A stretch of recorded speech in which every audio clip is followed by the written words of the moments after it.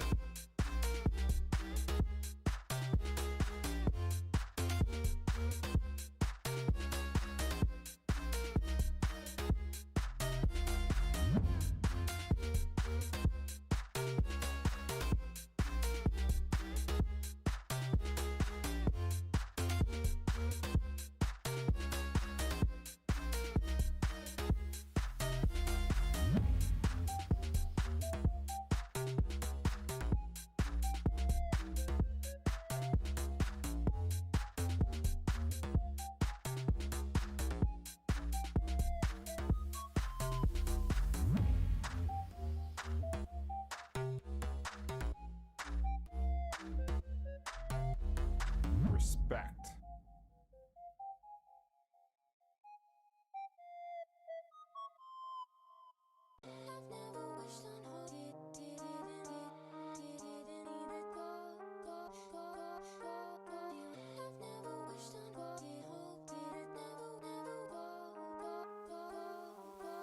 Respect.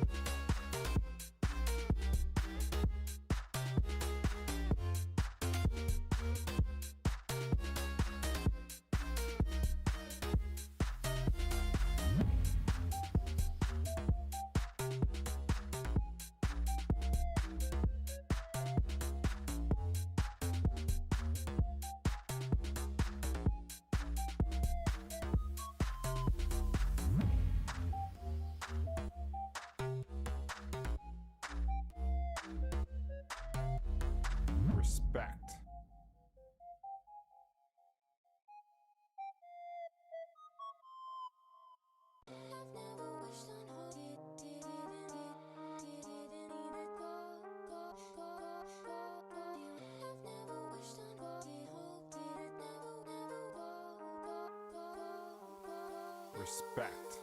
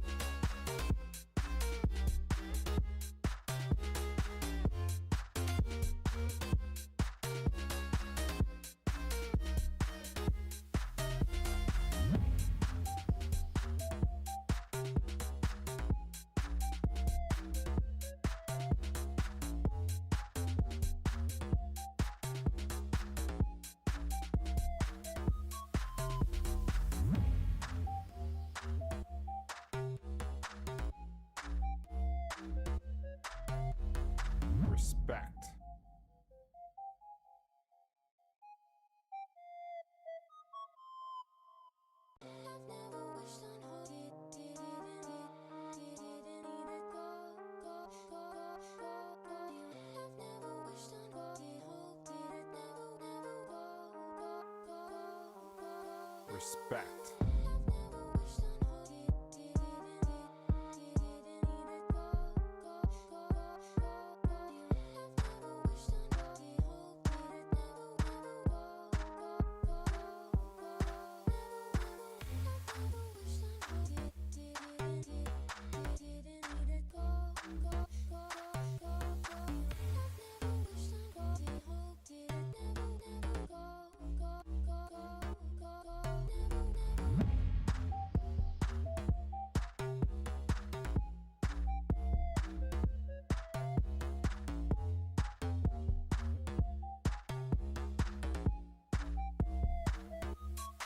Respect.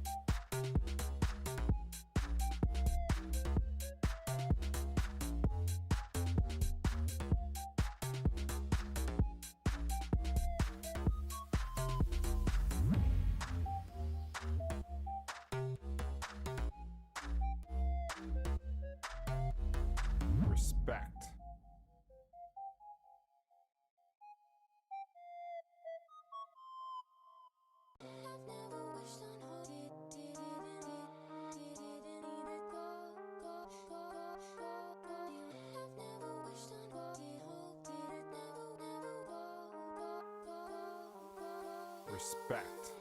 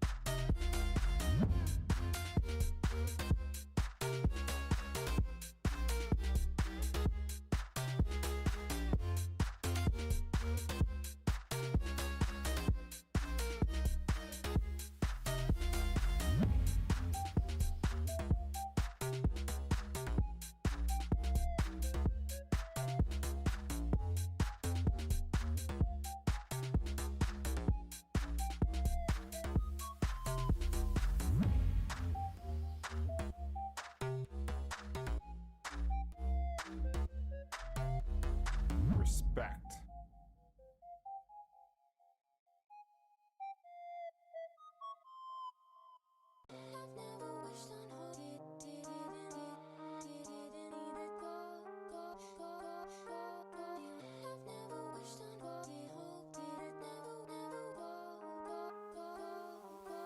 Respect.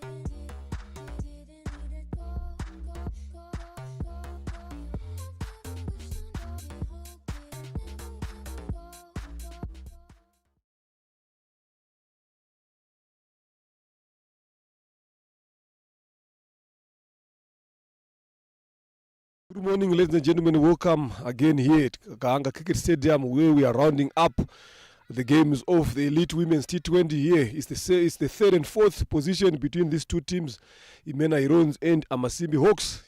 So we have got the two captains here, Henriette Ishimu and Alice Ikuzwe. Gastoni Ibizi will be official to officiate the toss. It's toss time. So Amasimbi is the home team, so you flip the coin, then she calls. Head. Stay. You have won the toss here. Yesterday we saw a good game between you guys. You guys chasing 108 for 2 in 11 overs. Now you are playing for the third and fourth position. What are you going to do and why?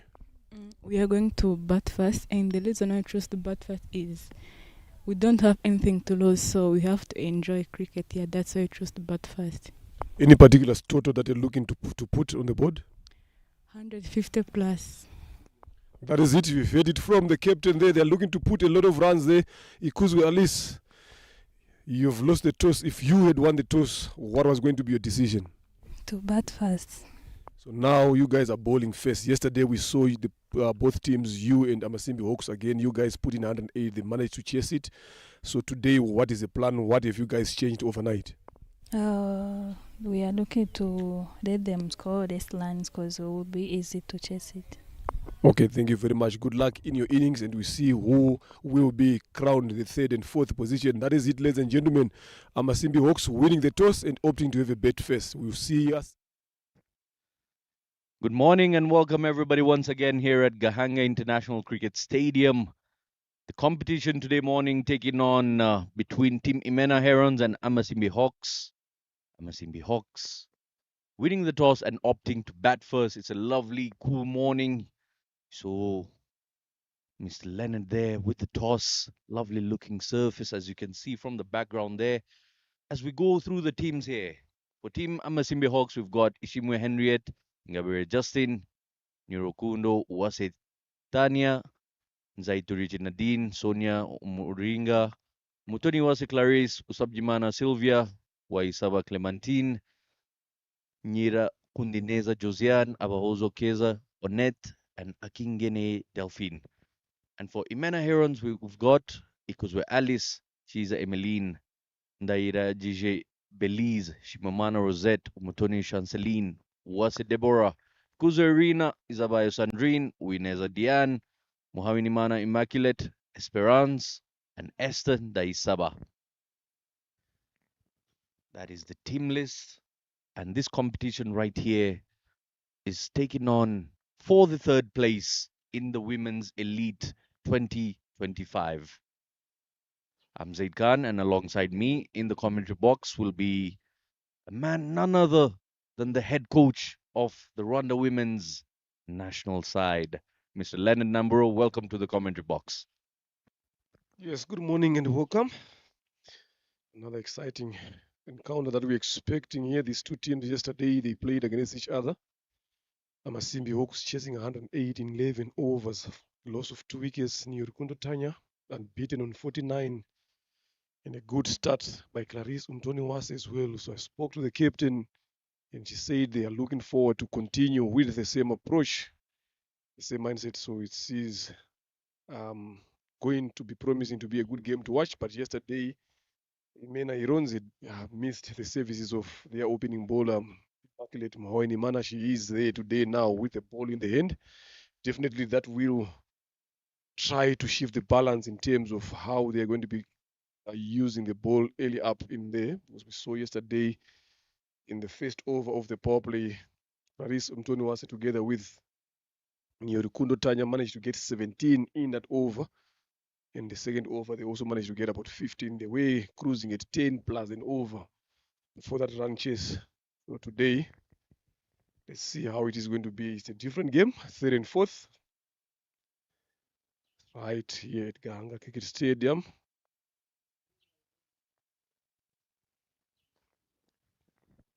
Bang on target there. And still a very, very quick single. A direct hit would have been very, very risky there. I mean, if you look at that shot there, Zedgan Tanya Nirukundo, she was running the other way where the ball is coming from, as opposed to going to the other end when that shot was played. I don't actually know what she was thinking on that particular occasion. Sleeping early on in the morning. Yeah, the blankets are still on. The pillow covers aren't left behind there, but she will have to wake up. The heat is turning on. As you can see, the sun is just peeking through the sunshine, being blessed here on a lovely Sunday morning. Lovely conditions for the game of cricket. Mana just adjusting the field there. You went for the toss on this particular surface today morning, Leonard. You're on a different surface yesterday. Can you point out the differences between the two pitches that the games have been played on? Nice. This one is there's not a lot of grass on it as compared to the other one at the top as well. In this one, if you look at the outfield, it's a bit slow. Up there, Tanya Nyirikudo tries to pull that one but couldn't find the connection that she's looking for. And something that we also need to understand here, she played yesterday and she was unbeaten on 49 of 32 deliveries. It was a good knock.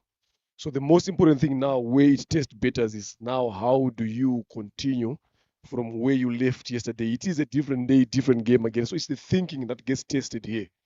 We've seen a lot of the times people performs at the highest level, the next one they fall down. Lovely ball there.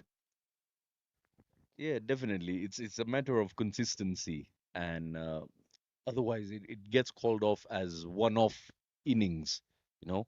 So what happens is when we're looking for players to make their mark is when they show, when they portray skills and when they portray consistency with their game and back-to-back performances, which is what is required from the Elite Series.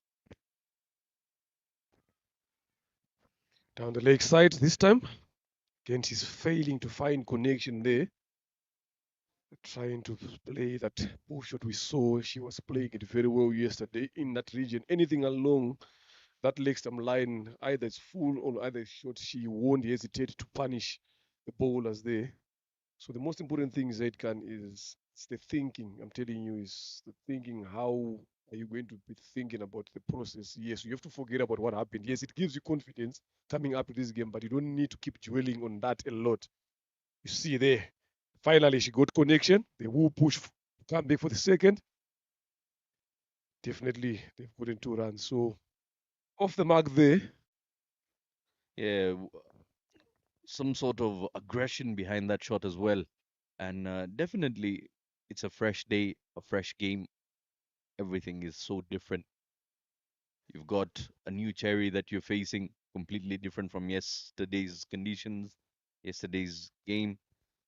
And it's better to leave what's happened in the past and move on to something fresh and play with the conditions there. Mohavini Mana, interestingly, not one of the biggest movers of the swinging deliveries, but we come to the end of the first over there. 3 runs on board for no loss. A very good start here for Imena Herons.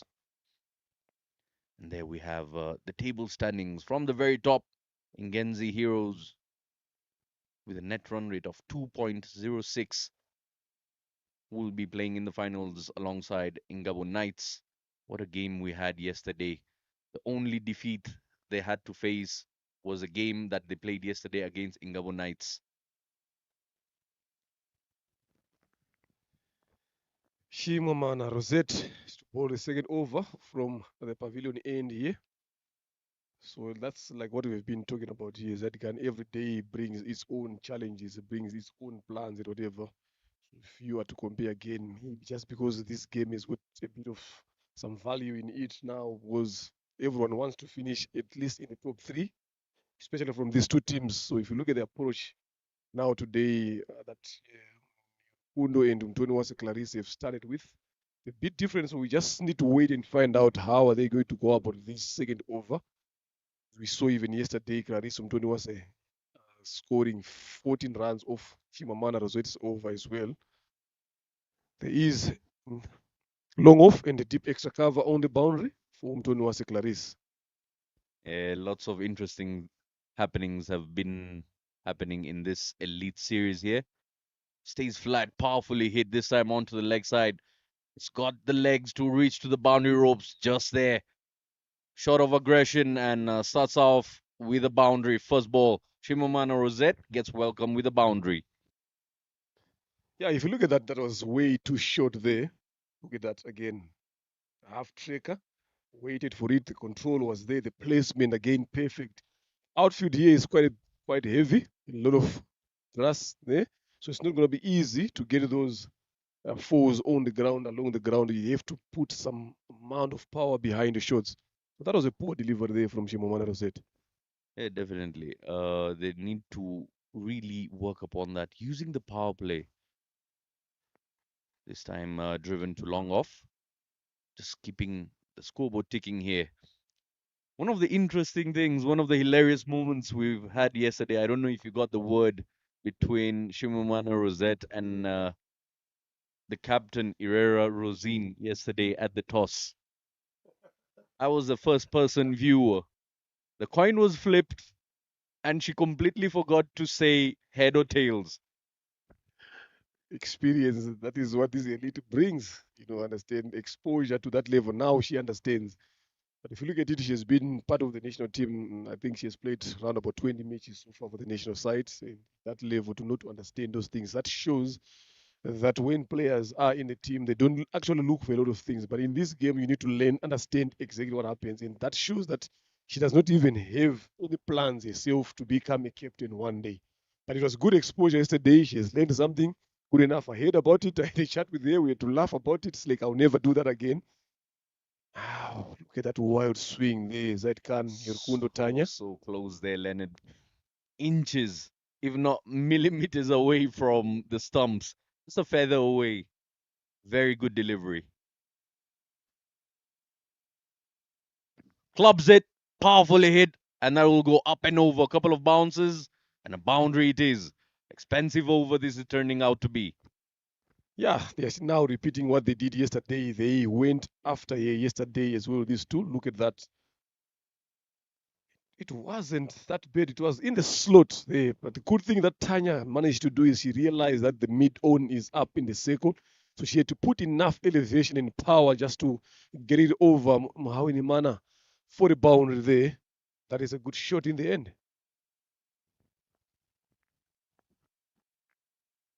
Tosses it up and picks up the prize. Shimomana Rosette will have the last laugh of the over. She fires back with a wicket, much fuller this time around, and goes through the gates.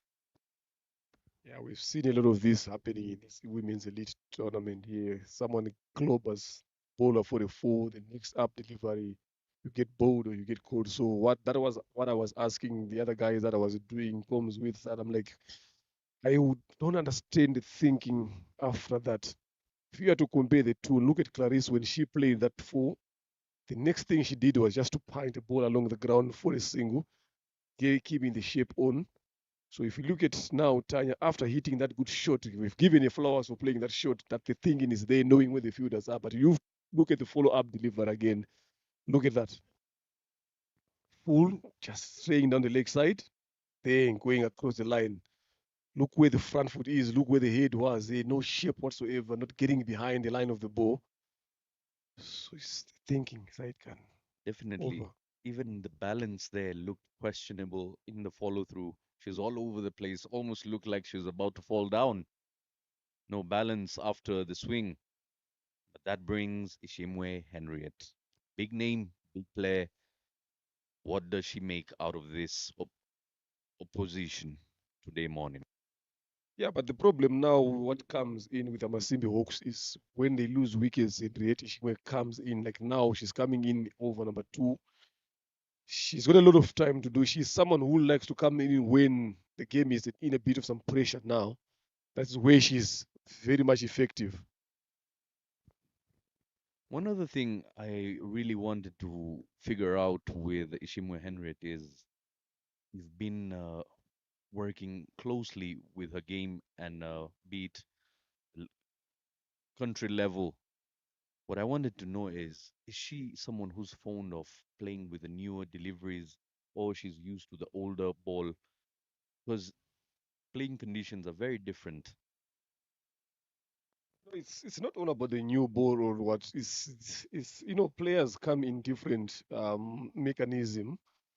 They play different roles. They've got roles that suits them. So there are some players that that if they come a bit early in this period, they're not going to play their game. And by not doing so, that means the team is not going to perform what is expected. Because normally she's someone who likes to hit the ball cleanly, likes to hit the ball hard, likes to go for those big finish hits. But now coming in when there's 18 overs left, obviously you have to adjust a lot because you've got a lot of time. So she's not that kind of a player who's suited to be there for longer periods of time. She's someone who wants to come when there's a few balls left down the leg side. The keeper misses that one and that rolls away to the boundary. 5 wise, signaled by umpire Veronica Irio. Miss lack of consistent there from Muhawi Nimana. Look at that. Down the leg side again. The keeper should have done a bit better there. Yeah, one other thing about Mohammed Imana's bowling as well, when she takes that bowling stride, you can see her upper body being very stiff. There's no bending of the back, and that might lead to further injuries if she's not taking care of that in coming times. Just when she lands right there, you can see she's been given a no ball for overstepping. Yeah, that's a loose delivery here. Hope Clarice Umtunuwase will have to punish Muhawi Nimana. This is the ball that she's looking to target as well. If you get those free hits, obviously as a better, that will be a sign of relief. Here we go. Free hit it is. Goes down the leg for a wide again. So the free hit continues. It's lack of consistency there from Muhawi Nimana. I don't think she's quietly understand the role that she should be playing as a senior bowler there early up in the over. You understand? So if you don't back yourself up with the new ball early on at this level, at this stage, it will be hard going forward as a bowler. Yeah, previous delivery, she was coming around the wicket. Now over the wicket she comes. Tries to club that onto the leg side. Doesn't connect it good enough. The keeper needs some super glue today morning. She's missing out gripping the ball. Yeah, she's not doing what is expected. She needs to back up her bowlers and the fielders. She has good gloves, she's got all the protection that she needs. Free hit there, didn't got punished. She manages to get away with that. A single taken there by Umtoni Clarice. Leonard, as a coach and as a commentator as well, and as someone who's watching the game from the outside, how do you see the youngsters rubbing shoulders with the senior players here, and what does it bring to the women's cricket, the elite tournament? Yeah, it's something that we spoke all day yesterday with Bryson on the other ground there. Full missed that one completely. Ishimu Henriette. So you see what I've been talking about. Look at that particular delivery. But because she's thinking about that, there is a lot of time she can't play. If it was over number 15 or 16, that same delivery, I'm telling you, that could have been clobbered outside the ground here. So it's the situation now that what suits you as a player. So going back to what you have said, that is why again the keeper found guilt there on that particular occasion. This should be a buy. Just waiting for the signal from the umpire. Yes, definitely it is a buy. So going back to what you've talked about, and that is the only right pathway to expose players to make them experience this level of cricket. Again, if you look, there are a lot of upcoming players that are in all the squads here. So it gives them exposure, it gives them that experience that you need prior for them to getting selected. It's either in under 19 or in the national side, having played with these guys, understand and see what they can do. So this is very, very important. Shot was pulled, couldn't find a gap there.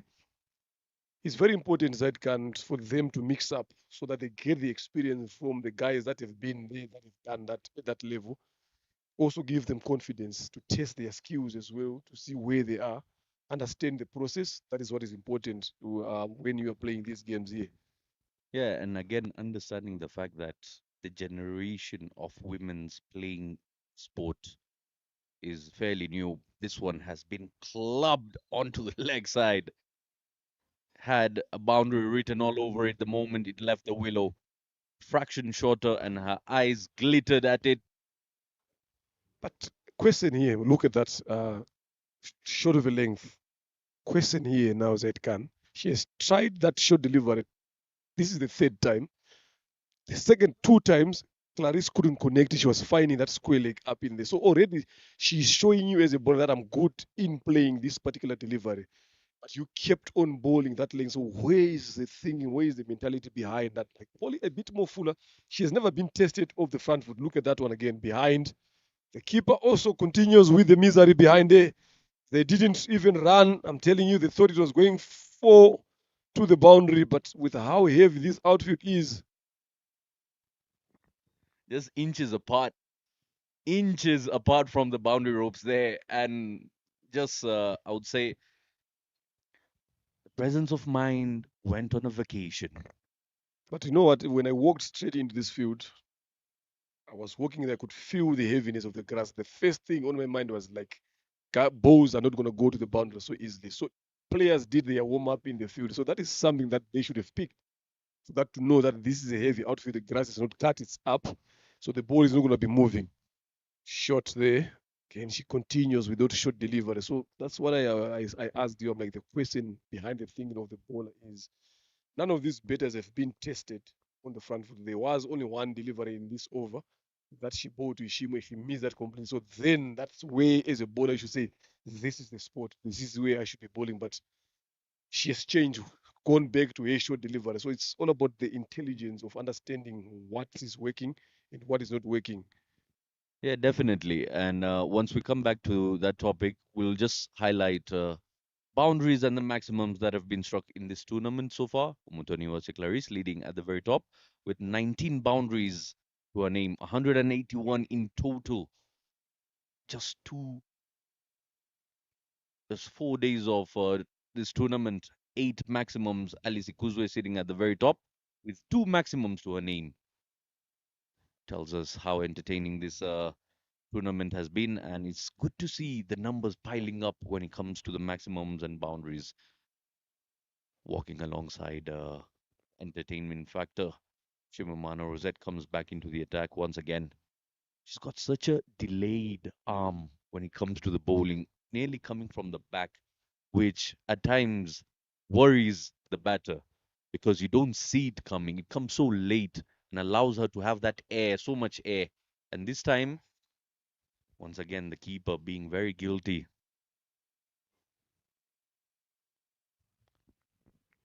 Yes, into the fourth over here, still in the power play is 27 for the loss of one. The keeper there, they're also missing the services of their main wicket keeper, Mreveo Wase, who's recovering from the knee injury. She got hit by the ball there. So that was the gap that was created up. And over catch is a call, but that will land safely in that region. They will push for two. But Shimwe was sent back. Clarice Mtoni was being a bit sloppy there in terms of running mid the wicket. That should have been easy 2 runs there as it can.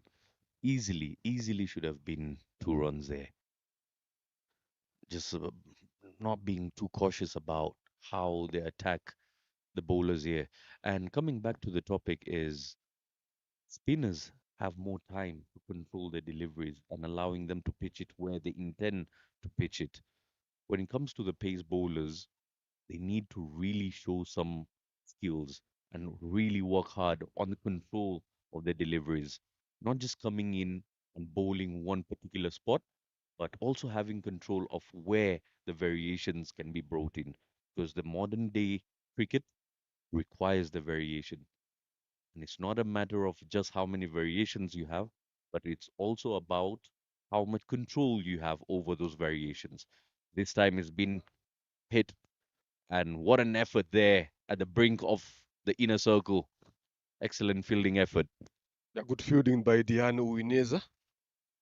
I'm telling you, This is what you want from your fielders again. A lot of energies, a lot of commitment. It also backs you up as a bowler. Ishimwe off the mark after 5 deliveries. And by the look of how the opposition is batting here, someone like Alice Akuzwe is also supposed to be taking a few notes at the back of her mind, understanding what sort of approach would be needed to chase down the runs.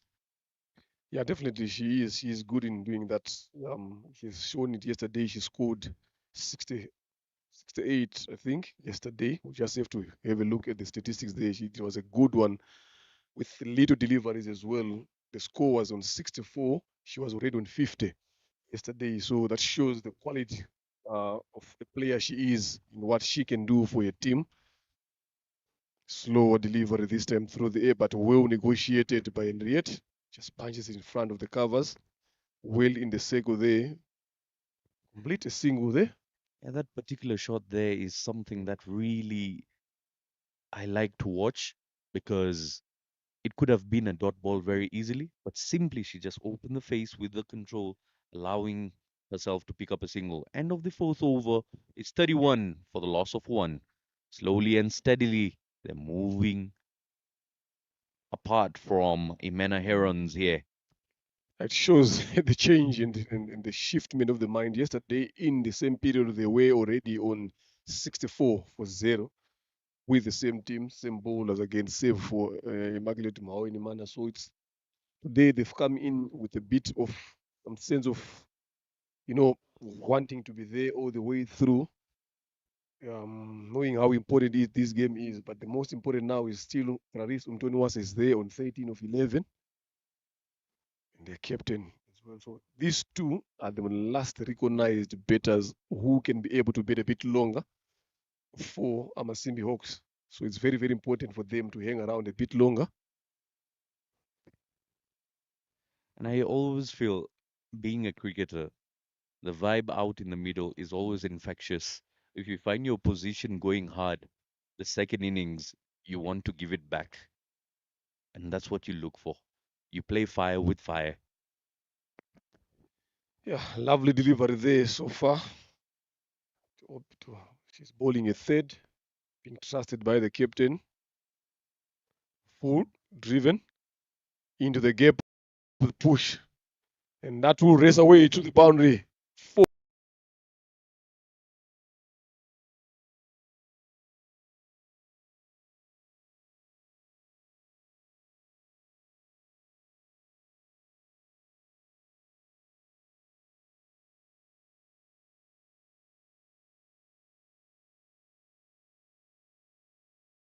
Didn't try to overhit that one. It's just the placement and the timing.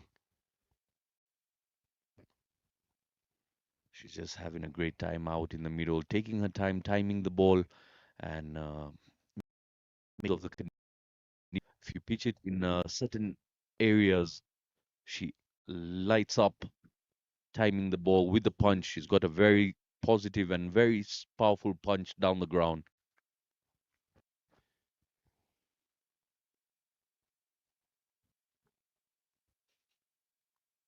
Swing and a miss. Not getting anywhere closer. That front foot again caught wanting going to the leg side. They've just moved it a bit more outside the off stump there. That ball will is pass through the point fielder there. And again, it's a very interesting thing. Two different shots in a very brief amount of time. One was just a waving fan coming across, and one was a proper drive. Couldn't tell it's the same batter playing both of these shots. Have a look at that shot right there. Proper control, the bat coming straight into the line, making good contact. And the previous shot where she missed out was an absolute wild swing coming through because trying to overhit. So how she maintains herself to remain poised out in the middle is something to watch upon. Again, you see it right there. Shot of aggression. She's trying to go hard at it, leaving the timing behind. We come to the end of the fifth over, 35 for the loss of one. Lovely there. Better over this time from Haweni Mana. Right. It is the women's elite T20. We are rounding up. This is the third and fourth position. I think all the action being brought to you by Tafapet together with RCA. If you want to watch them on the live streaming again, just go there on Sportsbox YouTube channel together with Dream Catchers. You will find all the action. If you'd missed some other previous games, the highlights also, you'll find them there. So that is the beauty of having support, people backing you up. If you miss out on some action. Quality stuff happening out in the middle. This is the elite women's tournament. Young ladies in there as well. And look at that shot. Up and over, lifted and deposited to the boundary banks there for another boundary. Magnificent looking shot there, Zaidkan. Straight. Look at the position. Look at the control. Look there. Slightly fooled and tried to overhit. There you go. She knew exactly where she wanted to place, where the gap was. There is a long off there on the boundary, but had no chance whatsoever. Even the fielders that day, they just knew exactly that the ball is going to the boundary. That is a shot of authority. Yeah, in the safest parts of the ground. Straight as an arrow. Good comeback there by Shivamana, just dropping a bit short. Yeah, you mentioned shot of high quality there. Had a word with Mr. Enoch yesterday. Loud appeal. Pitching outside leg there. Won't be given. Yeah, coming back to the story, working with Mr. Enoch, there's a question I asked him personally. What type of batters do you fancy, the left-handers or the right-handers? Being a right-hander yourself, he ended up telling me, oh, that has gone through. Does it reach the boundary ropes? The chase is on. Look at the effort, the dive, saving valuable runs. She's landed awkwardly there, but she's saved valuable runs for her side. The physio is coming in. Just having a look. Yeah, let's hope it's nothing serious on the knee there. But that was a good save there. Good shot as well. Look at that there on that landing on the knee. That is where she. But good save in the end. Save the team 2 runs. Hopefully, it's nothing serious going forward. Yep, you spoke about it there, Zaidkan. Which batters you want for. If you look at left-handers, they just possesses some uniqueness in their technique. I'm telling you, if they play a good shot, there is something that you just see from them. Maybe you're not used to seeing them normally, but that's what they possess. Yeah, we're just looking at the results here. As you can see, most of the victories in this tournament have been one-sided. No game has gone down to the wire. So it shows on a particular given day, any team playing, any team winning wins big. Yeah, something about left-handers. There's some magic that happens when you look at the mirrored image of yourself playing those shots. It looks very different, especially when the shots onto the leg side. Middle and leg stump line to a left-hander is a criminal line to bowl. They always take you on. Yeah, definitely. If they play in the covers as well, Fizz is just having a look at Alice Kuz, where they seems not to be in good shape. She's walking off the field. I believe what happened is when she took that dive, she landed on her knee first, and because of the hard surface there, the knee kind of got stuck, and it's never a good sign. So when it comes to the technique of diving, you've got to find a way to go as low as possible and slide through it, not jump and have a bumpy ride on your slide. That's exactly why they call it a slide, because you're supposed to get low and give yourself that push off the tendons and you just go towards where you intend to. Yeah, that will be a big blow for Imena Irons here. He is supposed to bowl some overs for a team at the present moment. So they will be hoping that she will be back in a couple of minutes in. So now someone needs to take up the role. So you see what we were laughing about yesterday when Shimamana was the captain. So today, that's what she was being trained for now. So today she has to take charge because Alice has been out. So that is the beauty about this elite exposure, giving players experience. Now, when it happened yesterday, they didn't know that such situation would happen, but it's always good, always stay prepared for occasions and situations. Yeah, she's got to be more prepared, more than just head and tails. She's got to make the decisions, the big decisions. Someone as senior as Alice Ikuzwe having to walk out of the park there, come to the end of the power play. It's 42 for the loss of 1 wicket. Evenly poised game it is at the moment. Could swing either way. The dangerous Ishimwe Henriette is still out in the middle and typical Ishimwe Henriette style. She starts off slow. 12 deliveries, 6 runs. And she can catch up to that strike rate very, very quickly. That's just the quality of player she is. Mutoniwa Clarice also having a great run out in the middle, 20 of 17 deliveries, with a contribution of 14 of 14 and 6 of 12, respectively. Yeah, a 30-run partnership between them there of 26 deliveries, a healthy one. They need more of that. And this is what they are looking forward to do. I had a chat in the morning there with Henriette Shimwe early on when I arrived here. I'm like, what are you thinking about this game? Yes, you guys failed to get in the final, but what are you thinking? Then she said, I'm going to use this game to practice myself, to get myself in the groove. Was there is no pressure whatsoever, but what we are looking for to win. So I just need to go there, give myself time, experience, get more time in the middle. So this is the only best way I can get to improve my game. Because if I don't bet longer in this game, where am I going to bet longer? So she took the opportunity to say, this is where I need to sort my game out very well. What I'm lacking on, I need to use it there. So that's why you see she's playing in that particular fashion. That right there is the difference between an average and a pro player. The difference of mindset, the difference in approach.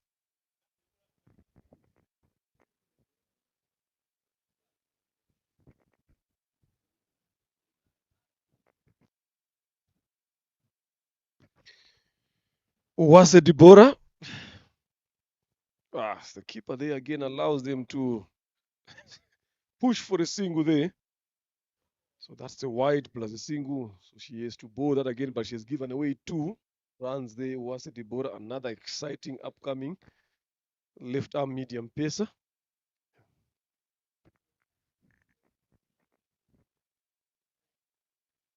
The keeper went to the market to buy some super glue and came back with some WD-40. Nothing is sticking onto her gloves. Yeah, she's kept the entire of this elite league. I don't think she was expecting that. So maybe the board is not used to that keeping for that for such a long time. So you tend up losing a lot of concentration. It's never easy to squat every ball full. Couldn't find a gap there. Don't think she is happy with that shot. She wanted better on that.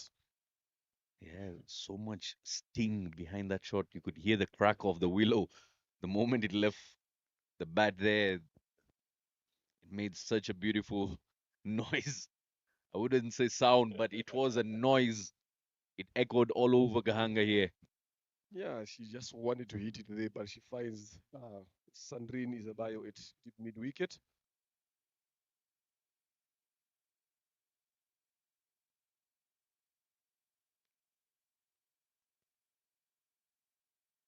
Another fuller one. Clipped a bit area there. The fielder was interested in. That pierces the tiniest of gaps there for a boundary. Through 3 fielders, exceptionally done there by Muntoniwa Seclaris. And look at that. She didn't try to use power. She just the timing and the placement. Look there. Just to the right side of Diana Wimana there. Look, like what you've said it correctly. The tiniest gap in that side is way in how she picked that. And that is very, very important. That shows the quality of the batter that is there. Yeah, not easy at all, picking the needle in the haystack. This time gets hit on the back pad. Not given. Veronique, Iriho. But if you look at that shot as well, if you compare the previous one and this one, she looked a bit lazy on that shot there. Zetkan, the body didn't do too much there. Yeah, you could clearly see the head was falling back from the front foot, not in the right balance. Good shot down the ground, long on for a single. What I really like to see through these tournaments is the youngsters really trying to fight back hard against experienced players and also trying to make a mark for themselves. Yeah, definitely. They need to take responsibility, learn from there, go on. Waseti Bora,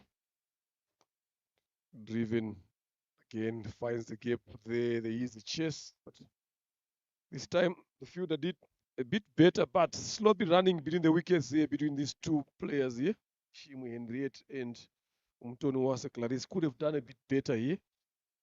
The ball was there in the gap. There was a couple of some fumbles there in the deep. They're easy enough for the experienced players like this to get singles here. Yeah, 50 runs come up for Amasimbi Hawks. For all the viewers out there, lovely conditions here at Gahanga. If you're into some romantic mood, turn up, have a cup of coffee, have a few beverages. We've got Mr.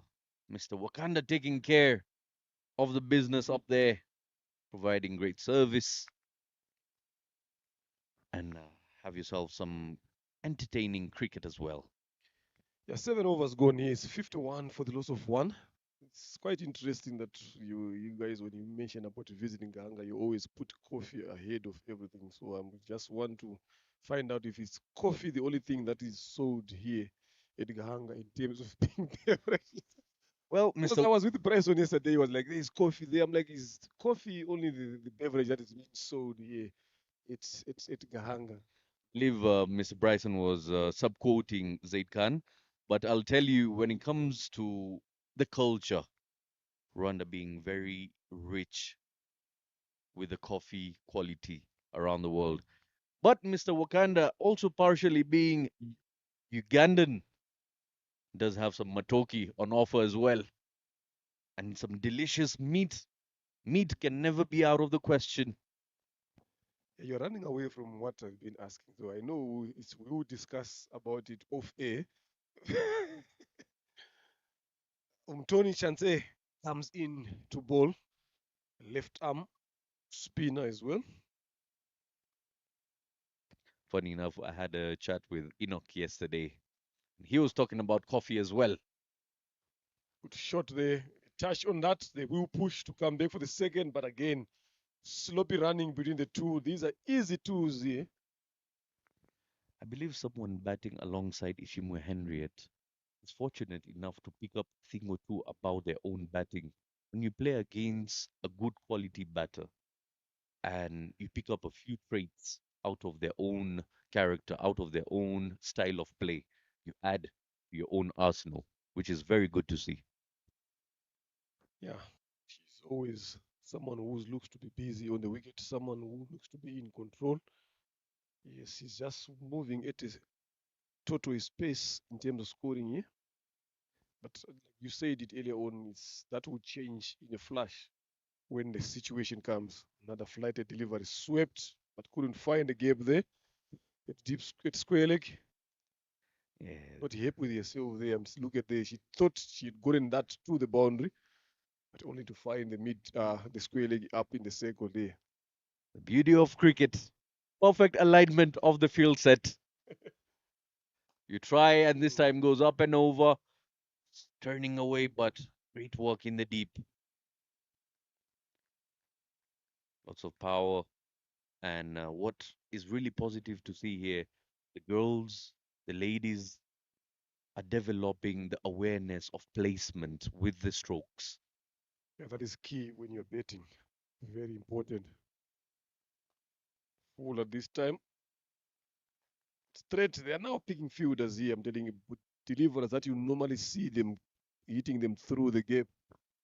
This point of time, they're being a bit cautious here, picking up fielders. You look at how Chance Umtoni is bowling, flighting a lot of these deliverers, trying to lure them to go for the bigger hits. Nice one. They punched down to long on along the ground for a single.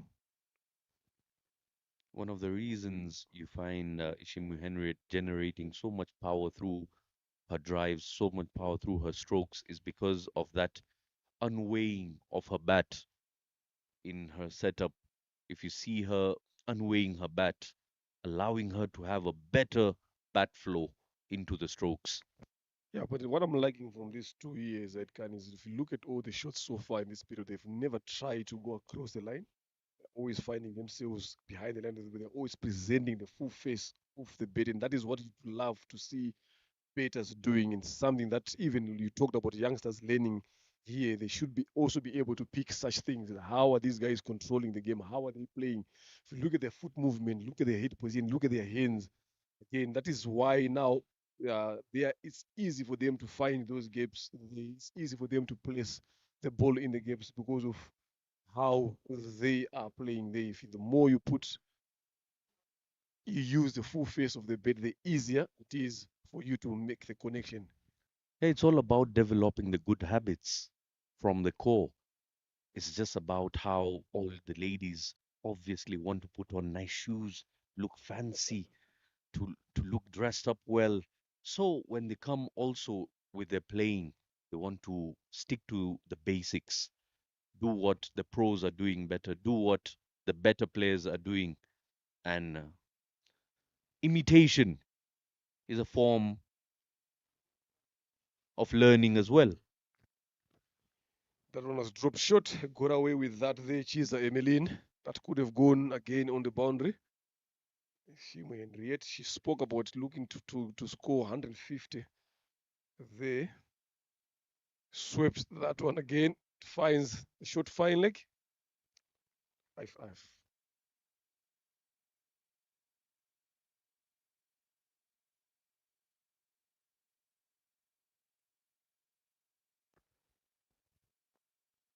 Chisa Emmeline just getting away with loose deliveries here. This one was flighted again.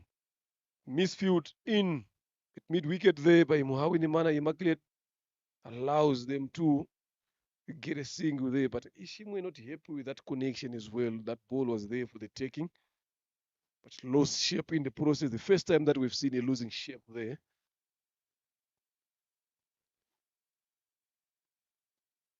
So it will be interesting now if Chiza Emeline keeps on bowling those flighted deliverers to someone like Umtoni Wase Clarice, who also likes to use her feet. She doesn't take time in terms of advancing on the wicket there, especially to flighted deliveries. Taking a lot of their time in adjusting the field. This is what this left hand and right hand combination brings.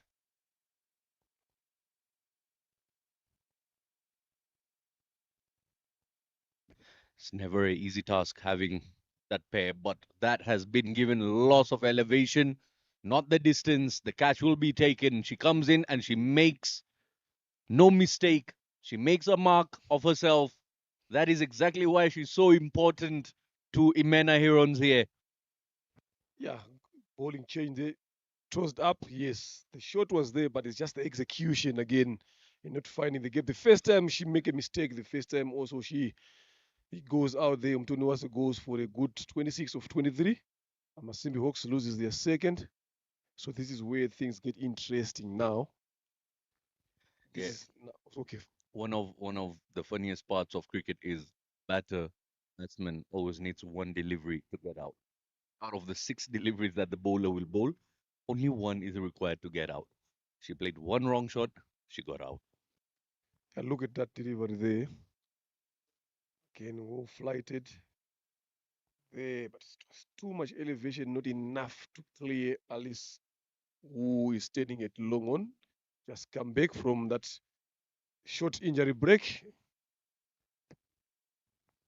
And it's just the follow through. She got underneath it, and instead of going it flat or halfway, meeting it on the half, would have allowed the ball to go over.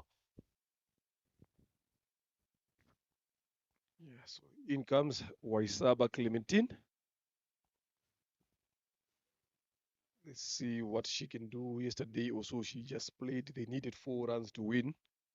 And was it Nyorkunda Tanya was on 49. Then she faced ball, second ball she faced, she hit it to the boundary for four. Then after the game, I'd ask him, like, were you aware that you guys needed 4 runs and Tanya is on 49? It's never easy for someone to get a 50. So you could have been a bit selfish there. Not selfish. You would have just maybe tried to, because you had won the game already. You had a lot of balls to play around with. You just rotated strike and make sure that she scores the first 50 in her career. Then he said, I didn't think about it. I was thinking about my team. Yeah, it's just the presence of mind. It's not even about thinking about the team. It's just those little details that just go into the clouds.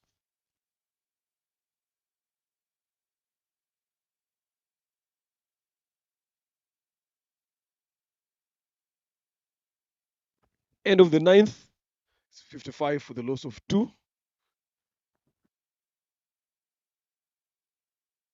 You see a lot of lecture happening in there. I don't know what the coach is telling here, but that shot was there to be hit. That ball was there to be hit. The shot was there.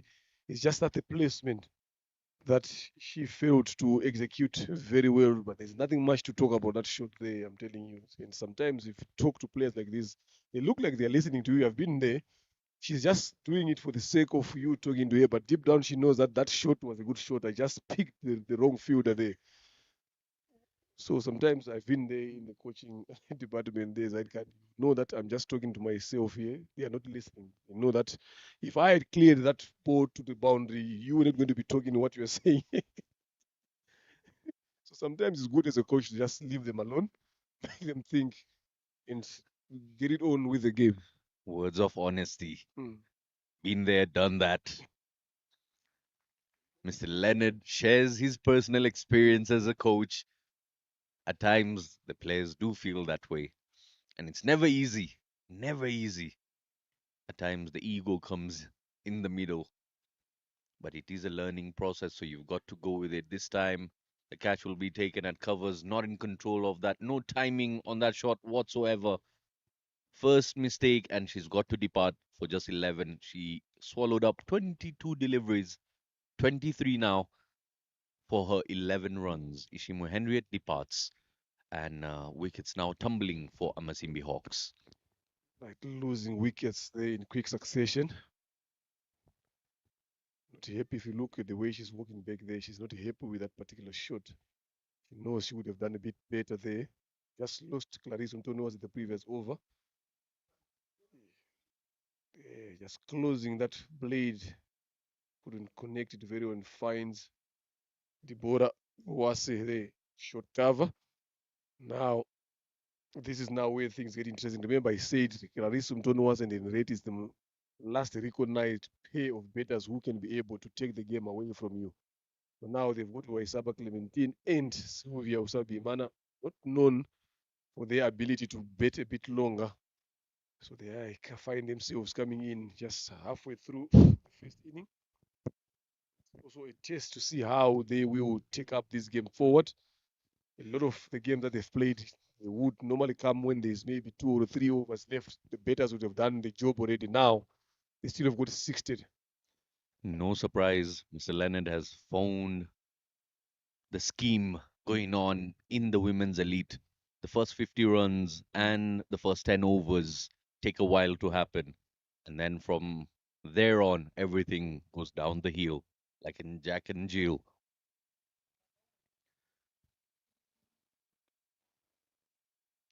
We'll see what it takes for them. Do they get to triple digits here? They've got themselves in a powerful position. But the fall of wickets is something that would be concerning. Look at that. Speak of fall of wickets, and one goes through the gate straight away. 2 in 2 for Umutoni. Chanceline. She bowls very well there. She is a good left arm spinner here. I'm telling you, she can take the game away from you. Lovely piece of bowling. She's on a hat trick at the present moment. So it's the awareness now. If she understands that I'm on a hat trick here. Sabi Mana Sylvia goes for a duck.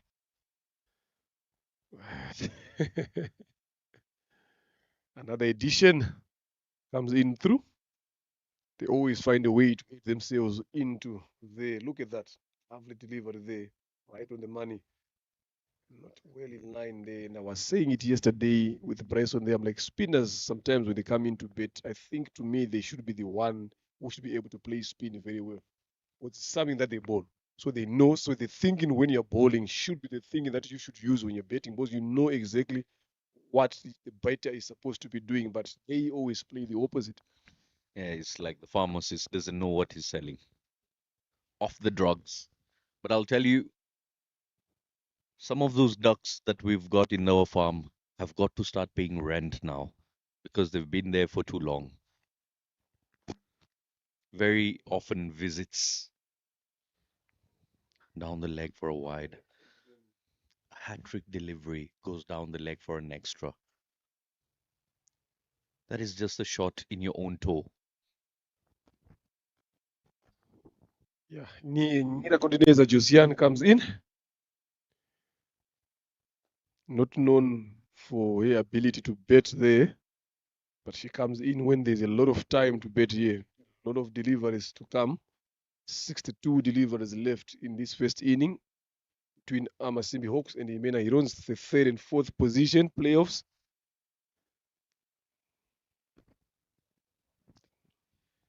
You can see from the stance, Nyirankundineza has got no idea where the stumps are while batting because the guard that she took and where she ends up has nothing to do where she was taking the guard. If that goes on to miss her blade, she's out every day. Turning right outside off stump, we can see all the three stumps behind the legs there. You spoke about it again yesterday. If maybe she wants you to bowl around that leg stump line where she's good at there, I think that is what is tempting Chansey Umtoni to bowl those extras down the leg side. She is seeing those two stumps behind, so she's trying to get that ball to 10 and probably maybe bowl around the legs there. So what really happens if you bowl to Muntoni, if you bowl to Nirakundi Neza on the off? Because she's trying to scoop everything onto the leg side. What happens when a bowler acts smart and bowls outside off?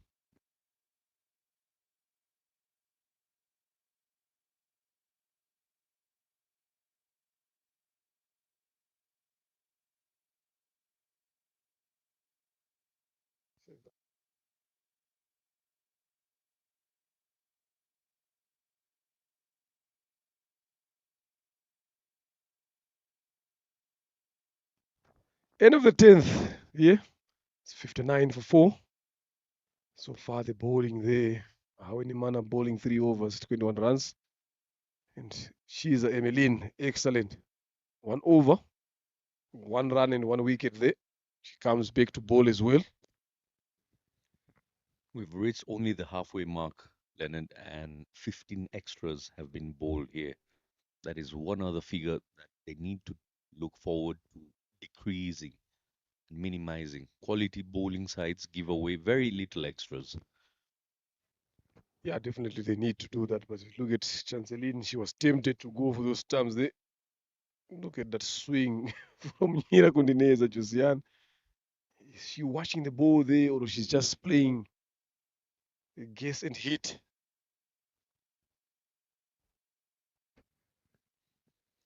Playing hide and seek with the ball, swinging her bat like she's allergic to leather. Slaps that pass covers. There is protection, but the protection is slow P. They come back for a double. Yeah, good running this time around. Diane Neza caught napping as well. That little fumble there. Josiane is quick between the wickets.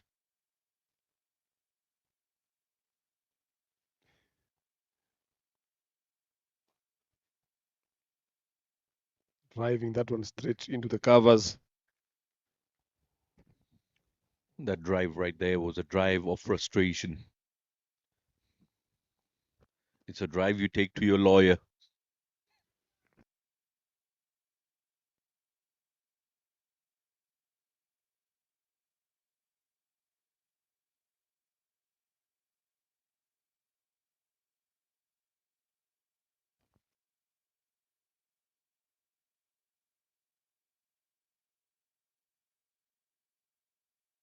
Goes down.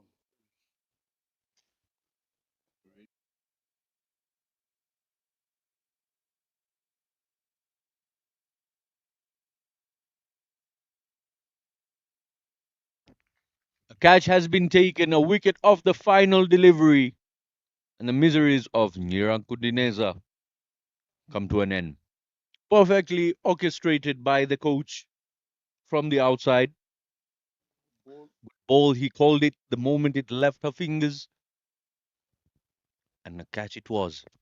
Yeah, lovely piece of bowling there again. Chiza Emeline continues with some lovely bowling there. Good over so far. Look at that. So much airtime on that. Even MTN would be jealous. Catching that with ease. Yes, Chanceline Umtoni at that time round. Amasimbi Hawks loses their fourth year. It's 61 for the loss of 4 after 11. Wickets now in quick succession. They need a big partnership as well from any of these batters here. It's Clementine, Waisaba, and Nzaituriki Nadine. Like I said it earlier on, they've been all these past 5 games. They normally come when there's little balls left. Their batters would have done the job, but today is a different story. It's a different outing, than they need to do that job themselves as bowlers as well. Good shot, even down the long one. Uh, Player who just got out, Josiane Nyirankudineza, pocket dynamite. So almost as though she moves in her own time lapse, in her own time frame. Things are moving way too quick for her compared to others.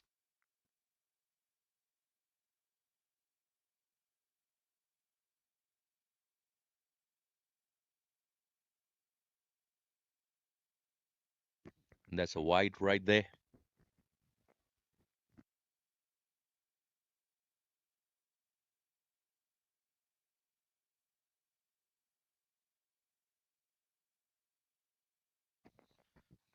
Plays that down the ground, stealing a quick single there. Zaiturichi,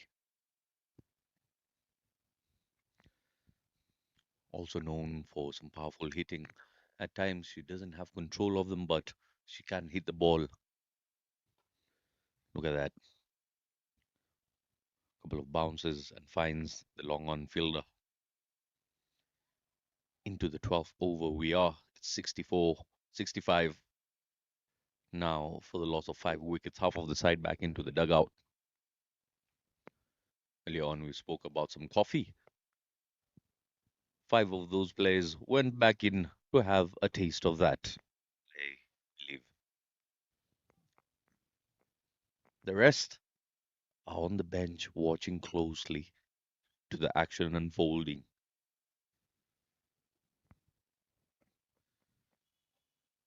Tries to club that, doesn't find the connection. A day you'd enjoy to play cricket. Cool weather conditions here. Plenty of dry grass on that surface, not as much as the upper field. And one of the sides will end up as the third position. This time clubbed and just lands in no man's land. Lucky for her. Couldn't find the timing on that. She needs to buy a Swiss watch. We come to the end of the 12th over here. It's going to be 66 for the loss of 5.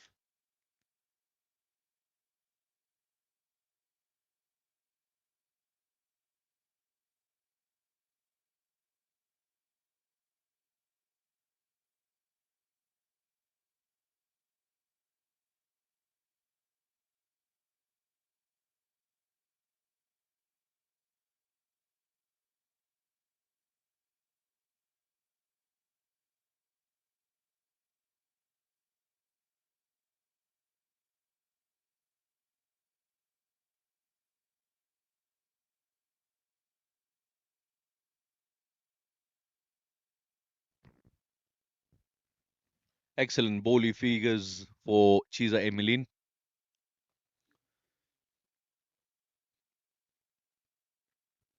3 runs, 2 wickets in 2 overs. Magical figures. Flighted, gets clubbed onto the leg side. Running hard. Have to settle for just one there. Good to see Alice Kuzwe back in action. Hope not too much of a damage was done there. Once again, questions being asked here by Chiza. Bowling in correct lines and the correct length as well, enticing the batter to go for a big shot. The second gets played down the ground will be one.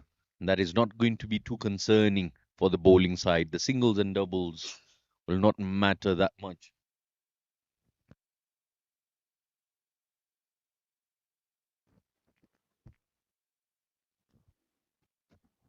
Slowly being aware of what Chiza was trying to make them do there.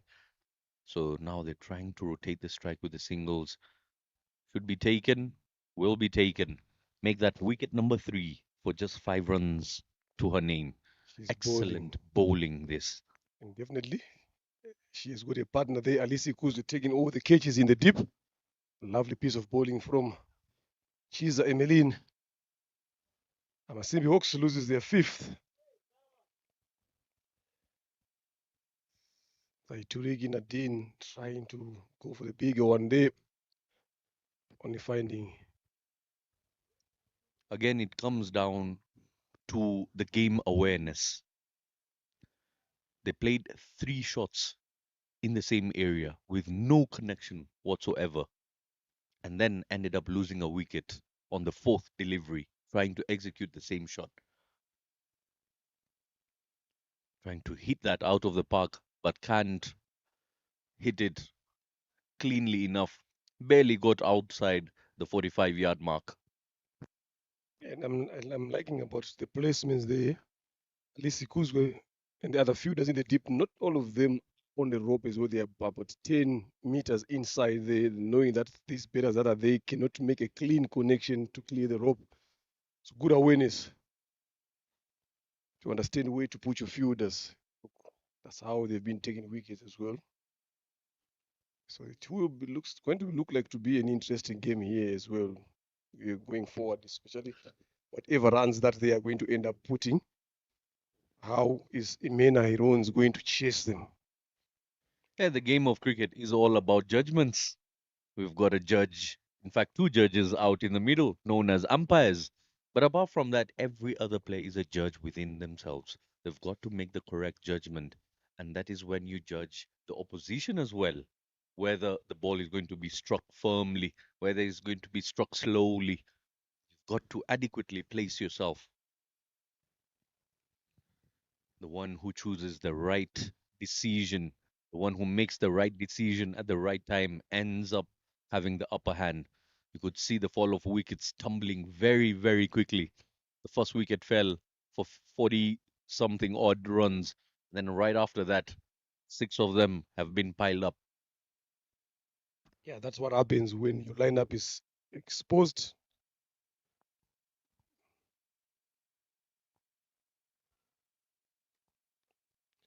Abahozo Onet joins in Waisaba Clementine.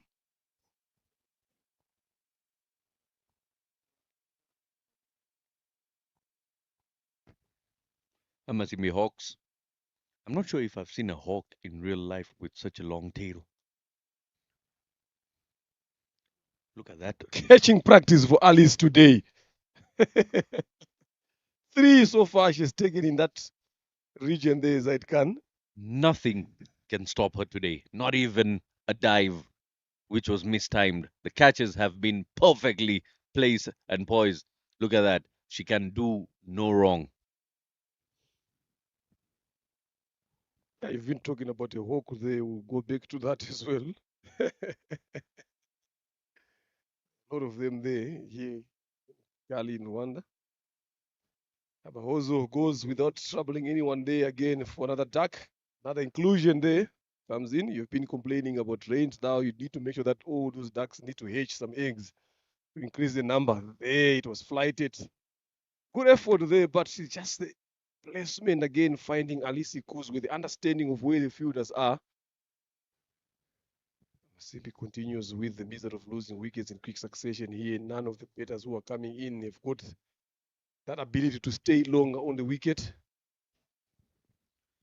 Yeah, and just making the bowlers look fabulous. 4 wickets for just 5 runs. Where do you get such figures? This is some lovely piece of bowling there from Chiza Emelin. Now another change of bowling. The Rina Ikuzwe, right arm, Jempes comes into bowl. Just maybe probably wanting to give everyone a go here with the ball. But if she wanted to just go for the kill, she would have just brought herself in, maybe brought Rossetti Mamana as well to come and bowl and to make Chanceline Umtoni maybe bowl through a 4 overs as well.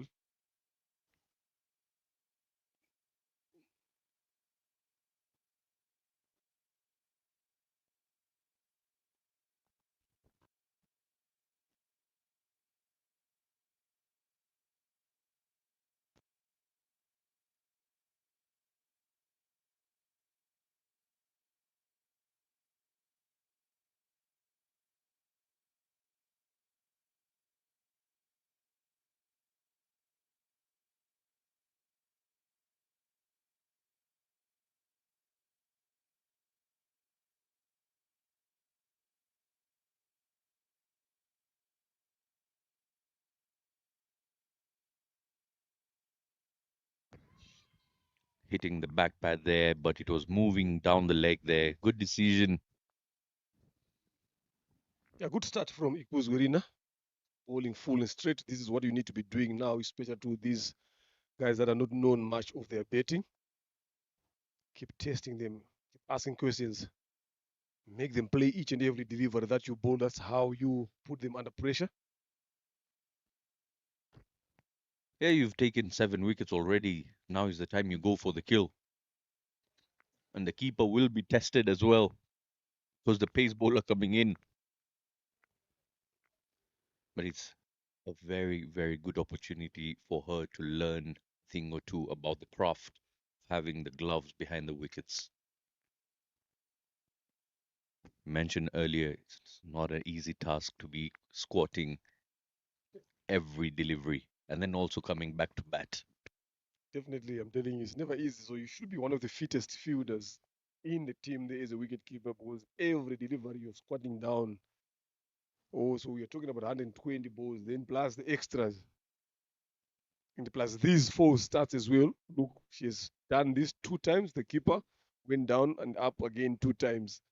So you keep increasing. At the end of the innings, there you would have squatted around 150 or so squats without you knowing. It's just a requirement. It is what it is. I've got to do it. Short. Oh, chasing the width on offer there through extra cover. Running back for a double. And they make it with ease. 2 runs there in the end comfortably. Very good communication as well between the two batters. They just need to give themselves time here. There's still a lot of overs to come in. Those little ones and twos will get that score maybe past 110 or so. Yeah, with the amount of overs remaining, that should be the maturity of understanding where the game lies. There's no need to be rushing just because you've lost 7 wickets. It's not a must that you should go into the dugout following the other 7 wickets that have gone down. You need to make sure that you give yourself enough time there on the wicket. If they are to play all the balls, playing these shots and running these singles, they've add on another 30 runs here. Definitely, once they pass that 3-figure digit, it will give something to bowl it and to also give some pressure to the betting team here because they required just above 5. So definitely, if you squeeze in a 1 or 2 overs there, you've got something to defend. You also need to force the batters to come for the score as well.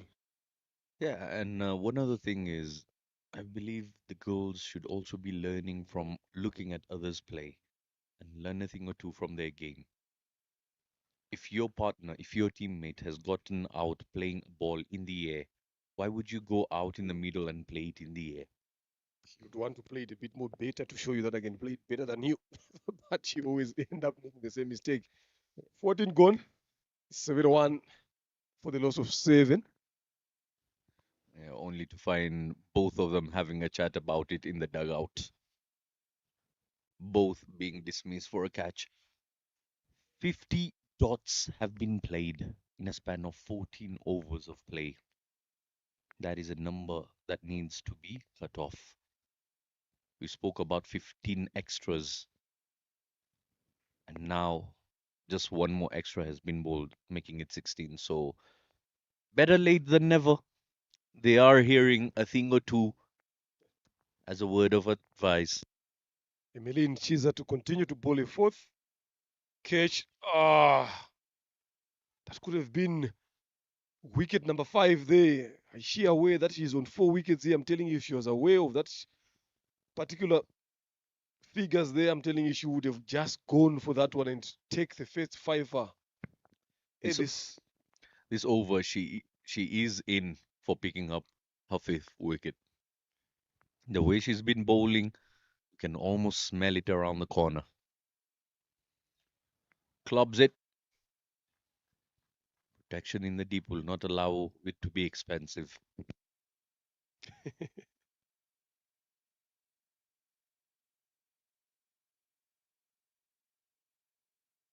A lot of drama happening in there, I'm telling you. From that return throw, it was thrown straight to the bowler, to the batter. I mean, then the batter threw it the other way as well. Shot straight there. That's a boundary from Waisaba Clementine. Waisaba Clementine, she's Emmeline, Umringa Sonia, they all come from the Rwama Ghana region. They play for the same team. They always practice together. So this is, again, another perfect opportunity for themselves to play against each other. And Clementine Waisaba being the coach of Chiza Emmeline as well. Yeah, she got so low on that back knee, almost looked like a sweep shot, but somehow went to long off. How would you describe that, Mr. Leonard? I don't think there is a description for that. I'm telling you, but what is important is he managed to get 4 runs on that shot. Even if you had to ask her there, she would tell you that was a good shot, and for sure, because I executed it very well. It's a magical broom. She's rowing around on a magical broom. The shot that looked like a sweep shot turned out. And there it is, the 5th wicket. Called it earlier on. I should be working at a lottery ticket. Find myself a lottery ticket today. 5 out of 5 for Chiza Emmeline. Exceptional youngster. Such bowling figures are really amazing to watch out in the middle. 8th wicket goes down for Amasimbi Hawks. Yeah, lovely piece of bowling spell there. Sonia Umuringa gone after scoring only 1, facing 3 deliveries.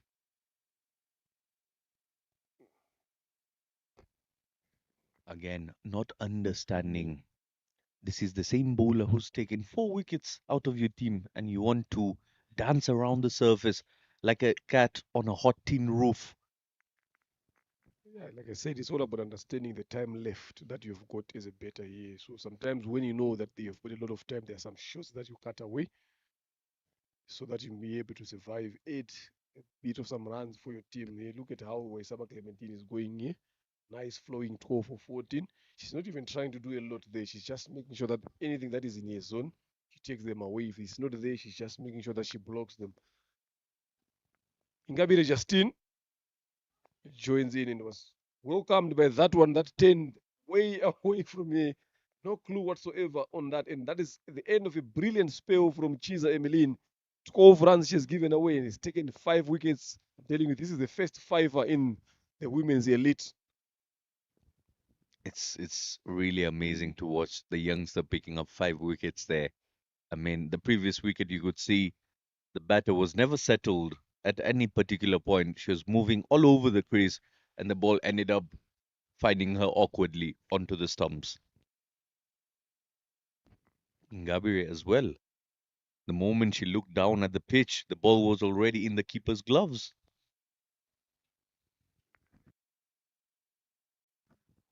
15 gone, 78 for the loss of 8. Up. Was able to clear the shot mid wicket there. Good fielding in the deep by Diane Wineza. Yeah, the long levers over there of Uwaisawa just getting the toe end of the bat, not connecting it well enough, not clean enough, but just enough to rotate the strike. Whichever way the runs come here for Masimbi Hawks, all they need is some flight. Very watchfully, she plays that straight to the fielders for some fielding practice. Yeah. She's been moved down the order. Yesterday she played a bit earlier. She played with number 4 there in Justine Ngabire. He had a partnership of 20 with his sister Henriette. Played some good knocks. So I don't know what's the thinking behind in the team there to bring a lower down the order here. It's always interesting to watch the batters who come down the order, who understand their role, and they understand the fact that they're not known for their batting capabilities and for their batting skills. They're not known for having the bat in hand. So they have a very, very open time out in the middle and have a jolly ride trying to hit the strokes all over the park. I just got that one off the outside edge for a single. Up. Lane safely. Waisaba Clementine. Just look at that. The stroke that was played, right? It was at the 30-yard mark, inches away from the 30-yard mark. That just goes on to show you there is very little power behind those shots and lots of elevation. The height does not mean distance, as the catches have shown us in the past. Now we are into the last 4 overs. 81 for the loss of 8 here. What is Alice Kuzwe thinking at this present moment? Now you're getting into the end. There we go. The bowling card. Morgan is a Grace leading with 11 wickets after 6 games. Giovanni Suwase and Reddy Shimwe both on 10. Ingabire Justine. Ishimwe Mtoni Wase Zulufat Mkunda Nasira Usabi Mana Silvia Ishimwe Giselle all on 7 wickets. And Wimana Ruth Tumkunde Marie Joseph on 6. There, that is the top 10 bowlers so far in this Women's Elite League. Yeah, and that seems to be changing right after this game. Once it gets updated, the numbers will be changing. 11 wickets sitting at the very top there. Shimomana Rosette has always been into the mix when it comes to picking up wickets. She's got a very unique looking action. She's got that ability to break partnerships, that ability to get important wickets as well. There we go. Straight away, onto the money, onto the stumps. First wicket, Shimomana hitting the bullseye, bowling it into the block hole there. Full and straight, no turn behind that whatsoever. And Waisawa Clementine has got to depart for her fighting knock of 14 of 17 deliveries here. Valuable runs for her side. She scored. Yeah. Look at that again. Full, bit quicker. The Yorker length, no 10 whatsoever. This understanding of where to bowl is what made the difference here between the other bowlers that bowled before here. This period and thinking about Alice to bring it back again. We spoke about it earlier on to say this is the way you need to bring in your premier bowlers, then get it done with. And she's done that. We've taken a wicket. Now, number 11, Kengenie Delphine joins Ngabire Justine. What we've got to see from Shimomana Rosette in recent times is her capability of bowling firing in the quicker ones, the flatter ones through the line, not allowing the batters to settle. By the time they level up their eyes in the line with the trajectory, the ball just skids onto the stumps. Chance of a run out.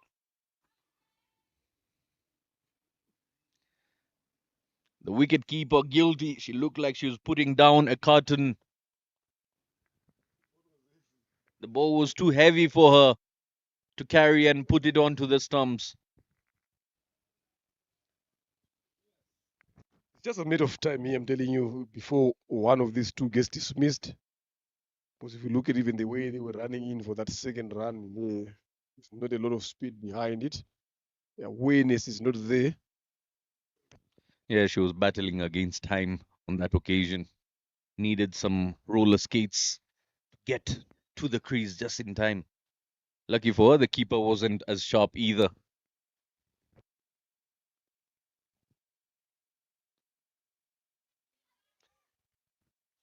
Wait is the call. She's trying to chicken away from the crease. Akingene. Yeah, she's ready to run at every ball that she touches with the bat, but not realizing that there are also fielders in there.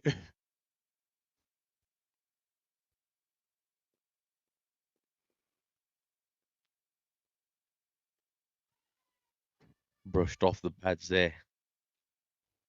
Couple of screams. Like by the signaled by umpire Veronica Irio. Yeah, I just heard a call coming all the way from the fielder in the deep, asking how was that for that appeal. I wonder how she managed to look at the line. Yes, they're always there, just making a shout, giving it support to show their presence that they're in there. Shimamana Rosette now straying down the leg side this time around. Just need to bowl a bit more straighter here. Again, down the leg side as well. He's trying to bowl the other one. Trying to bowl some bit of some leg spin. But then the ball just continues with the line. It's not even turning. One of the variation that is also working on herself is also this. She finds like this is the perfect moment to try it. Catch it is the call, and it's been taken. Juggled a couple of times, but it's been taken. You can see the celebration and the smiles being delivered there. Very, very happy with that effort. Wicket number 9.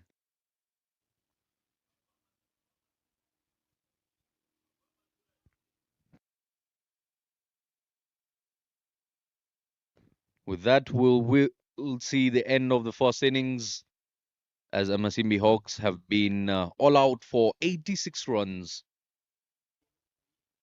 Just 16.5 overs of play being completed here. Yeah, if you look at the way they started, should have scored much more than this. But when they lost those 2 wickets, 3 wickets, again as well, that's when things started, especially when they lost Clarice and Rieti Shimu in succession. That is where they started falling short. Mena Irons manages to take advantage, bowled brilliantly, especially Emeline Chiza. She bowled very well, taking 5 wickets. We will come back shortly for the ranches.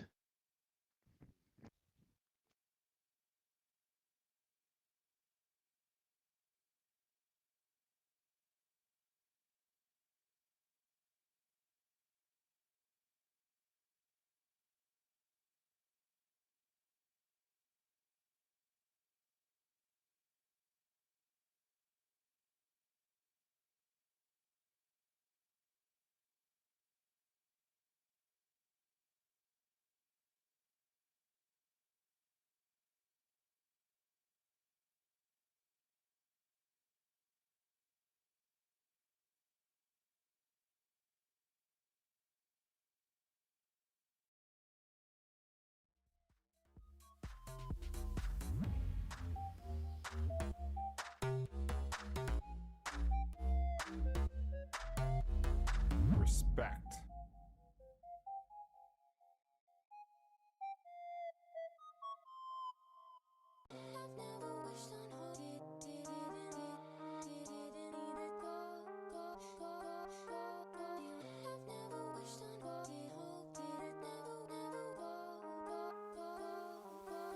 Respect.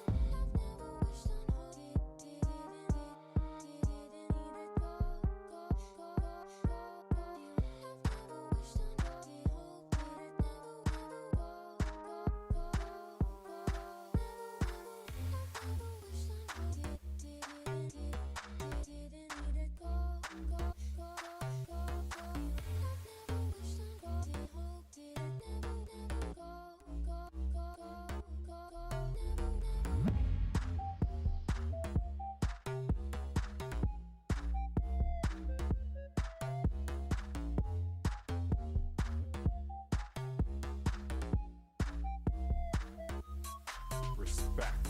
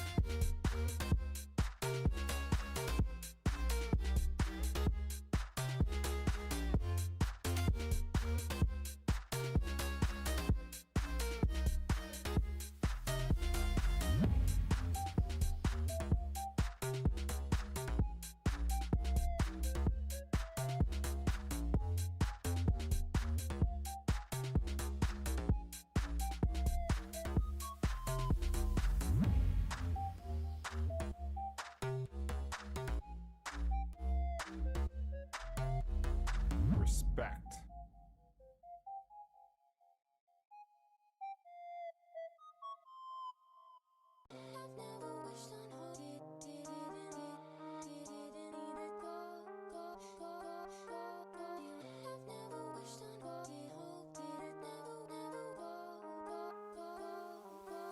Respect.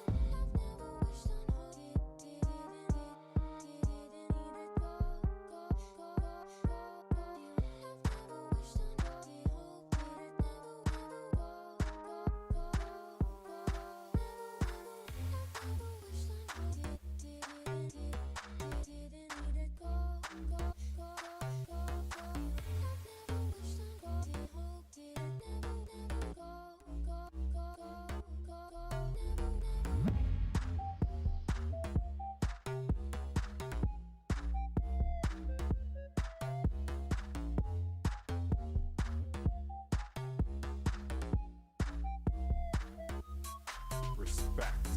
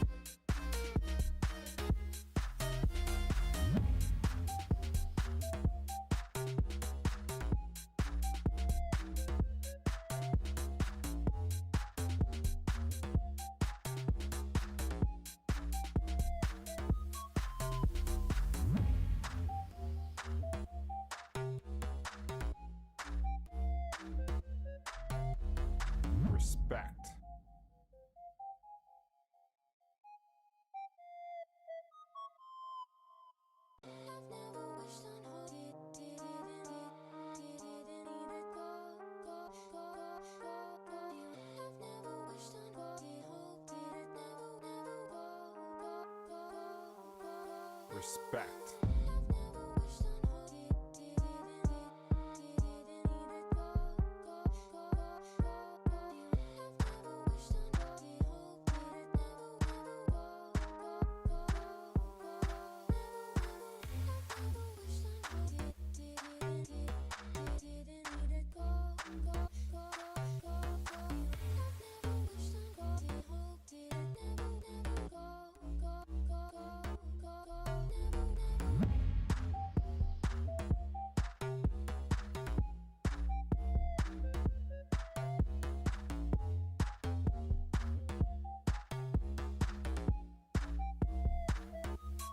Respect.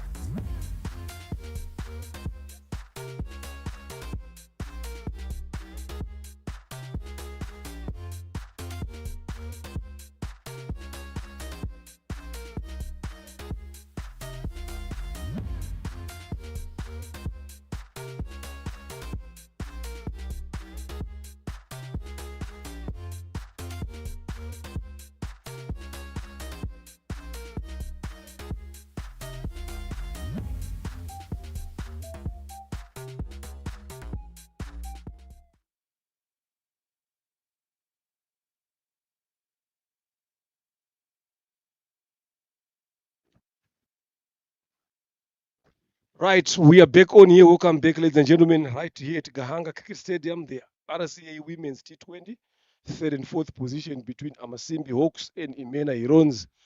Imena Herons will be needing 87 runs to win in their 20 overs. Of course, Dafabet and RCA being the one that are making sure that we see some exciting cricket here live in action at Gahanga. If you've got your laptop, your phone, wherever you can catch at the live streaming, again, you just go on Sportsbox at the YouTube channel there, together with Dream Catchers. You all see the action of what is happening here, all those big notes, those crucial wickets. Definitely, you see. Welcome back there, Zadkan. Yeah, thank you, Mr. Leonard, and welcome everybody once again for the run chase. Just 87 now needed. And with that total, you can understand the value of why we keep mentioning the triple digits being such a landmark for any side putting the runs up front in the first innings. 87, if one team can go down for 86, the other team can have their shot at reducing them down to it. Of course, we've seen much lower scores in this tournament, but let's see how Imena Herons approach this run chase. They know and understand what it takes. It's not just a matter of participating, but also a matter of showing some character, showing some resilience out in the middle, and picking up those victories. It's this minor victories which pile up in the end. Can this be the first win for Imena Herons? That's what definitely they are looking forward to achieve. Alice Kuzwe, the captain, pins up the betting together with Wineza Diane.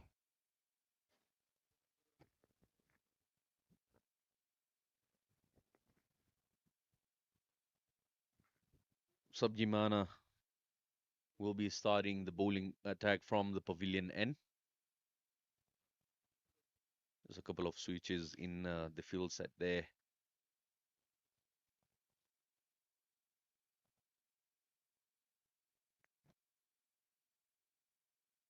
All right, here we go. Ball number one.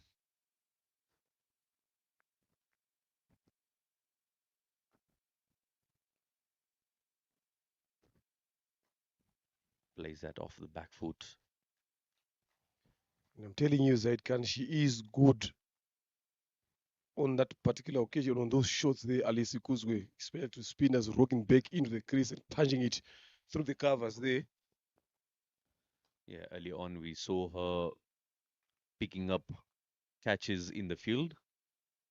That tells us that she's got no issue with the movement, but we'll be keen to watch what effect did it have on her batting. Early on, she did have a minor injury, taking a dive, saving boundary there.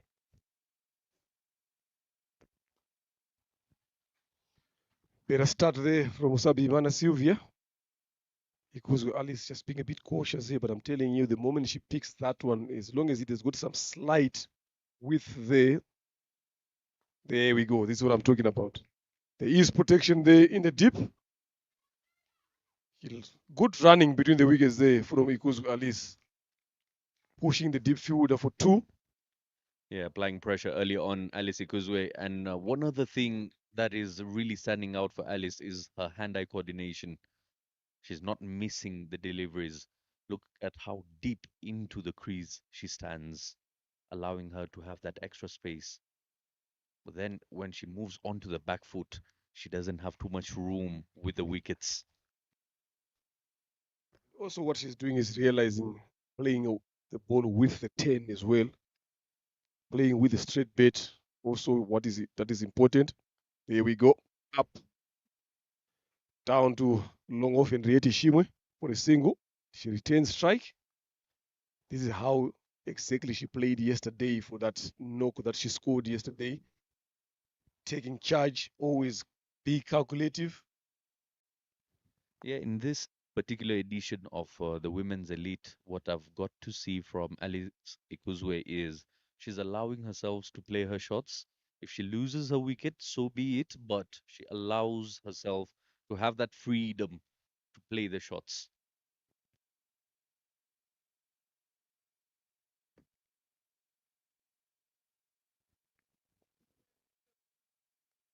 Right arm over the wicket comes Ingabire from the airport end. Second over into play, and Uineza hasn't faced a single delivery yet. Yeah, yesterday Alice scored 59 of 45 deliveries, 7 fours and 2 sixes. And those 2 sixes is the one that made it lead the chart of the most sixes in this tournament. Ingabire has been bowling well so far. Shot. Lovely. Splashed through the covers. That will race away to the boundary. First boundary of this run chase of Ikuzwe Alice. Yeah, she plays that off the back foot and just chops it hard. The bat comes down with so much force through extra cover region there. You can see bang right there. Again, standing well within her crease, deep inside her crease, allowing her to access the deliveries that gets a bit of extra bounce, playing it on the rise there. Very, very good shot.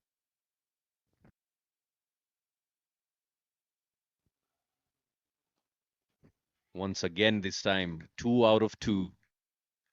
Back-to-back boundaries for Ikuzwe Alice. Is trying to make a mark as long as she stays out in the middle. The threat to Amasimbi Hawks is going to be there.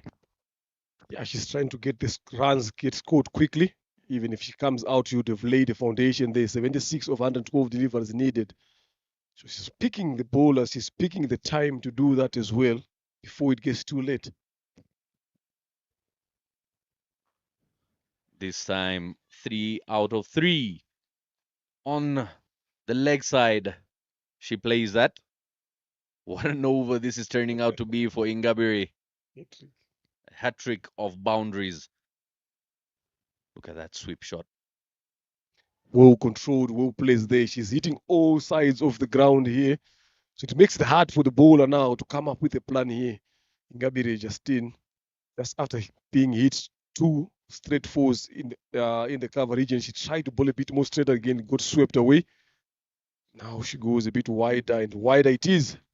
Yeah, pressure on the bowler. And clearly, Ikuzwe Alice understanding the logic behind the power play, using great use of the field restriction. Much better line. It's a bit of some A, and it's a bit slower there. Just alluring here to come for that forward defensive shot. Why not? Couldn't 13 so far in this over, way above the required. Have a look at the two fielders standing outside the ring there. Is Ingabire.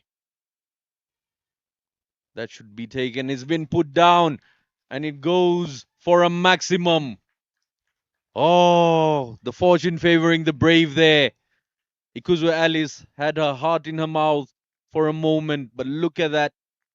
Lots of elevation, lots of power, and the fielder in the deep watches it sail over.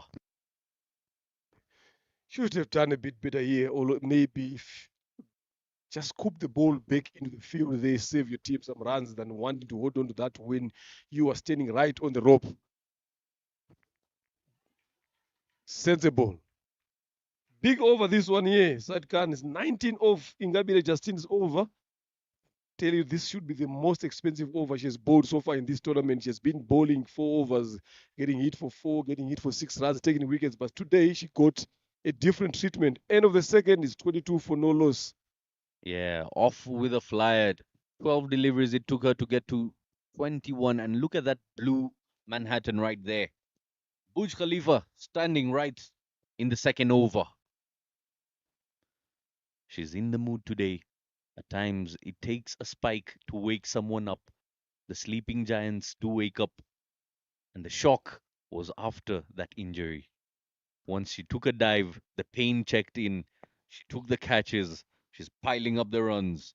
A proper all round performance. Sabimana to continue. Starts again with the wide. A lot of flight on over there. Just lets that alone. Winez at the end, she knew exactly that was way a bit within reach. Yeah, with that extra, that was the first delivery Uineza got to face after 2 overs of play. She's been watching on the other end. Things happening now, she has got to face. So the thinking behind now, Diana Wineza, is just to make sure that she gets off strike, get Alice to do the job.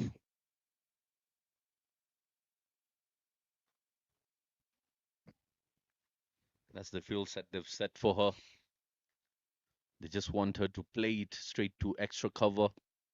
Henriette guarding that position.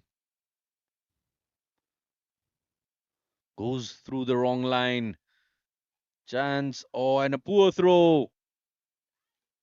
A much better throw would have put Alice in trouble there. Good shot in the end. There's also good early call as well from Ikuzwe Alice. Yeah, being a bit proactive with the running, Alice Ikuzwe. She is a contender of runouts. So it is something that she really needs to watch out for.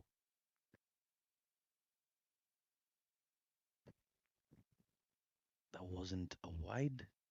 I wonder why, but the hands haven't been raised by the umpire there.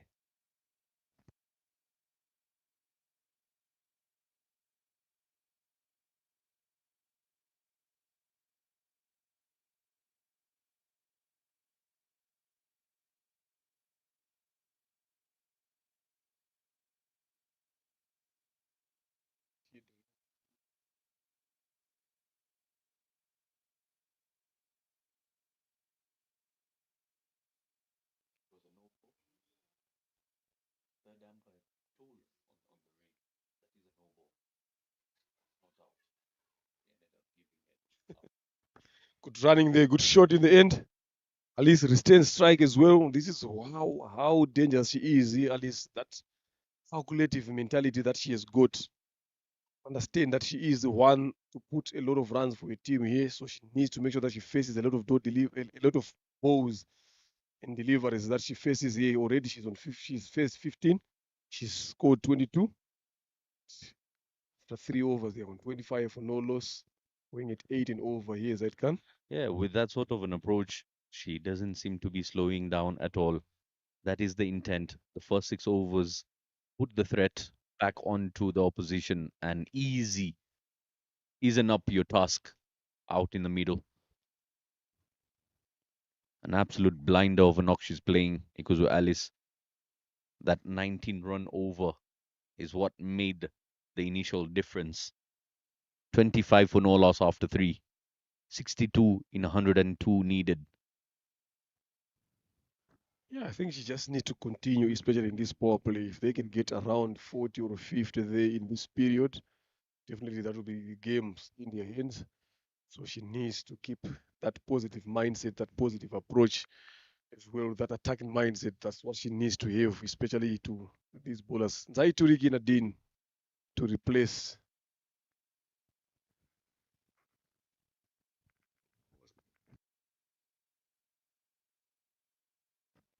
Good shot there, down on the ground for a single. Yes, Zaituriki to replace Ingabi Justine, who went for 19. Lost trust from the captain. The captain being the sister here as well. It's like, no, young sister, it's not the way to go here. Yeah, I'm not risking. I'm not risking another 19 from you. Yeah. You see pace attack coming in.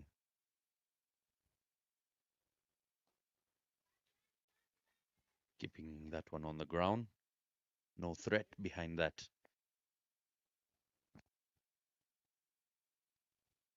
Yeah, someone like Diane is not someone who plays a lot of shots here. She doesn't think a lot. She just make sure that she gets behind the line of the ball. If it's not there for the hitting, she just goes for the defensive shots. Should be a bit high there. Yeah, but batting alongside someone like Ikuzu Alice, the only task you've got is get off the strike. And nothing much to it. The defensiveness will also be affecting Ikuzu Alice, who started off really hot from the opposite end. Yeah, you just need to find a way to get off strike there. Better shot. Couldn't find a gap there in the covers. Just need to find a way. The third man is up in the circle here. If it's bowled outside off time, you just get there, open your blade, then get that edge there, get it through to the gap for a single or two. That's what you just need to do.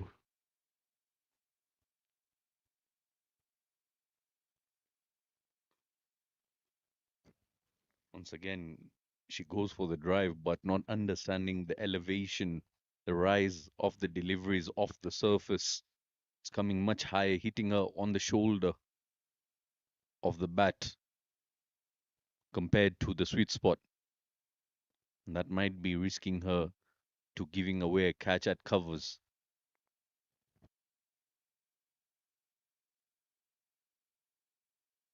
In the air, running, and it's been dropped. It's been put down. Second catch goes down. Catches win matches. A very expensive catch has been dropped in the deep there. The previous over. Look at that.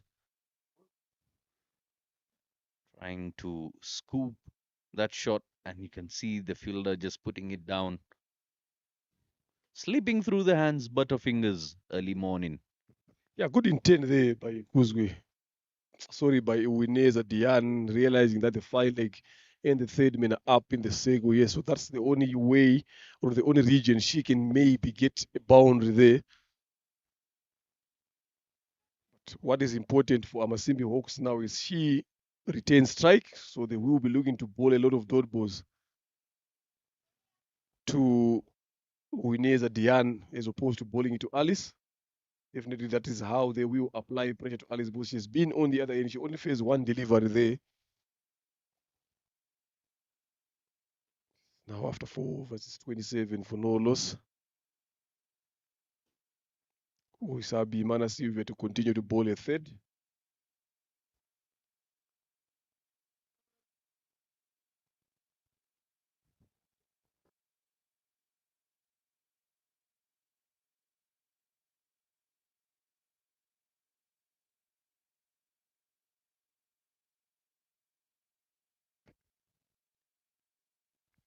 All right, on the money, and the finger will be raised.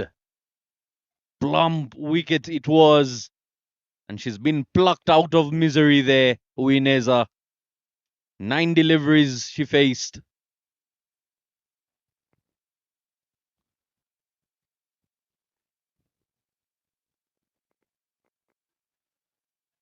Ikuzwe Alice will be finding a new partner.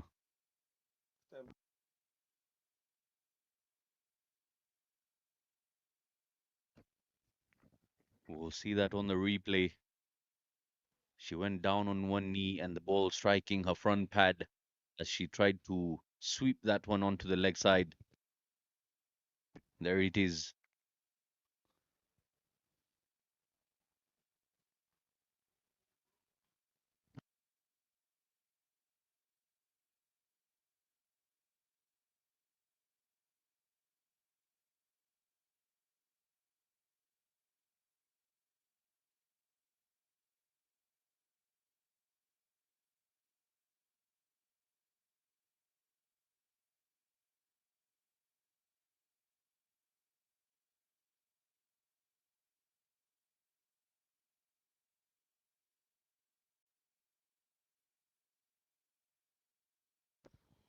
Sylvia's taken a wicket so far.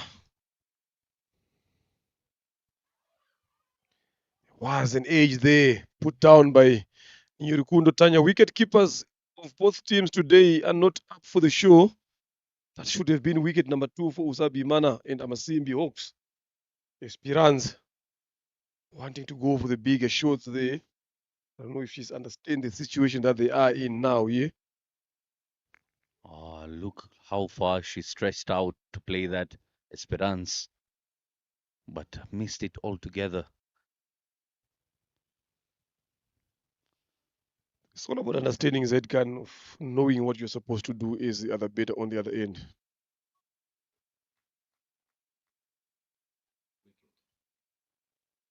Bounce.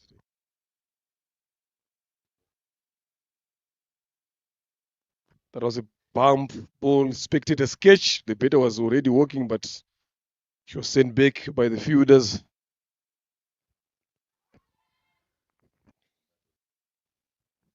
We'll have a look at that. That stayed very low and into the pads.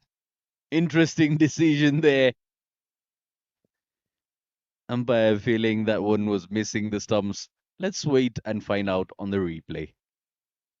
Have a look at that. It turned a very, very long way. Probably hitting one of the cracks, I believe. Look at that. Bang, right there. Staying low. That should have been given out. I'm not sure why that wasn't given.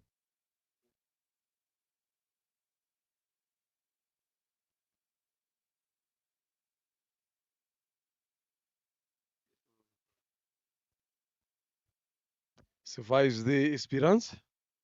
End of the fifth, 27 for 1. The score is gotten stuck since Alice has been on the other end. Wickets have been falling there. 1 wicket so far.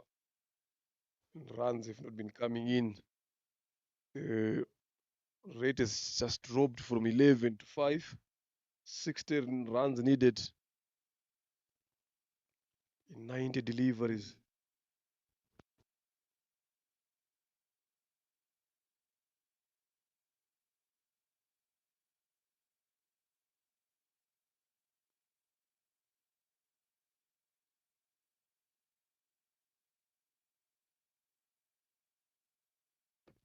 So it's up to Alice now here to find a way. Either she goes for the boundary or she goes for 2 runs here. That should be the plan. And that is what Amasimbi is looking for. Shot given out there, but there is some sign of that maybe she's pointing at a bed there that could have come off the bed there from Ikuzwe. Alice, just let's wait and find out from here. We've got a chance to watch it over and over again. She doesn't look happy here, I'm telling you.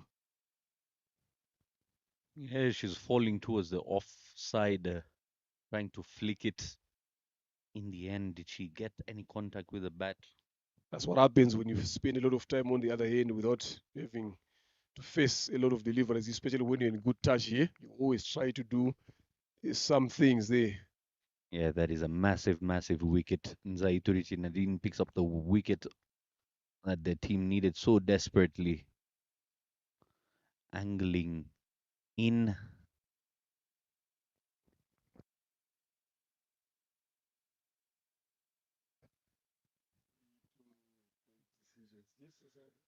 Could clearly see the ball angling away from the stumps there. The final call has been given by the umpire.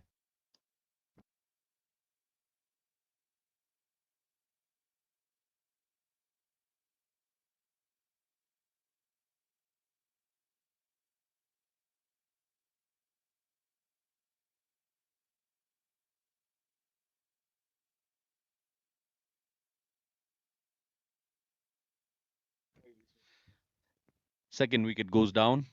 It's 27 for the loss of 2 now. We're into the final 4 deliveries of the power play.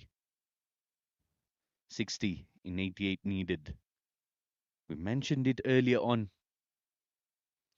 If one side can be tumbled up for 86 runs, so can the other side if they're not cautious enough.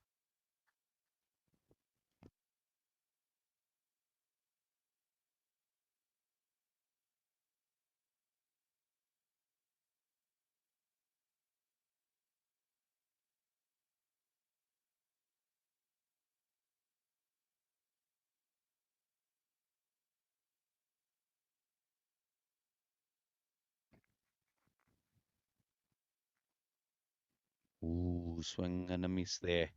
Lovely delivery. What an over this is turning out to be. 3 dots and a wicket.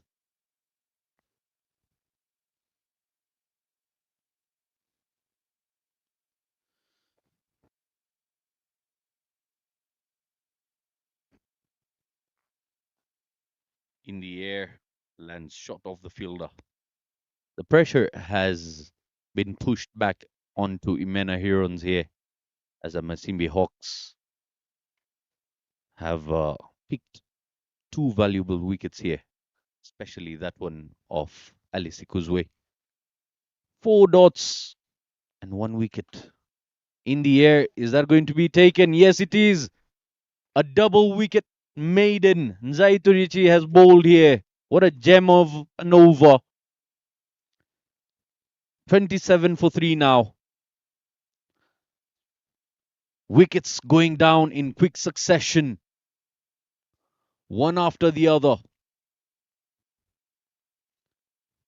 keeping the scorers very, very busy, registering. Yeah, the wickets are starting to fall in quick succession as well. That 80 is becoming a tall order for Imena Ironzi after losing the important wickets of Alisi Kuzwe. Another duck there by Uwase Dibora. Zaiturigi Nadine. Yeah, just hard hands at it, elevation, and directed straight into the safe palms of the fielder at mid-off. The power play ends with 3 wickets on the board for 27 runs only. And the horror scenes coming on for Imena Herons.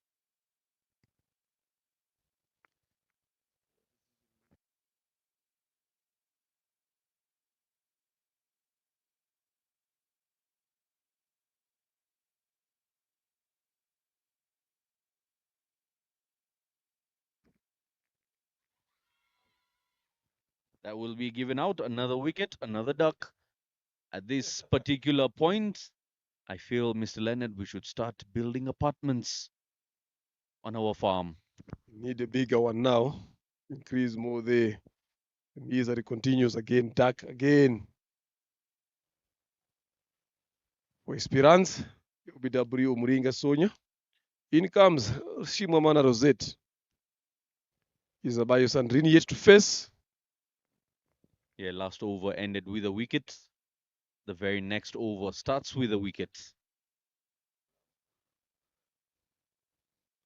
This time around, an easy decision for the umpire to raise her finger at without raising any eyebrows. Yeah, I mean, Iron's getting that exposure they have been suffering throughout this entire elite league. Not having batters who can come in and stay a bit more longer, play some sensible cricket. It's not like they're chasing a huge total here. They should be able to be rotating strike over and over again. And Amasimbi Hawks bowlers also realizing that they're bowling the new batters here. They're always bowling more straighter on stumps, hunting for those pads.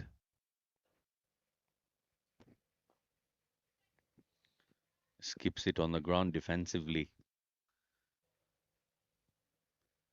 So far in the women's elite, what I've got to see, Mr. Leonard, is there are 2 types of batters. There are those who block with the intent of just staying at the crease, and then there are those who block with the intent of stealing a single.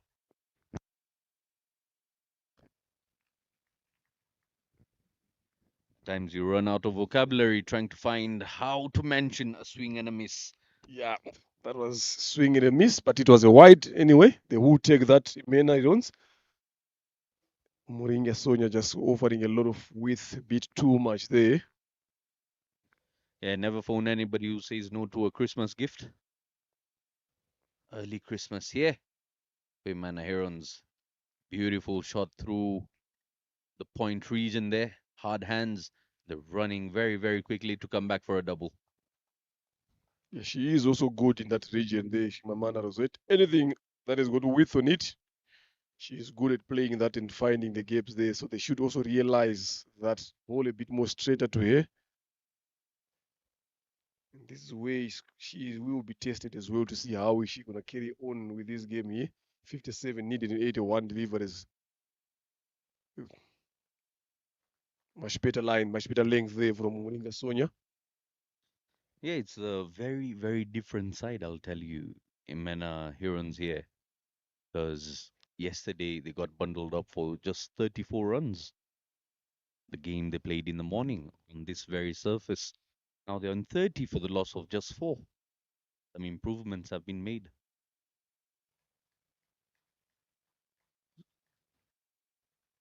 The batters just need to find ways to rotate strike here. They should not always wait for the bigger hits here. They need to find a way to get the ball to pass through the gaps there. Isabayo Sandrini yet to face. He is also capable enough of playing those bigger hits, but now he needs to be a bit sensible here. Take this game deeper. Down the leg side, another wide given. Not sure why the wicket keeper was appealing. There's no contact made there, not even a brush off the pads. Just wanting to get into the umpire's mind here, just to these fielders are a bit naughty sometimes. Yeah, and a helicopter shot comes out for Shimamana. Catches nothing but air. End of the seventh, 31 for the loss of 456 is what they need here in Menairones. It's very easy. They keep on losing wickets at regular intervals here. No partnership whatsoever that can carry them through to that. 78 balls, 56 runs. Good equation in favor of them, but it's just a matter of understanding how they should go about their betting, especially these two. Look at the whim. The way it started there, then now look, it has gone way down under the golden one. So it has to climb up a bit more or get anywhere closer to that consistently without losing a lot of wickets. And I believe that is the result of not having the chemistry between the two openers. One was firing hot, the other one was too defensive, not providing her partner the strike when she was in the form of connecting those shots. And that is what happens once you keep batters like those idle on the opposite end. They tend to lose their touch. There also been two dismissals that the batters have been victims of decision making as well. It also affected the whole game and the whole approach for the batters here. Ishimwe Henriette, a name you cannot keep out of the action, comes into the attack from the airport end, tries to go for the timber straight away. Fortunate for the batter, it did stay low, but she got some bat onto it. Yeah, definitely got a bit lucky there. Isabayo Sandrine gets off the mark of a first delivery with that outside edge.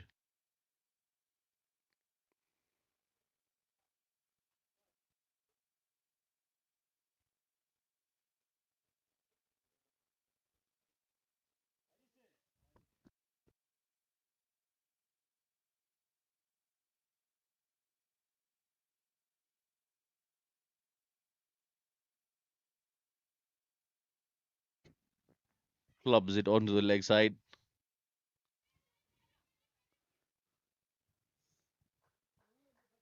I'll tell you, funny enough, what I just noticed from that run, Isabella Sandrine coming on strike. By the time the ball reached the fielder, she was still within her own crease, not making a few steps of a start. It's the small, small things. Look at that defense. Third day of a test match.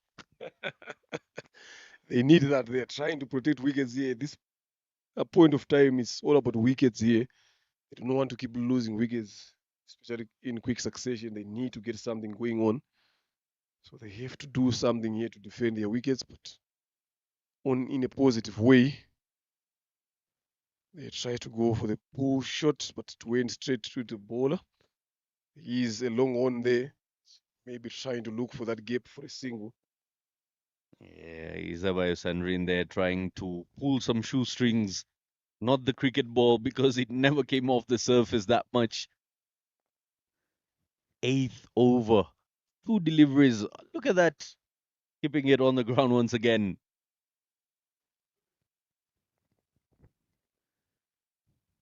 He's given away just 2 runs, Ishimu Henriette. Very, very economical. Likes to land it in particular areas where she feels the batter is struggling and she sticks to that particular line and length. Look at that. No awareness where the ball has gone. That should have been a single.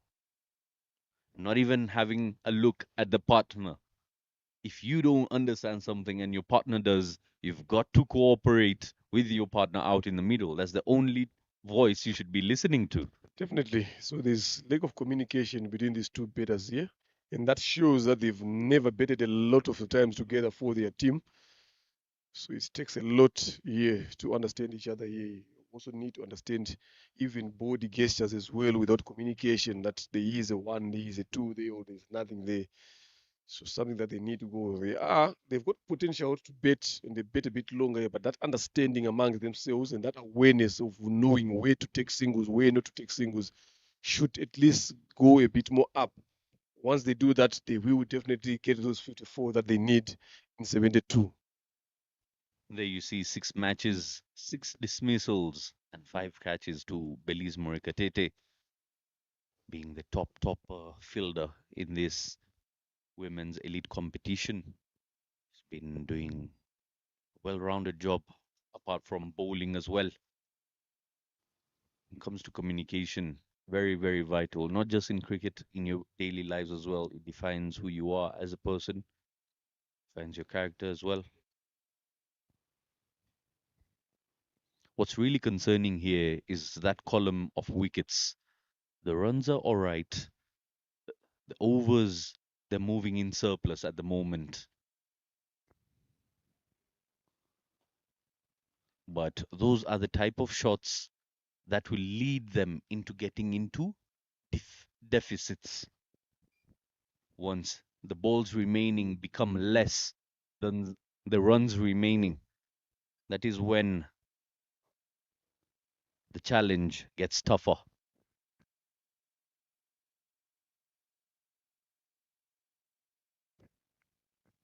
Down the leg for a wide.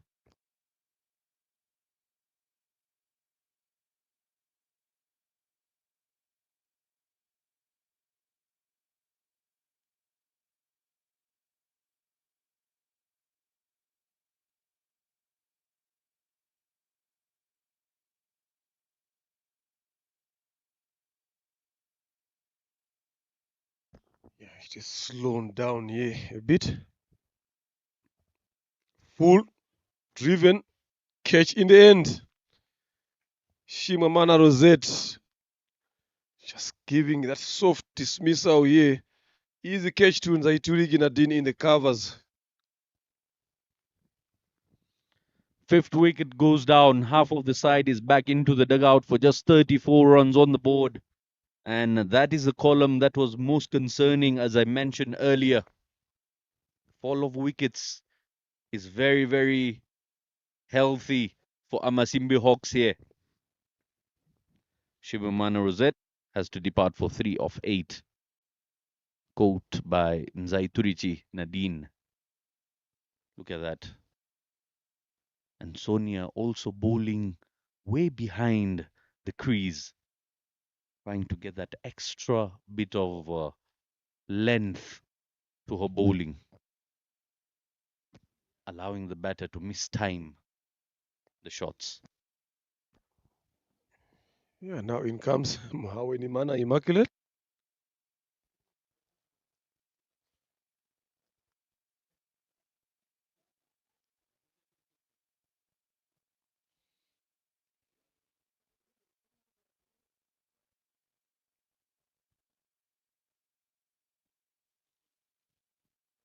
The 3 of 70 still within reach. With the way the ball is angling into the right-handers there, I've got a feeling that tiny gap between bat and pad of Mohawini Mana is very enticing for Sonia to sneak through.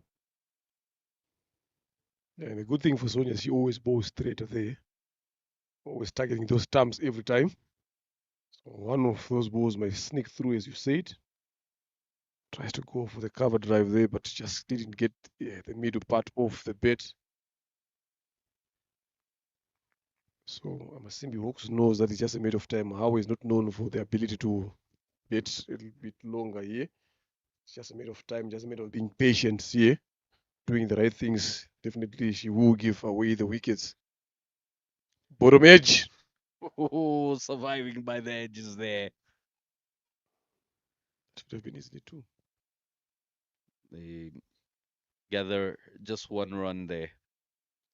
One other thing to keep notice of, Mr. Leonard, is every other team in this competition, when it comes from that range of 30 to 45 runs, is where, as you like to call it, the graveyard period comes in check, where not much is happening. The teams end up losing wickets, the runs stop flowing, and that has become a common sight. Yeah, there's a lot of silence during that period here. Telling you it's never easy. A lot of teams, but if you look at the approach that Amasimbi used today, it was a bit better. They were going at a good rate. At one point, they were 50 for 1 after 6, 7 overs there. Good enough. Then from there now all the way to 80, it also went back into the graveyard again. That ability to step up, the ability to maintain the momentum that has been put up across early on is what the teams have been failing. So sometimes it all takes individuals, goes to understanding, awareness of situations. What solutions do I have? What options in terms of skills do I have to get that momentum going? So it's something that going forward that they need to start understanding individually as players.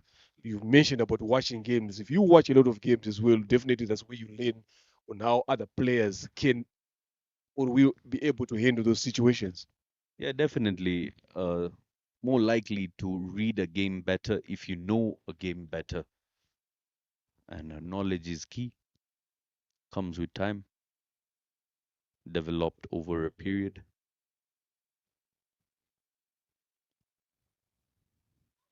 Ooh, that just sneaks through, but somehow misses the leg stump. She's got a smile on her face, a cheeky little smile for Ishimwe Henriette. She knows how close that was to the stumps. Mohaweni Mana awkwardly beaten on that occasion, having some not so Michael Jackson moves out in the middle. Chinese cut. For the second time, she has played that shot. Is it intentional or is it just happening? Because it has been for the second time. I like the consistency there, but how long will it take? Yeah, Is the question. this is the moment where I tell our fans, whichever way the runs come, the scorebooks will not show if it was off an edge of off the middle of the bat. That is left for the analysis team to do. Scorers simply write 4 runs, 2 runs under your name.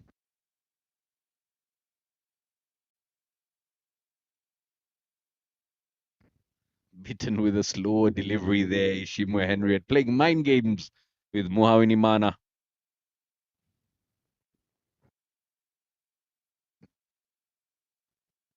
Looking for that delivery, that length, where she can just get Mohawini Mana undone.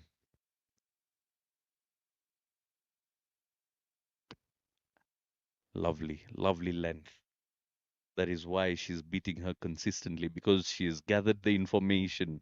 There are particular areas on the pitch where I can pitch it, and Muhawini Mana will not touch a single ball.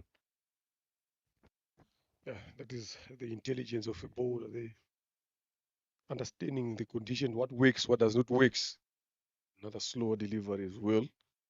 Close of the over. A decent over for Amasimbi Hawks. Right after Alice Ekuzwe's terrorizing over of 19 runs, nobody has gotten anywhere close to showing such heart out in the middle. 10 overs done, 37 for the loss of 5. Yeah, there's no intent there. So look, from there, it's up the order there. She's 23 of 18. Then from there, it never works. 2 0 0 1 3 3. Getting a phone number to come in through from those scores. The Ingabire Justine being the most expensive in this game. I'm telling you, she won't forget this day. She won't forget Alice, where she got punished. But since then, it has been a good show for the other bowlers. Yeah, Up. should be taken. Oh, it gets put down. Similar position. Key players. We've seen Ishimwe Henriette putting that one down yesterday. Ishimwe Giselle putting a catch down. Exact spot right there. That should have been a wicket there. Easy one. Look at that. On the knees early enough. Poor judgment. Poor execution in the end. This time, she finds the gap, run out chance, direct it. Oh, that could have seen Isabayo Sandrine walks all the way through to the pavilion. I don't think that had hit. She was going to stop. She would have just continued with the run all the way to the dugout here. Yeah, survival by the bare minimum, and you can see the difference getting very, very narrow at the moment. All the way from 102 balls needed to score 62 runs. Now they come down to 49 runs in 57. Plenty of dot balls, plenty of wickets. Half of the side is into the dugout already. Muhawini Mana is playing a very agricultural knock as well. 3, make that 4 runs of 10. Isabayo Sandrine was not ready to pick a single. Living dangerously here this day. If you're going to hear the call from the dugout here, they're calling her, reminding her that she is there to bat, she is there to run. She sometimes forgets what she's supposed to be doing there in the middle. A lovely forward defensive shot on day number 5 of a test match cricket here. So what we are being shown here, the skills of test match cricket are being shown by Isabayo Sandrine when they are chasing 48 or 55 deliveries. Forward lean defensive shot. The likes of Tendulkar used to play that. Ah, classic. Very classic one. Lovely. Tries to go for the bigger swing there, misses that one completely. Yeah, tries to go for the modern era shot. Misses it. Says I'll stick to my old timeline. We come to the end of the 11th over. 39 for the loss of 5. It's already on 2 after facing 10 deliveries. She was there before Muhawini Mana. Can see how the amount of dotted deliveries are catching up. It's a race against each other. One having 58 and the other having 49 dots. Look at the singles being the difference. Just 10 singles have been taken in 11 overs of play. That means just about 1 single every over. That is where the difference comes in. If you can imagine a team scoring just 1 single in an entire over for the past 11 overs, lets you know they're doing something wrong out in the middle.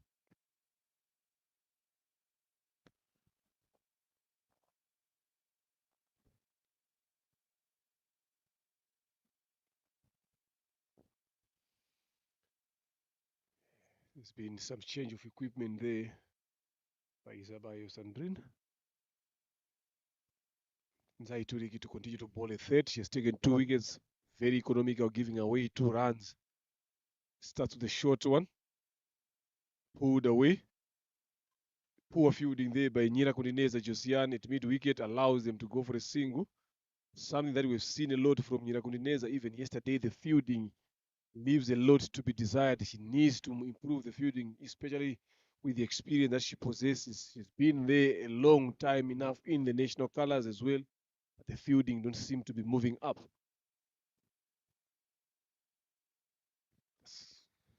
Hasn't been that kind of a day for Mohammed Imana as well. She was struggling with the ball in hand, and then now with the bat in hand. Not sure if the fielding is doing any justice. Just feel a bit cornered. Might be getting some harsh words from the commentary team as well. Another swing and a miss. Missing the deliveries. Right there are the batters. How fit people miss calories. 40 runs on board for the loss of 5.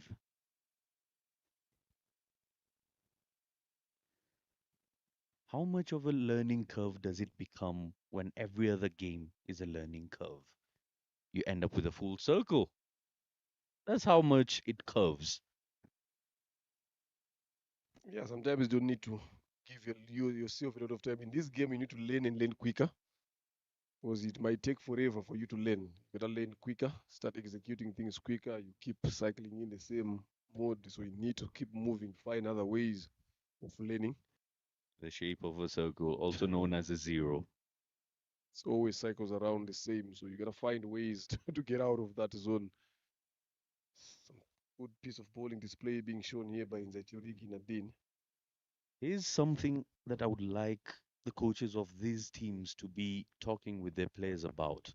If you come to the hangar and you're playing a cricket game and you've got all the equipment, all the facility, everything given to you, this time uses the pace of the bowler, guiding it. She stops it. Won't get a boundary, but valuable runs in the end. Yeah, so the talk was if you're out there in the middle, and for example, if you are Isabayo Sandrine, 2 runs you score off 14 deliveries, you've spent an entire day of cricket. How were you resourceful? How were you useful out in the middle? You could have gone, done something productive apart from playing cricket, or you could have worked on your game. The gap over there now is becoming almost non existent. 45 from 48 is what is needed. Yeah, from where it is now, I don't see Imena Irons getting anywhere closer to that total. It's now getting tougher. If they had played well, I think by this present moment, this game would have been finished here. And so going back to what you're saying, sometimes it's all about taking responsibility as a player. How do you sit down and ask yourself about your game? Do you analyze what you are doing? Do you reflect on what has been working or what is not working? Do you go back and work on it again? Then you use it, then you come back and do the same cycle again to see how am I going to improve my game. It's just that cycle that needs to keep moving. Because you play, you analyze, you reflect, you practice, you play again. So that's how the cycle moves each and every time. So is it as a player, do you have that opportunity, or do you give yourself that time to sit down and go through those phases so that you understand your game better than waiting for other people to tell you? Definitely. And what's strange is as that margin gets very, very close, 44 or 47, the moment they go into deficit, you will start seeing the batters now pushing for runs. So when you had more than enough deliveries left, why was that intent not there? That is a very difficult question for them to answer. Some good shots there from Hawenimana, but yielding nothing.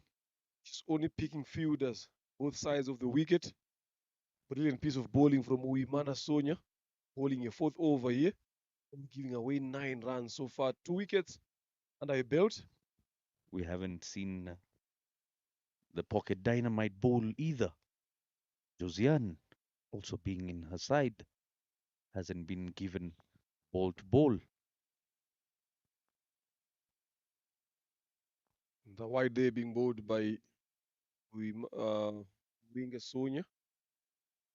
Yeah, she's been having in some niggles with the shoulder for quite some time here. She bowled the first two games, then from there she has not been given the ball, so I'm not sure if that still continues. Maybe that's the reason why the captain is not trusting her with the ball in hand. Just having a word the other day with Mr. Bryson about Sonia's bowling action. The resemblance in young Bryson bowling, I'm telling you, the run up was very, very identical. And knocks her over through the gates. Mohawini Mana, we spoke about that gap between bat and pad, and one will sneak through, and that is exactly what has happened.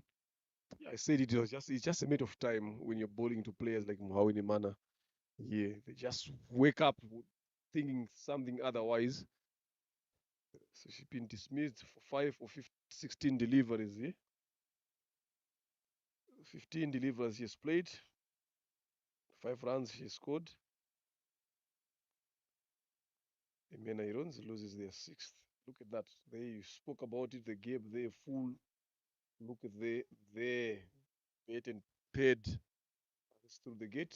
Right on target there, Umuringa Sonia. At times, it's not really rocket science when you see the sort of deliveries Sonia was bowling to Mohawini Mana. It was just about time. One, she would get bored of defending and try to be aggressive without reading the line, reading the delivery well. She missed it altogether. No bat on that whatsoever. Yeah, credit to Sonia there, who has been always asking questions, always attacking stumps as well. Oh, so close. Once again, an identical delivery, but a different approach this time by Daira Jije. Belize Daira Jije playing that defensively. She was in a defensive mode even before the ball was delivered. She says, that is my first delivery. I have to defend it with all might and will. And then the second one, she tries to drive. So she's checking boxes. Defense, done. Drive, done. Let's see what's on the checkbox next. 13 overs done. It's 44 for the loss of 6. Brilliant spell there from Umuringa Sonia. 10 runs she's given away, took 3 wickets in a 4 overs. It's a good piece of bowling from the seamer, from Amasimbi Hawks. It's just a matter of time and just a matter of waiting game here now. For Amasimbi Hawks, they know that they've put in this game into their pocket. Whichever one comes quicker, the remaining runs, the remaining overs, or the remaining wickets. It's up to you. Where do you put your money? Put your money on Dufferbet, our proud sponsors for this tournament, and Sportsbox for showing you the game visually all around the world, catching the action live. Rwanda Cricket Association making it very, very colorful. Shimu Henriette comes back into the attack from the airport end.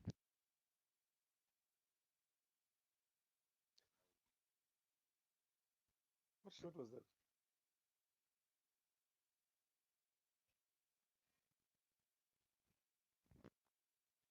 I'm not sure what she was trying to do there.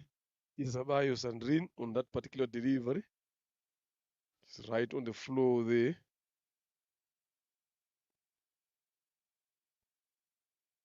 Shimu Henriette looking to rip things up. Yeah? Yeah, she did have an evil smile. She caught the body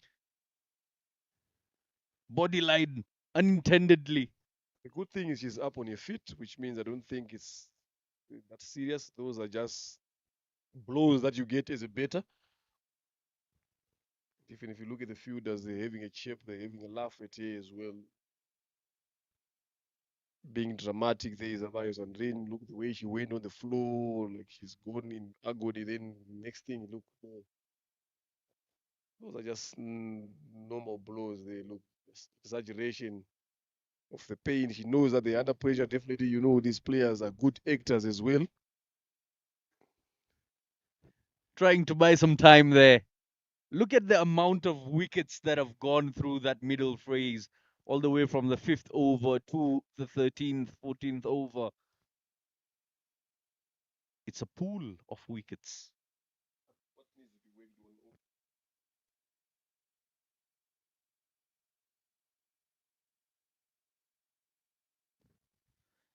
Majority of the wickets compiled all together have been lost through the middle phrase.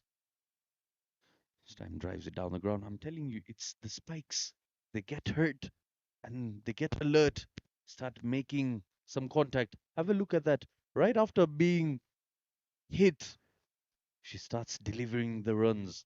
The physio shouldn't be going on the field as much because the moment he goes on the field, not sure what vitamin he's giving them, they end up scoring runs. That was a good positive shows there after getting hit. Maybe he needs to keep on taking those blows to wake himself up. Again, Look look. at that. Making the contact. Oh, much better swing of the bat.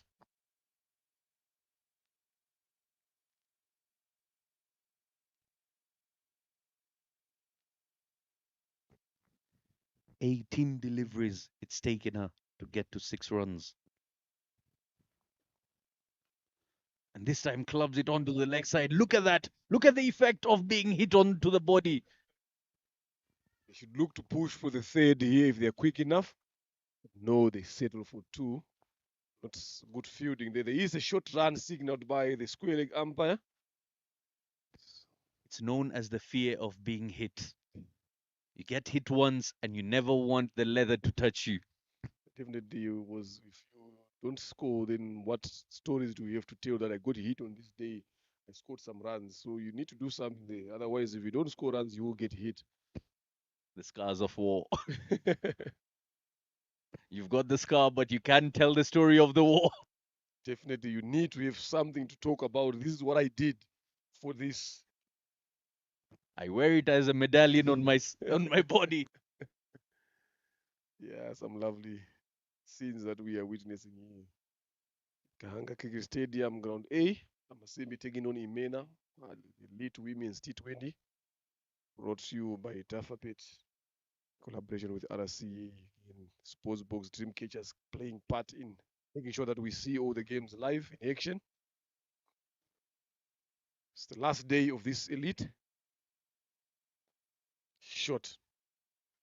Run out chance, direct hit. Misses the stumps there, Usabi Mana Silvia. She had all 3 stumps to aim at.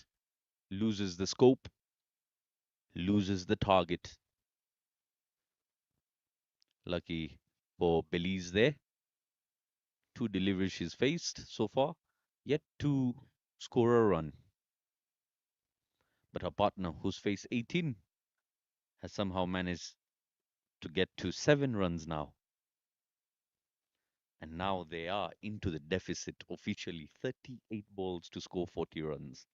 And the required rate is gone above 6 runs and over. Swing and a miss again as well to end that over number 14. It's 48 for the loss of, what is this?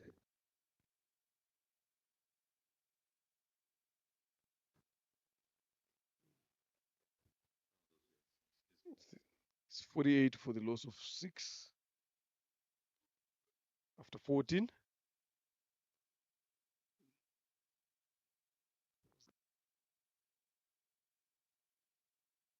39 needed, right? I'm telling you, Zaidkan, these 39 runs have looked like they are 230 or 250 runs to get. Definitely, those 39 runs seem like 39 steps off the Mount Everest. Trying to get at the very top is going to take a very, very long time. And they do not have time at all. Just 6 overs remaining. Zaid Turiji comes into the attack and look at the solid defense there. Not even a grain of atom can go through that. Playing that shot very well there, I'm telling you. But now, is it good enough to make them get that 39 there or any closer there? Because the balls now are getting lesser and lesser. I'll tell you, the dugout would be hoping she gets hit one more time so that the alertness comes back and rings a bell saying, hello, we're here to score some runs.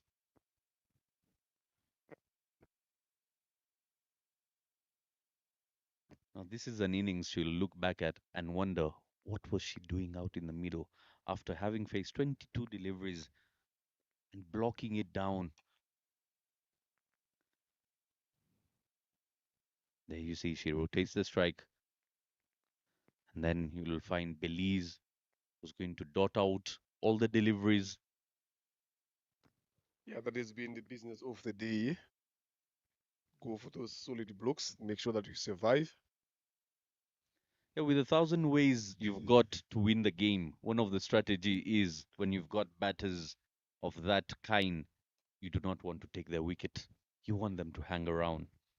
Yeah, definitely. I think here, if I was a Shimo here, I would bring back again Justine Ingabire, just take the pace off as well. Some spin. The game is gone out of hand of Imina here. Bring it back to bring a confidence as well. Yes, he's waiting for plenty early on, but now just show you that trust and bring it back to ball. Slow the things down, make these batters play some good big shots. Aged, that will be a single. A desperate attempt to score some runs, catching some wood on its way. And she's played that shot so many times, most often than not missing. But this time she catches the edge. 50 comes up. Of the mark now there, Naira Gije, Belis. Sandrine Isabayo drives that one hard, too long on there. Sylvia Usabi Imana. He can only get a single there. Only 3 runs in this over of Nzaituri Genadin. We just finished again another brilliant spell. 8 runs he gave in away and 2 wickets. Bowled very well. We're very disciplined with their bowling. Yeah, with the way they're batting at the moment, it's as though they're trying to use spoons to paddle their boat, not moving anywhere. 51 for the loss of 6 and some Bluetooth connection having connected with the skipper there as she brings in Justine. On someone's request nearby me. I've said it. She was hearing what I'm saying. We're thinking the same. They show you some trust. Give you the ball again. Give you the confidence back. This goes on to show you, as a coach, that is your player. You don't need to look too far. The fruit doesn't fall far from the tree. Definitely. It's thinking the same here. It's understanding the game, what you need, who do you need to bowl. Both the seamers, if you look at them, it was easy for these guys to survive there because you can't force them to play their shots. They're just going for those block ones. But if it's slow, pace is turning, definitely you will force something. And again, one of the reasons Ingabo Justine was punished earlier on, not because she's a bad bowler, it's because the length at which she's bowling was suitable to Alice Kuzwe, not to the new batters Definitely. currently at the pitch. Very correct. Spot on. Look at that. Such teasing length and line. If you're not a correct batter, it will be very, very hard to fulfill.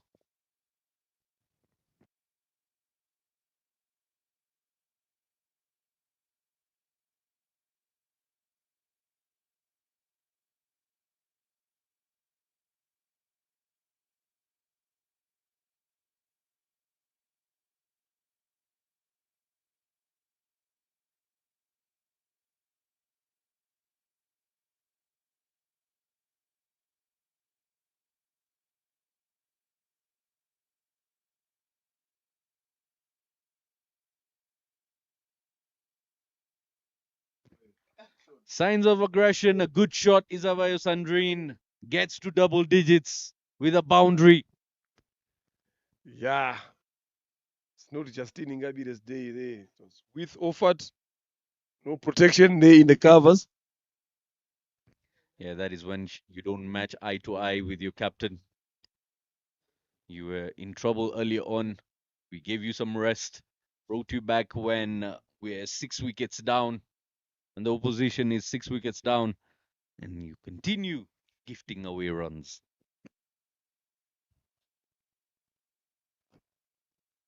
Driven once again down the ground. You can see the runs start flowing once in a while. Required run rate has gone beyond 6, and it is going neck to neck at the moment.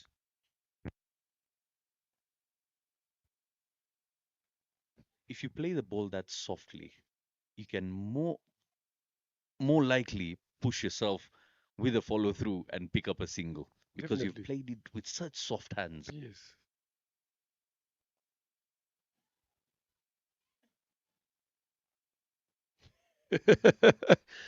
Good run in the end there. I'm telling you, she's running for her life there. Umdaira Gije Belis. That And she was pushed by her partner. She had no intention of picking up a run on that occasion. You can see the fans enjoying the seats up there. Your partner in crime, Mr. Adelin, having his time out there. Kids, the youngsters also having a few drinks, watching the action live here at Gahanga. For the third position, 60 runs come up in the 16th over for the loss of 6 wickets. A lot of sixes in there. And 6 runs Usabjimana has given away so far to pick up 1 wicket. Final over of her spell. 4 overs. And she's given away just 6 runs. Tossed up delivery once again, lots of turn. Belize having plenty of struggle, even lifting her bat.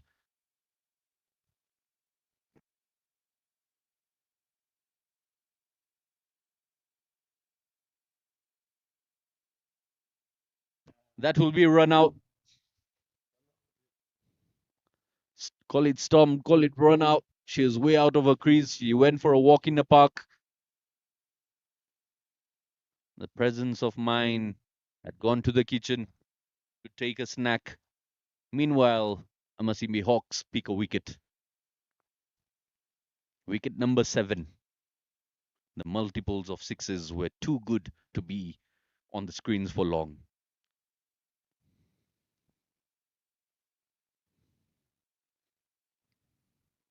Look at that. She just plays it, soft hands, bang. She doesn't want to go anywhere. And then she goes for a walk, just listening to her partner, having no idea where the ball is. Look at that. Look how active the keeper was, understanding the awareness is out of the window.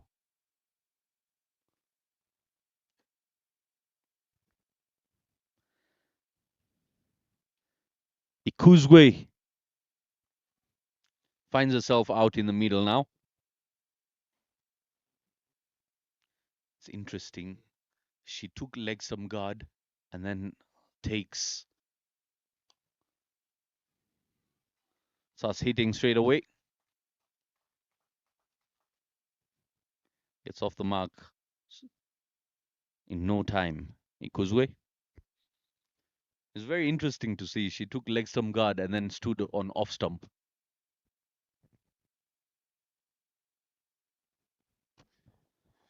Tries to play that around the corner. Stealing a single. You can see the urgency of picking runs now. Yeah, definitely. I think the message has been sent in there that this is what the equation is like.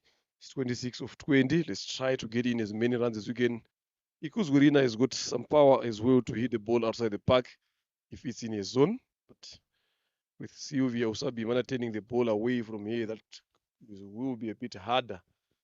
End of the 17, 62 for the loss of 7 here. Zedkan 25 needed of 18 deliveries. Still gettable, but who can be able to do it is the question here. Just wait to find out these last 3 overs.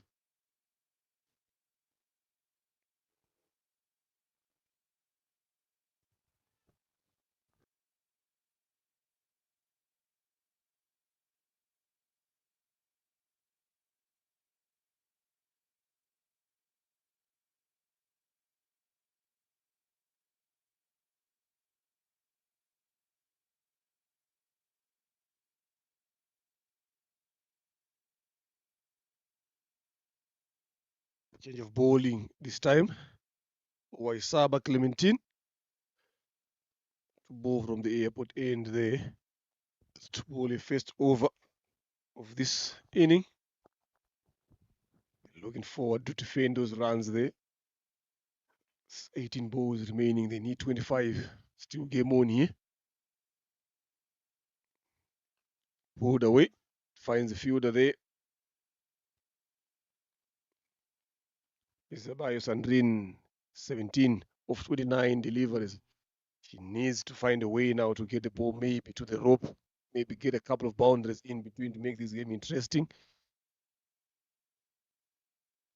This is the moment. This is the over that she needs to cash in. Swing and a miss. Amasimbi would love this.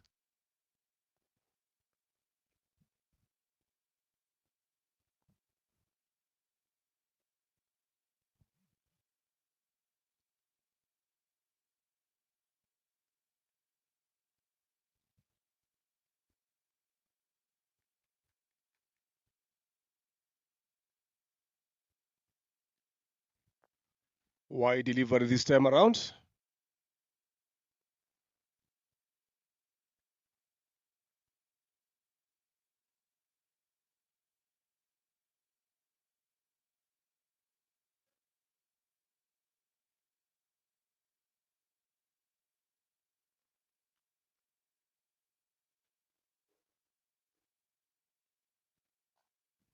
That one was hit down the leg side. They would try to look to come back for the second, definitely, because there was a fumble there in the deep. Nyakondideza again found guilty in terms of fielding. Allows them to come back for the second. They get a couple of this one in this over. Definitely they will be closer. They just need a boundary or two, especially in this over here. Imena runs.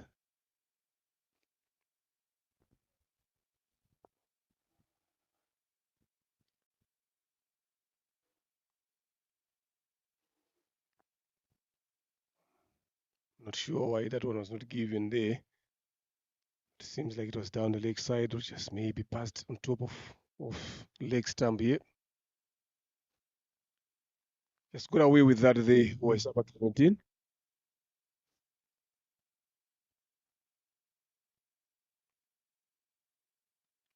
Nice delivery. Making it hard for Isabayo Sandrine, who is always look to be hitting anything down the leg side. She played a good cover drive a previous over off Justine Ngabire. Those are signs that she can be able to drive it in that particular region. Should be looking to aim to hit it there, because that's where Clementine is going to be bowling. Again, that one was not given as well. And end of over number 18.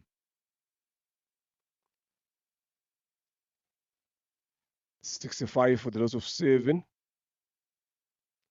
22 runs they need here. 12 delivers. Look at how those blocks, just all of them went down under 5 runs and over consistently. That is something that is worrisome for these teams here. The required rate has jumped up to 11. It's 22 off 12 deliveries. We need to find a way. Rina Ikuzwe needs to find a way to get a boundary early on, especially the first 2 balls. But it's not going to be hard because it's Henriette Ishimwe who will be bowling this over. So Imena Irons have got only themselves to blame after having a good start as well. The first over that went for 19. Then from there, the next over again went for a couple of runs away. It's 27 in 2 overs, but from that point, it never moved. Yep. What's up? How are you?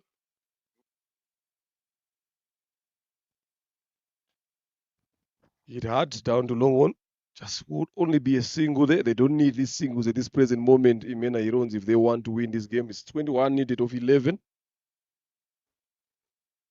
Someone needs to step up here. She's been there for 34 deliveries is Abayos and Rin. So 19. She should be the one taking charge here. Should be the one taking the responsibility.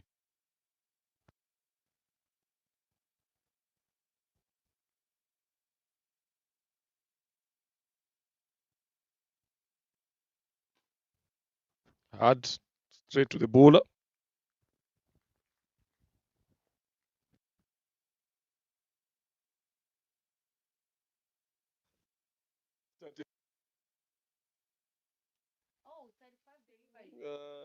You've seen when she started.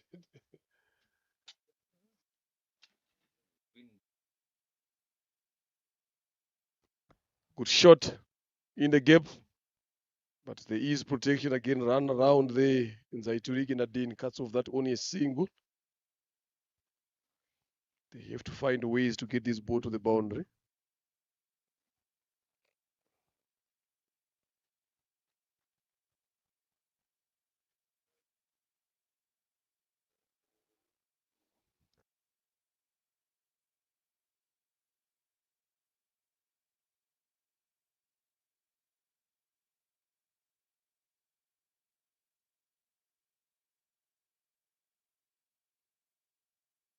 Up and over. But there is Usabi Manasiuvi at mid-off. Cast that one again, only a single. Singles won't work at this present moment here, that can.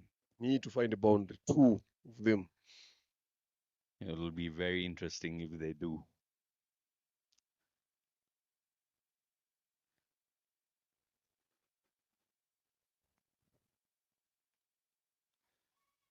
Loud appeal and not given. She got hit on the thigh pad there, back thigh. Did look very much onto the stumps. Definitely look, she was very low there, playing across the line as well. Wild throw there by Omurika Sonia.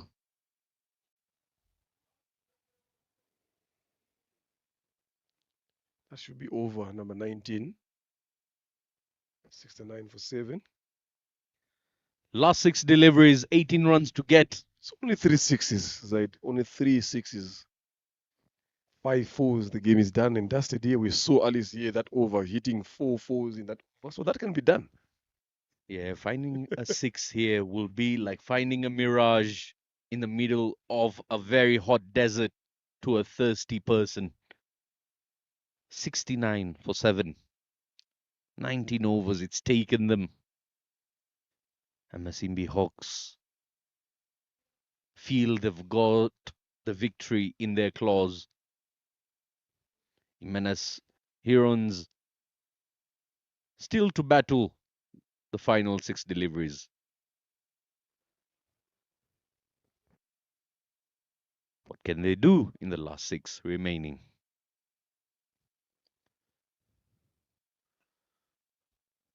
Through extra cover there, protection in the deep.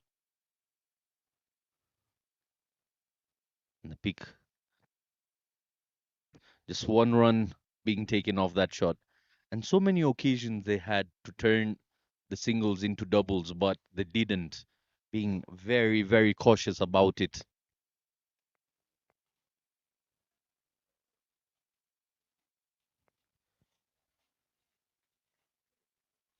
Not sure why and where Ikuzwe was swinging her bat to. The ball was 2 feet away from her bat. You just need to be closer to the ball here. You don't just swing and hope to make contact. You gotta create the contact. You gotta put yourself in a good position to do that.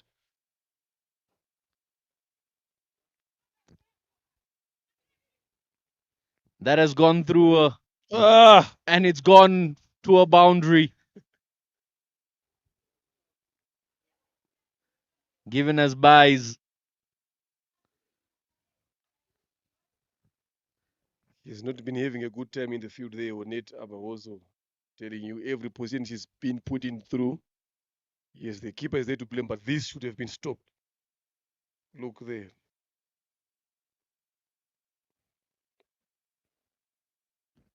Oh, just over the stumps.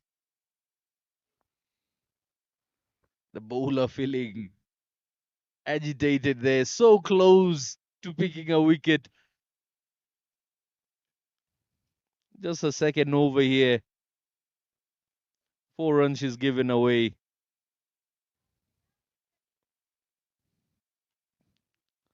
And, she will have a false start, a restart to her 5th delivery here.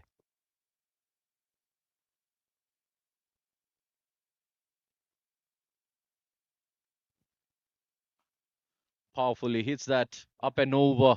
Does it go to the boundary ropes? Yes, it does.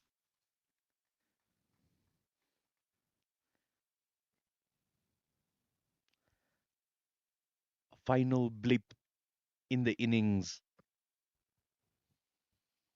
Good hit there, I'm telling you. Good hands by Kuzwerina. Big lad. Long levers. She's got power. One to look forward in the future here. Last delivery here, Zaidkan needed 9 runs. And a full No ball toss. given. A no ball it is. Hey, still game on here. Adding to the drama. 8 runs in one delivery. 6 is what she needs here to make it close and make it interesting. Or maybe Waisaba Clementine can just bowl it down the leg side for a wide. You never know. Pressure. Scribbling. She's having a smile on her face. Yeah. Maybe chat with the captain there. The big player goes for a big shot. Yeah. Oh, just keeps it on the ground. Beats one fielder. Couldn't beat the second. Will end the innings with a single.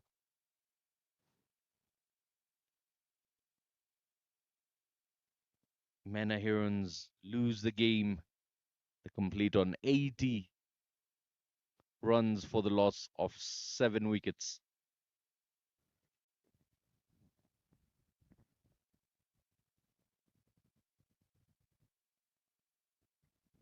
Yeah, that is it there. Amasimbi Hawks winning this game. They finish up as the 3rd in this Elite Women's League 2025. And some good fight there from Mena Herons, but it wasn't their season, losing by 6 runs in this game. There you can look at this. Kuzu Ali started off very well. Then from there, she never got the support she wanted. Isabayo Sandrin, 22 of 39. Together with Irina Ikuzu, 8 of 10.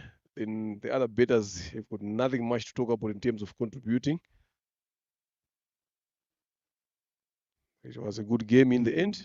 Sabimana Sylvia being economical as well, bowling 4 overs, 8 runs, 1 wicket. Ingabire Justine being the expensive of all the bowlers today, going for 28 after 2 overs. Inyara Kundineza, Josian didn't bowl. Zaiturik Nadine, 4 overs. Excellent again, 8 runs, 2 wickets. Then Umuringa Sonia, very excellent as well, 3 wickets and 10 runs she given away. She went Riet, obviously today no wickets, but she bowled very well there. So Isaba Clementine. Again, all the bowlers except for Ingabire Justine have been very economical. That is the chart. Mponiwase Clarice, 26 of 24. Waisaba Clementine, 14 of 17. 11 of 23. Ishimwe Henriette. Chiza Emmeline, pick of the bowlers for Imena Irons, taking 5 wickets off at 4 overs, giving away 12 runs. Shimamana Rosette, 3 wickets, 24 runs. Tony Chanze, 2 wickets of 15. Some lovely bowling there down there. Alisi Kuzwe with the bat for Imena, 23 of 18. Isabayo Sandrin, unbeaten, 22 of 39. Because we're in unbeaten as well, 8 of 10. Then pick of the bowlers, Umringa Sonia, 3 wickets, 10 runs in a 4 overs. Zaituriki again excellent. 2 wickets, 8 runs in 4 overs. Usabi Mana Sylvia won 8 runs in 4 overs. That is it. Amasimbi Hawks winning by 6 runs. So catch us shortly. Zaid Khan will be doing the post-match presentation to find out who has been outstanding in today's game. We will have the final again in the afternoon. The same here, the Women's Elite League, where Ingenzi Heroes will be taking on Ingabo Knights to find who will be crowned this year's edition's champions of this Elite League. So don't go away. Stay tuned.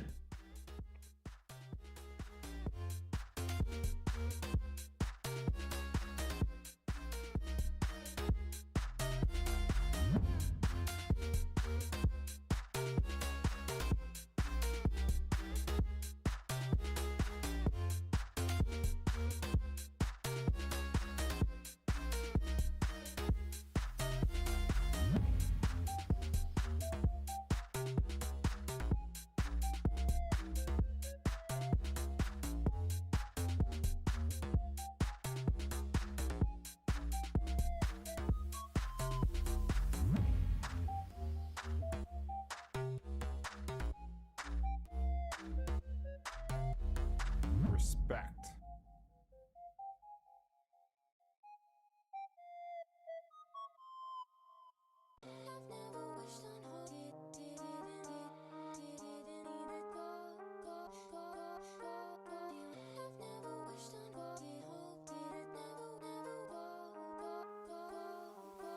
Respect.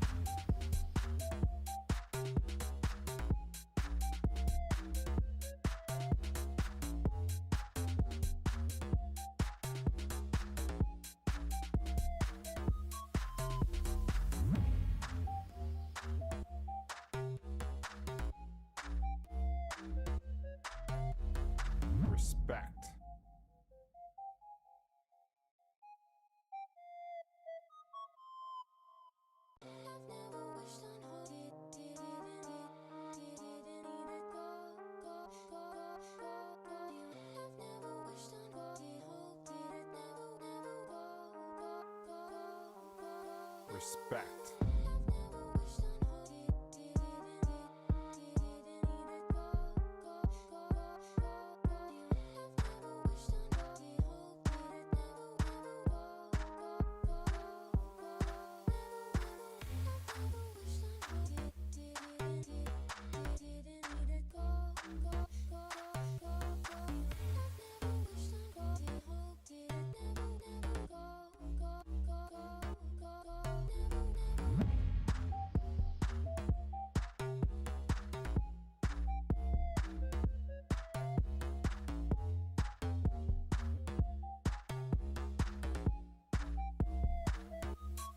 Respect.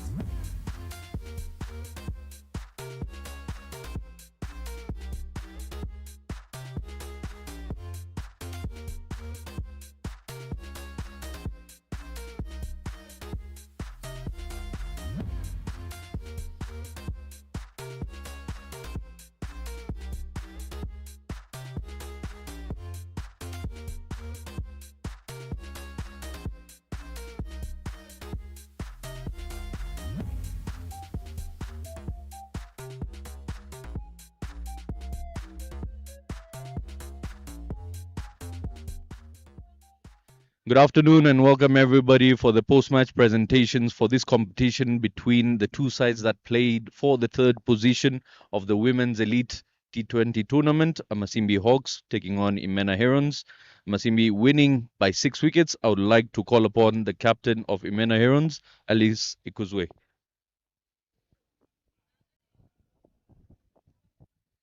Alice, it was a tough competition out there, but you felt like your team was about to get it over the ropes. How was the experience out in the middle?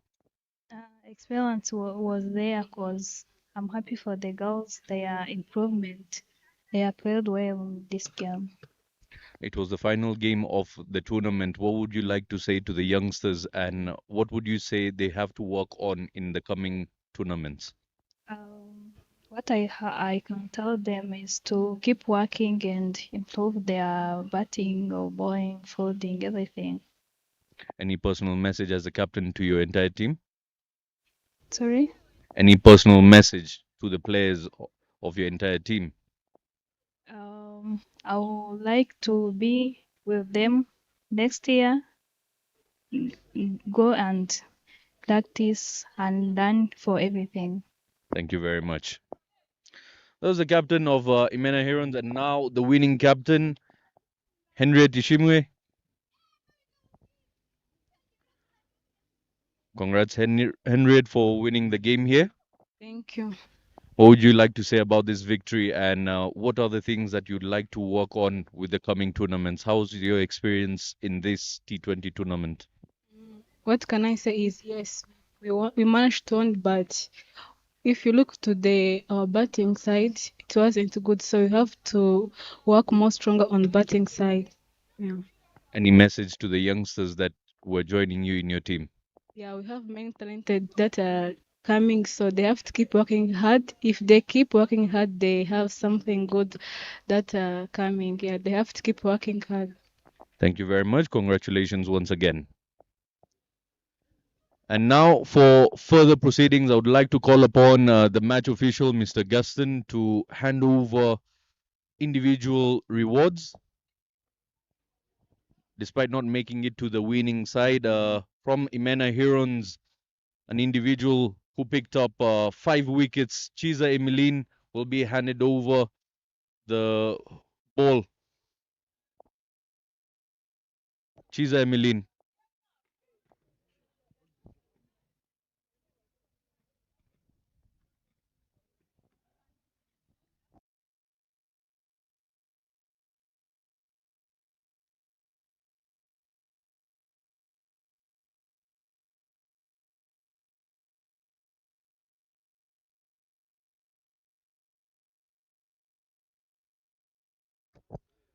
Thank you very much. And once again, for the player of the match, I'll have to request Mr. Guston to come back with the player of the match trophy. It goes to Umaringa Sonia for giving away 10 runs in her 4 overs as she picked 3 wickets.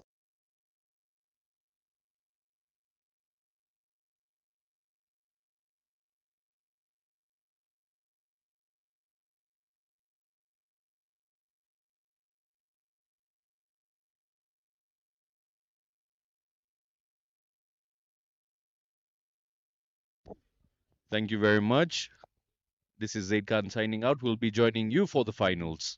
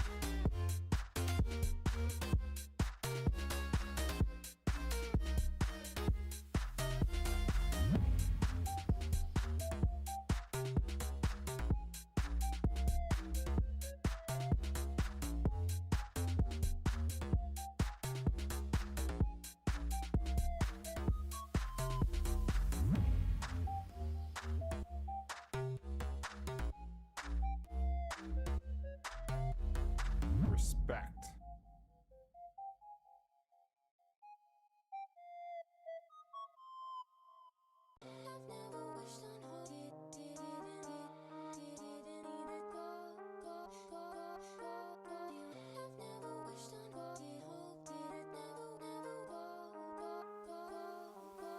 Respect.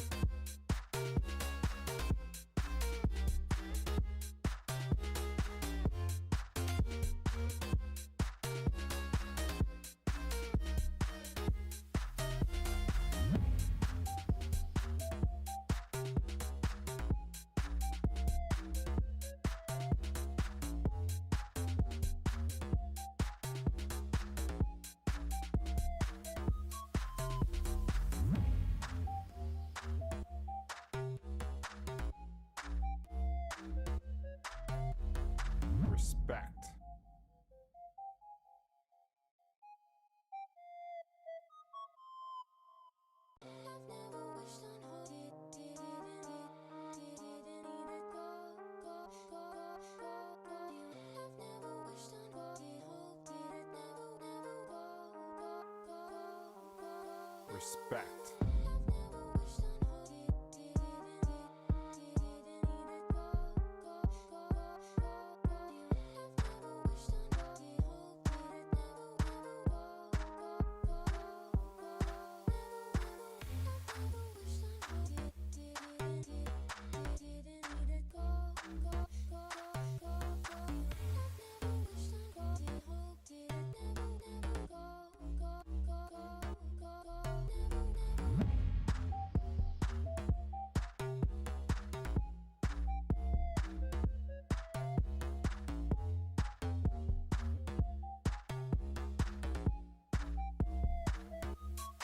Respect.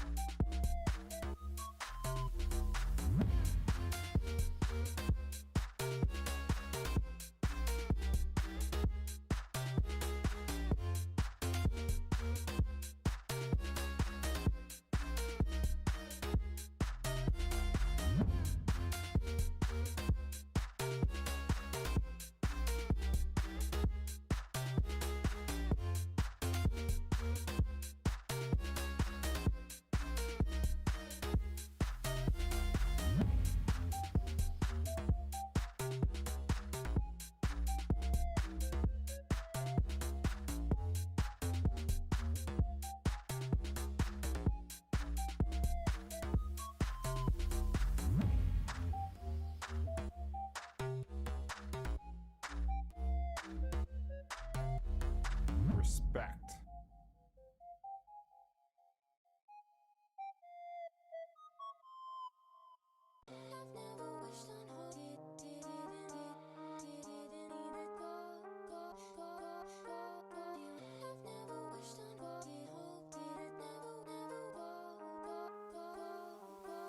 Respect.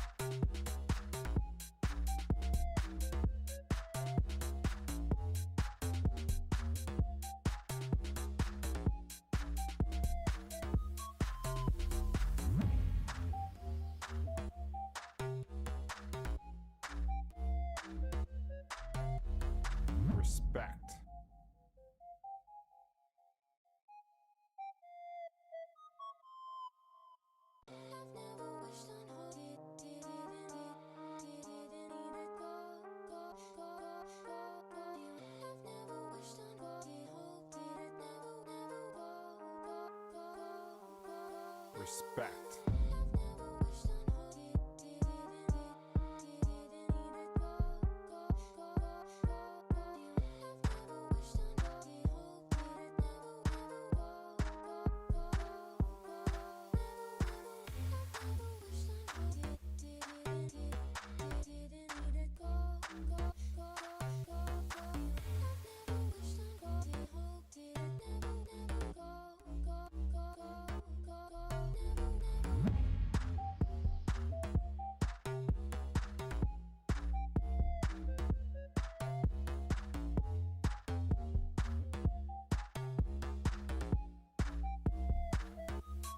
Respect.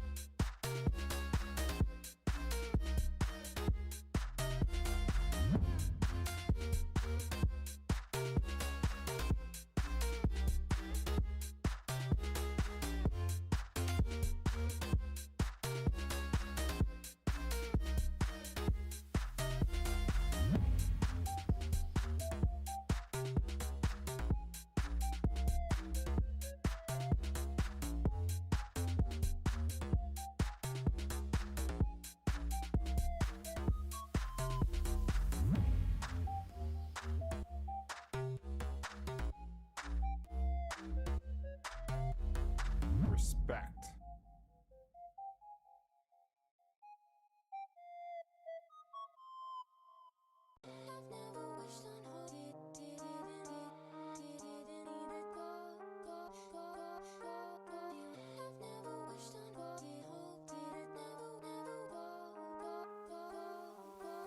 Respect.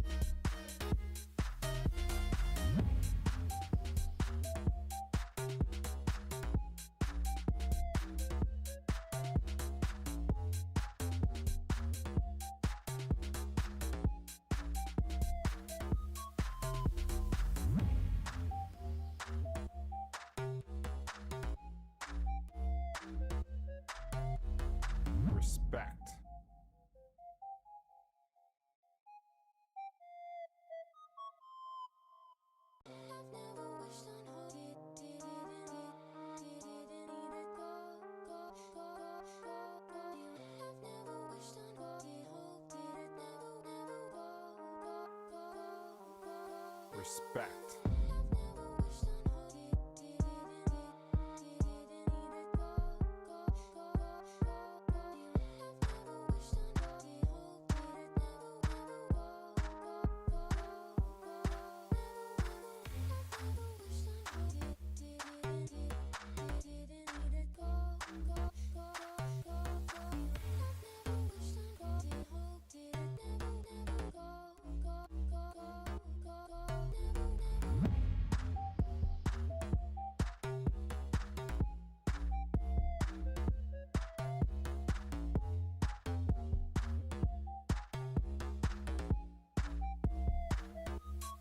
Respect.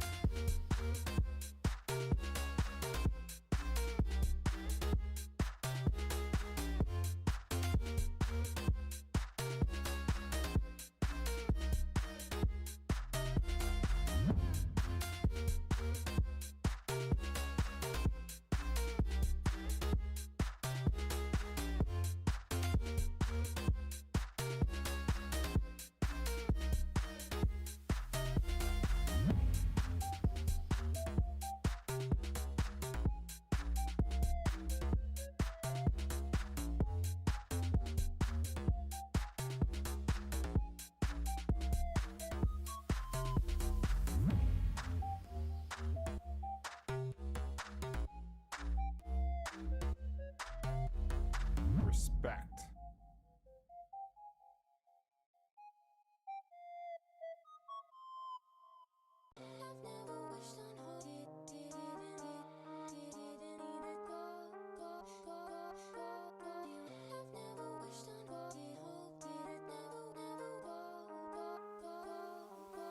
Respect.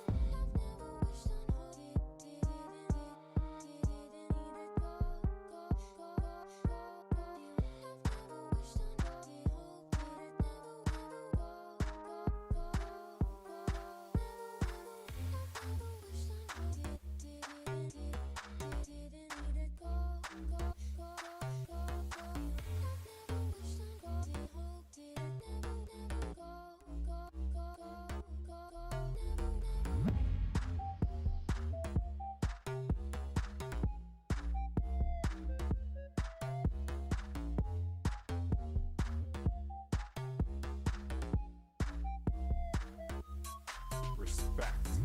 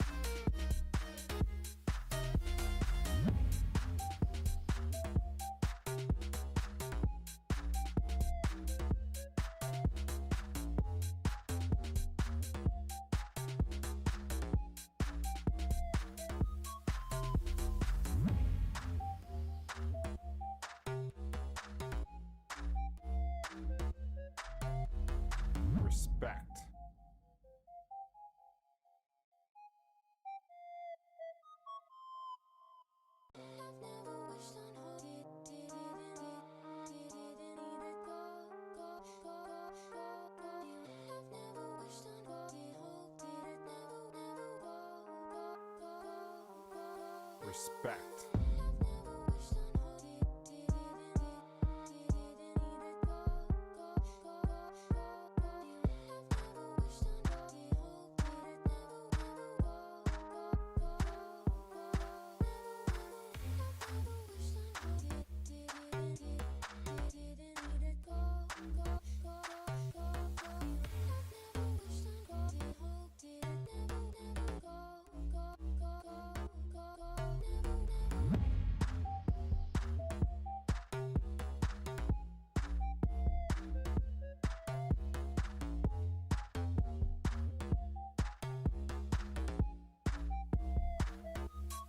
Respect.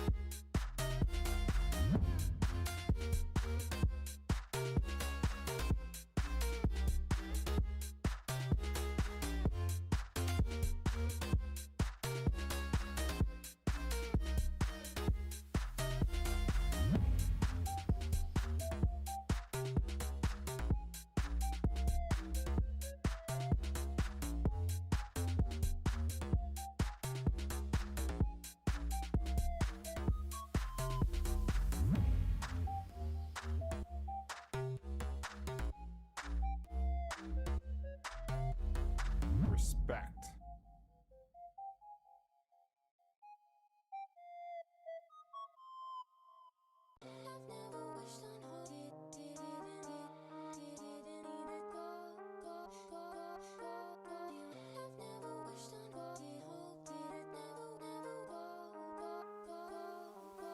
Respect.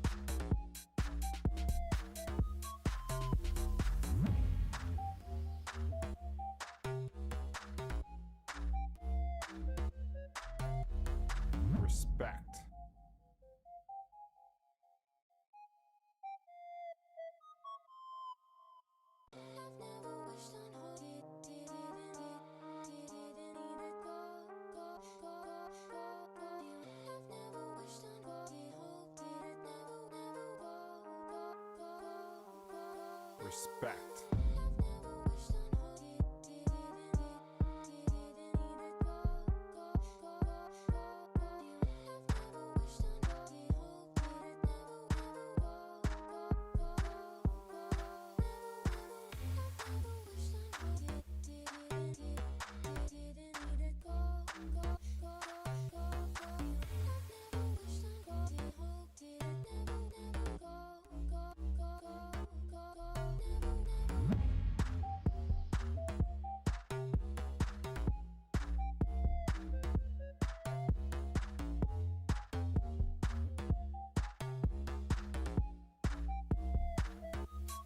Respect.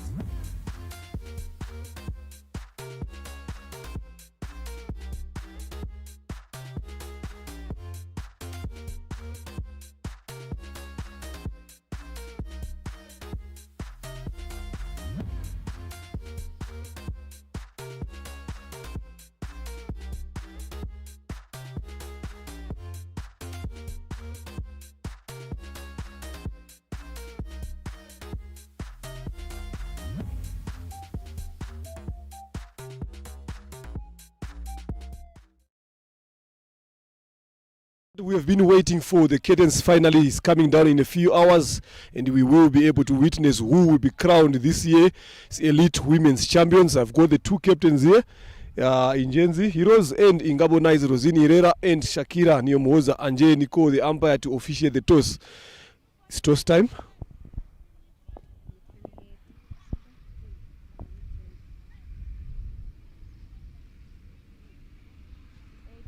Heads is the call. Here it is here. Ingabo Nice, Herrera, Rosin winning the toss. It is the final, definitely. And you guys, yesterday you played some good games and you guys managed to win against Ingenzi Heroes. So now going into the final, what is the plan? What is the approach? We are going to bowl first. As the plan, we want to restrict them under 80, as we said yesterday, though we didn't manage, but we managed to chase the score they set, so we can't change what is working on us. Any changes in your squad since the final? Anyone coming through? Anyone going out? None. The same team. So good luck in your innings there, Herrera. All the best. Shakira, lost the toss. If you'd won the toss, what were you going to do? So if I win the toss, we are going to bring first batting. We are still on. We are not done. We are going to batting first. We are looking to put highest score and come and defend it. But any changes in your squad since the final today? Change. No changes. No changes in the squad of Ingenzi Heroes here. Ladies and gentlemen, it is the final of the RCA Women's T20, sponsored by Dafabet as well, with RCA bringing us some live action here, Sports Box and Dream Catchers. So, news here, Ingabo Nice winning the toss and electing to have ball first. So, you will catch us soon for some lovely action that we're looking to witness. Thank you.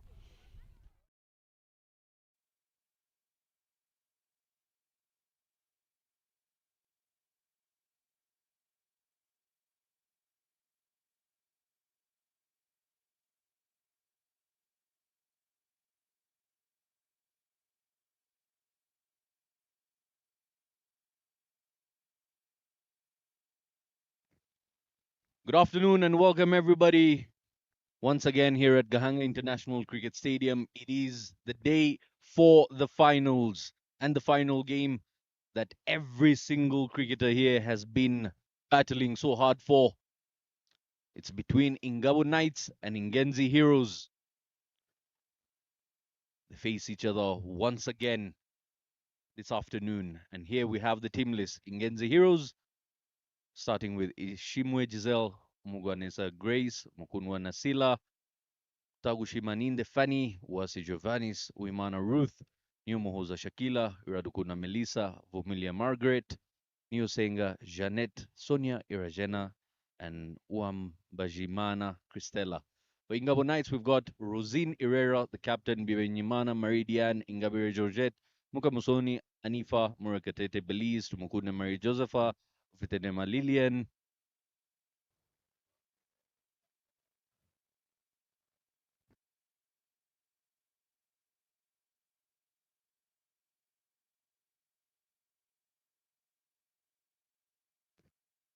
Ufitenema Lilian, Ishimwe Mutoniwasi Zurfat, Nirandurimana Pacific, Uimanzi Kera, Irakuza Flora, and Nakuzwe Dorian.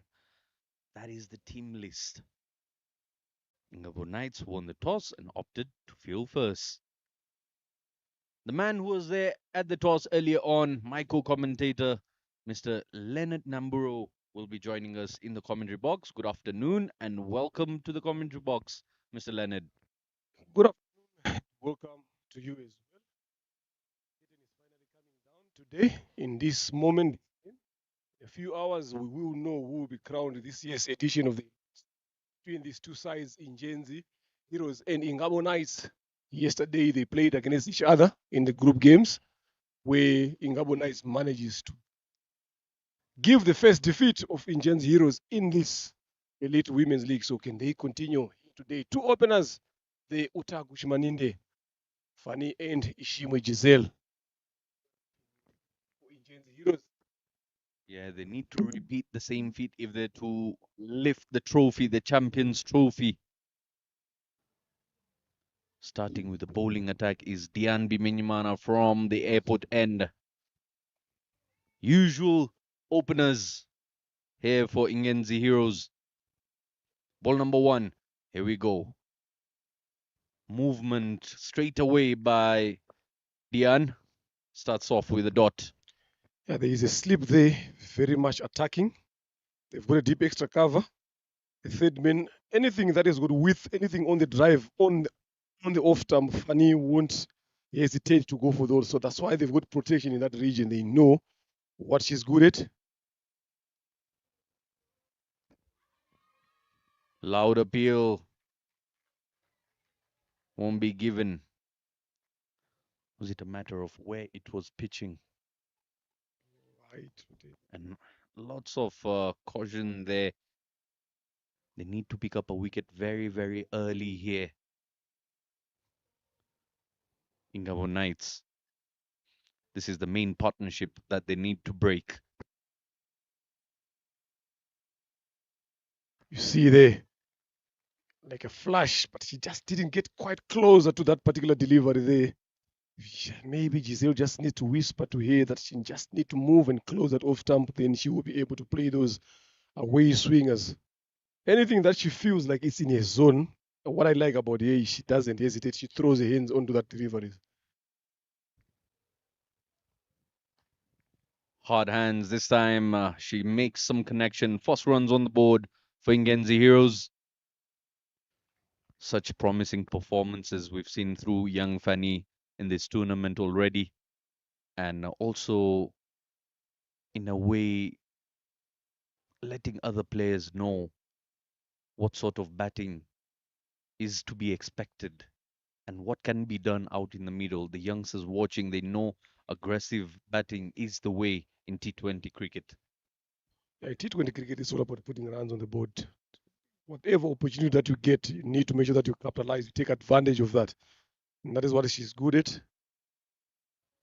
Full, driven. Straight to Anifa Mukamsoni. It mid off there. Very, very good electric fielder for Ingabo Knights. Anifa Mukamsoni has got some lovely match-winning catches that she has taken in that region on the circle and on the boundary as well. That is a challenge Ishimwe Giselle has to go through. Cuts that one. Beats the fielder. Running very, very hard. Wanted to come back for a double, but the fielder won't allow her to. Yeah, does a good job there, Belize Mercated. Deep extra cover. And you're going to see a lot of these energies here, Zaidkan, between these two teams. There is the Ingenzi Heroes dugout. Still calm at the present moment. Yeah, first over done. Just 2 runs on the board without losing any wicket. Ingenzi Heroes. You can see how electrifying it is to watch Ishimwe Giselle out in the middle there. But one thing to make sure of, she needs to stay in there as long as possible. Yeah, but I'm quite sure she's well aware of that. That's my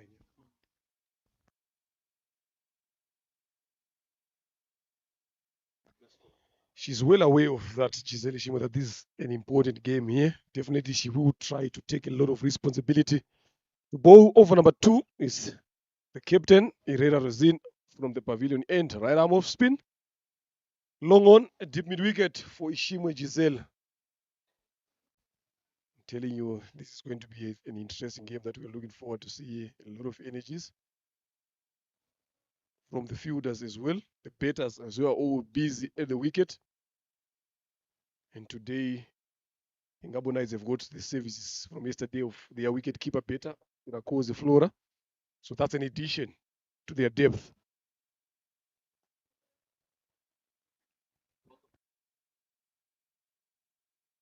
He's known for not turning the ball too much, but landing.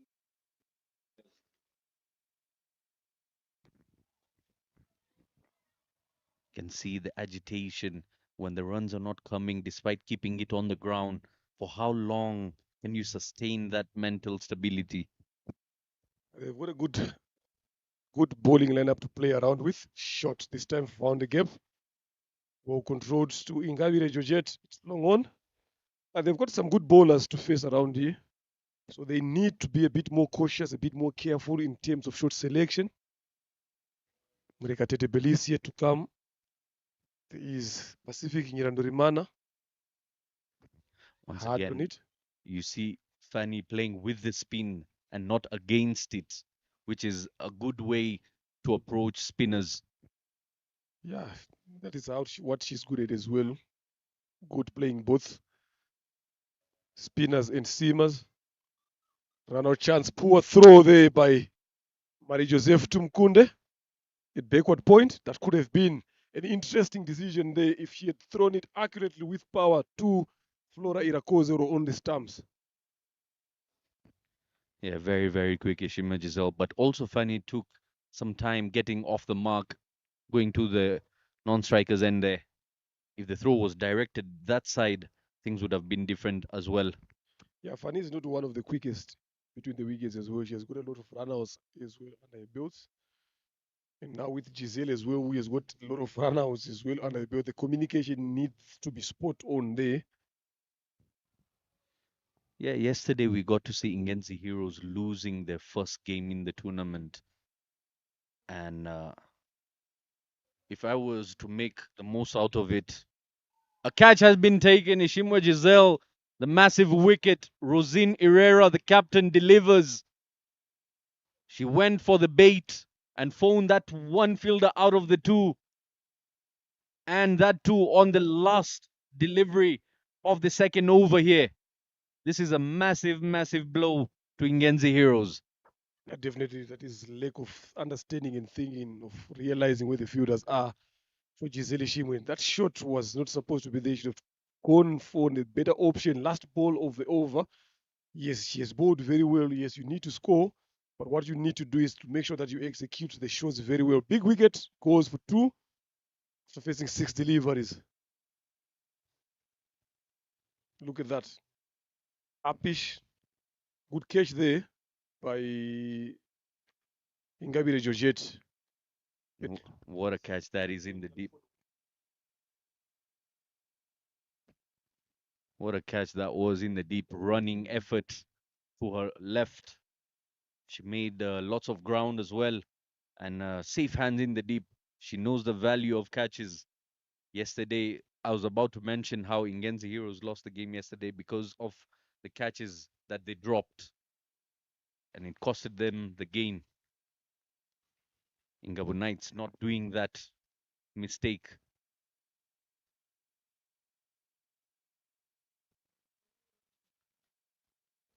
Yeah, catches with matches. It's been the saying that has been there long enough. It doesn't change. Whatever version that you are playing.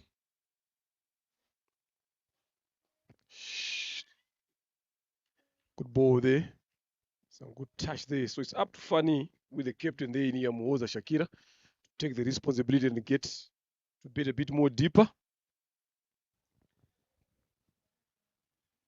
Dian Bimenyimana takes some time to get used to the movement of the deliveries, and then she calibrates it through.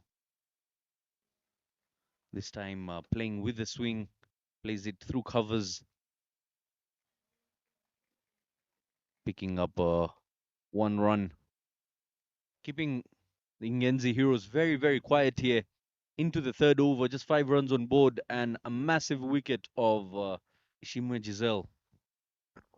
Yeah, a big wicket that is, but I'm telling you, just a matter of Giselle failing to understand, failing to handle pressure in games like this. You spoke about it, that games like this, Giselle won't fire.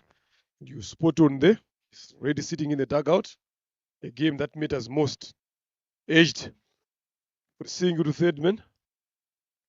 So that is where she needs to understand what value she possesses, especially in bigger games. The way she needs to step up is where she always goes the other way. It's not the first time. Happened a lot of the times. The way she needs to fire up, she doesn't fire. Always putting pressure on the other players as well.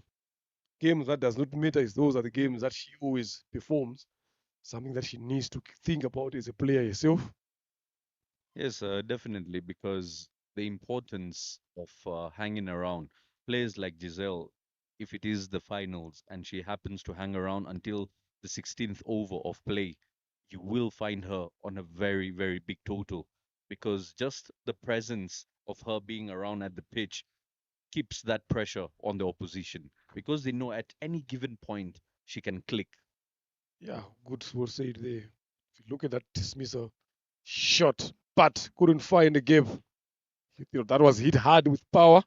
Lovely fielding there by Anifa Mukamusoni to end over number 3. 6 for 1, Ingenzi Heroes. Yeah, going back to what you've said and going back to that shot that she played, seriously, the setup was there, the long on was there for that particular shot. So that is a lack of intelligence from a big batter like Giselle Ishimwe. Obviously, she knew that that guy was there to take anything that I hit in the air. So she would have just taken an easy option, maybe just to hit that ball hard on the ground, get a single or maybe get a two. The other thing that she didn't understand, it was the last ball of the over. That thinking, that mentality, again, is we've seen a lot of batters, especially big ones, falling off the last ball of the over. Where is the calculation of understanding how many balls are left, what shot to play? Yeah, being an experienced campaigner out there in the middle, the final delivery of the over, most likely she would have gone even for a single to get the strike on the very next over, allowing her partner to stay relaxed. Because if you see at the moment, it's very contradicting. 3 runs of 11 deliveries. Taguchi Maninde. Look at that. Better shot. This is what we're talking about. This was the option that she should have chosen. Yeah, and keeping the scoreboard ticking is where they didn't start off the right foot in these finals. And that's what happens, the pressure of the finals. We get to see how gullible players are and what their mindset states about them. This time, powerfully hit down the ground, but the fielder does really well. She's been a very, very busy fielder, and they run 2 runs in between wickets. Excellent running. Yeah, very good running there. Good shot, good option as well. Uta Gushmaninde. Good cricket all around. Definitely, we spoke about it. A lot of energies, a lot of intent. What we're looking forward to see and witness this final. Get to see best of the best players in the women's league here taking each other on. Once again, same region. It's been quite set between the batters here. Try to find the safest part of the ground. Just playing it past the bowler, chipping it over her head.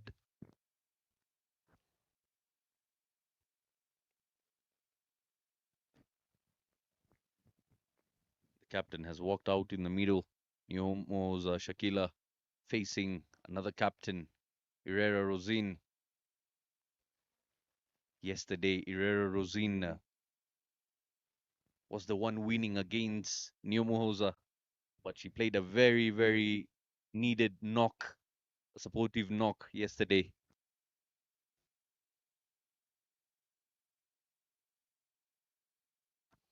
A soft delivery there to end over. Herrera Rosin has been bowling very well, not giving a lot of runs. She's got a wicket, an important one so far. End of the fourth, it's 10-1 Ingenzi Heroes.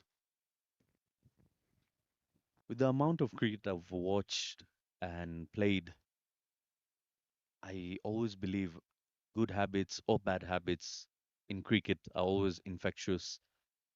If you get the habit of doing the right things, you tend to keep doing that over and over again, and so do the bad habits happen.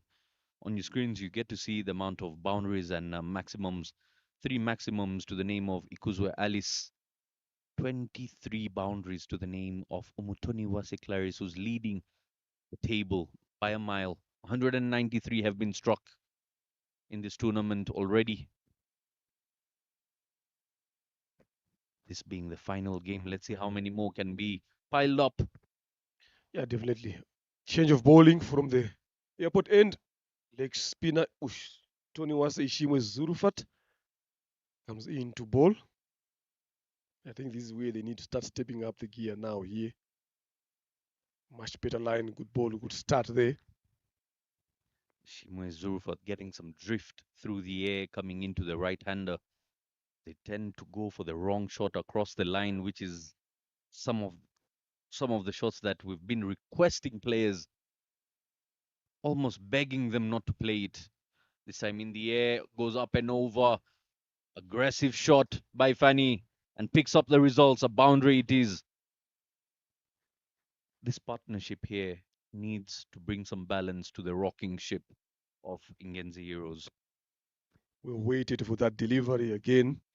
Played it late, one bounce over the ropes. It's a good shot there by Utagush Maninde, realizing that the mid-off is up in the circle.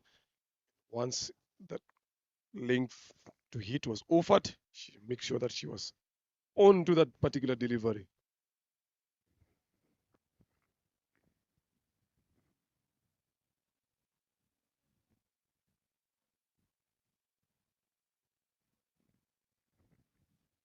Yeah, they need this. They need to get something going on. They need to find a bowler to target. The first two were not easy, so they need to take on these ones that are coming in. The likes of Zurufat and Tony Wase, those are the bowlers you need to target so far. Get yourself back in the game.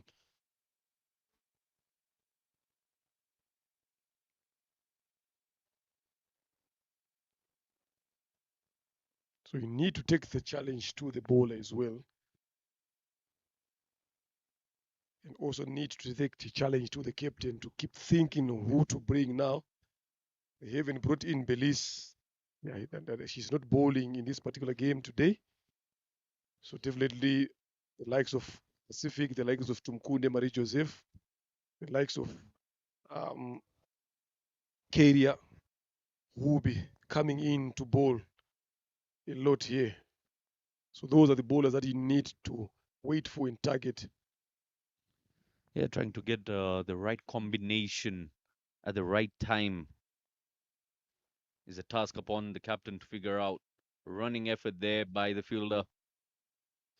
Yeah, Herrera Rosin, electric in the field there.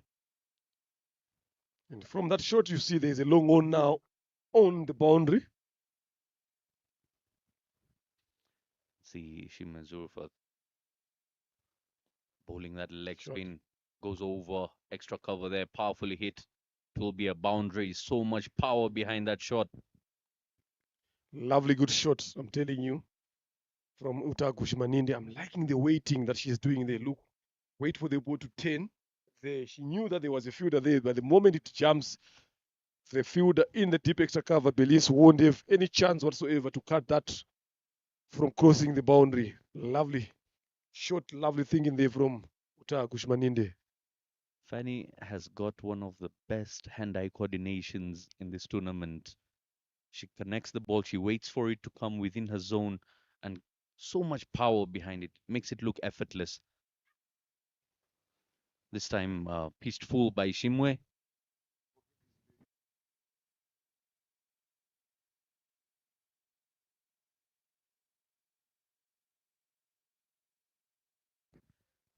A bit too full on that occasion. And the batter gets beaten once again. And that is one of the things that I've noticed about Fanny as well. When it's too full, she tends to find her time because she waits and waits for the ball to pitch. But when it's too full, you don't know when it's going to pitch. End of the fifth over, 18 runs for the loss of 1 wicket. Ingabo Knights winning this power play. Currently, just 1 over remaining of the power play, and they weren't able to capitalize on the first 6 overs. Yeah, there's still 6 deliveries left now. Yeah, we'll see when it ends, but still, what I always say to these guys, I'm like, yes, you might be outclassed in the power play, yes, good enough, but you still have got another 14 overs to play around.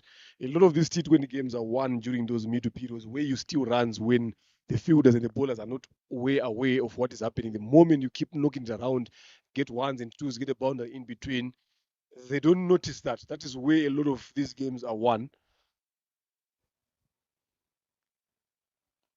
Because you look at the morning game, they look at Amasimbi Hawks, they had a good power play, but look where they ended up on scoring what 80 plus runs. But with the start that they've got, they at one point they were 40 in the power play, but look where they finish up. So it's they lost the game in the middle part of the period. If you look at even um, Imena as well, they had a good power play.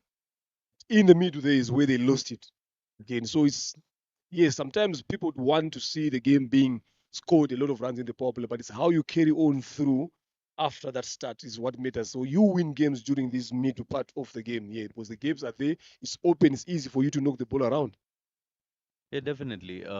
They ease those 14 overs of play.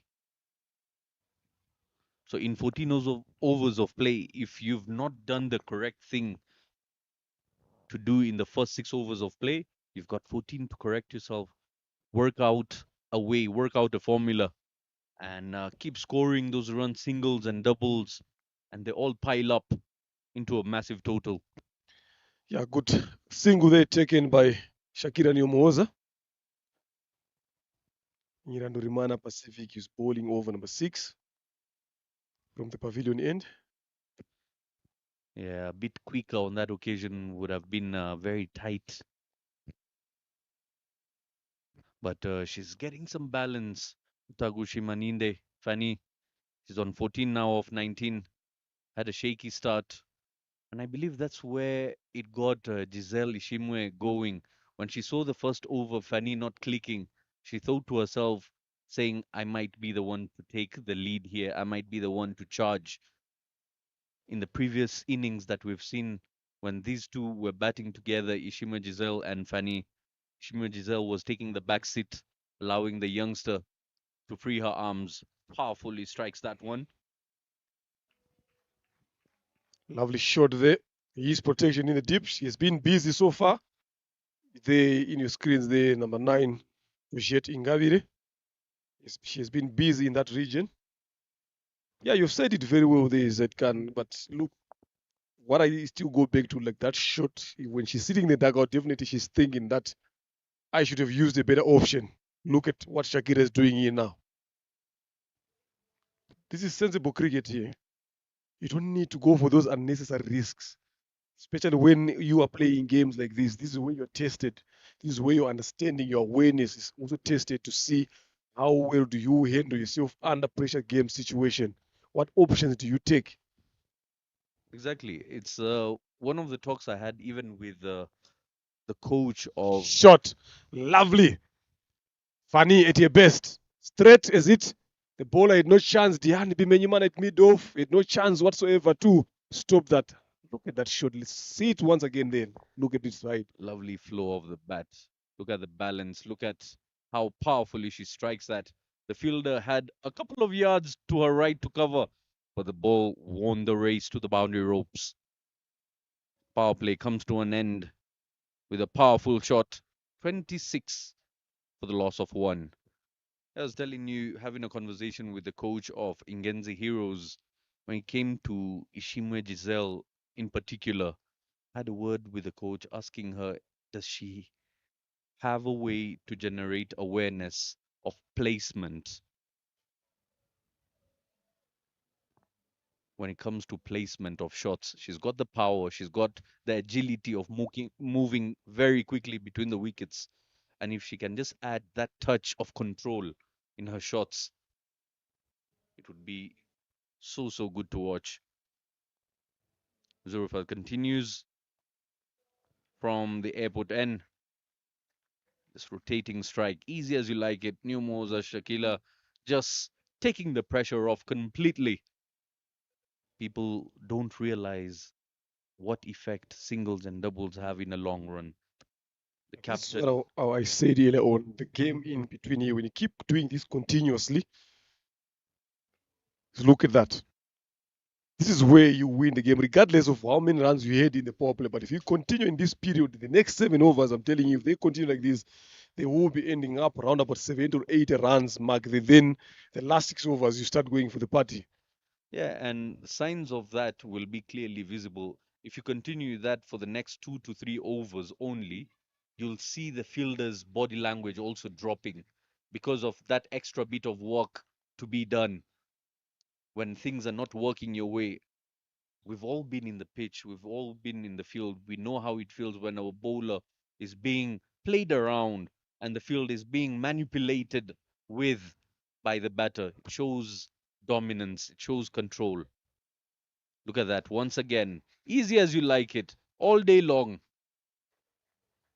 And that will frustrate the bowler. And that's when you find the bowler now losing her line, losing her length, providing the opportunity to go bigger. Definitely, they've handled this game very well. 4 runs so far. It is. Make it 5. See, smart cricket here. Not risking, not trying a lot of things, just waiting for the ball to come, knowing exactly where the gaps are. Placement. I don't have a problem of a better hitting the ball up in the air, but you gotta hit the ball up in the air where there are no fielders. That's what you need to do. That's where now your presence of the mind in terms of placement is tested. Yeah, that's exactly why when I saw the wicket, oh, beautifully played this time. It's in the gap. Fielder did really well covering plenty of ground to get to it. Yeah, what I was talking about the wicket of Giselle. There's only 7 runs. there's only two fielders outside the circle, and you end up giving a catch to one of them, which just goes on to show you that you're not aware of where you're trying to hit the ball.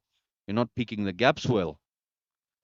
You have the balcony is packed, the drinks are full and chilled. Fine, Mr. Bryson trying to work out strategy as if he's coaching one of the two sides. Look at that partnership 29 of 30 deliveries. Very, very healthy. Nearly a run per ball. And then you could see the opening partnership 4 of 12 deliveries. The pressure cooked up and a wrong decision came out as a result. 7 overs completed, 33 for the loss of 1. The captain is playing a very, very supportive role here. New Moza Shakila.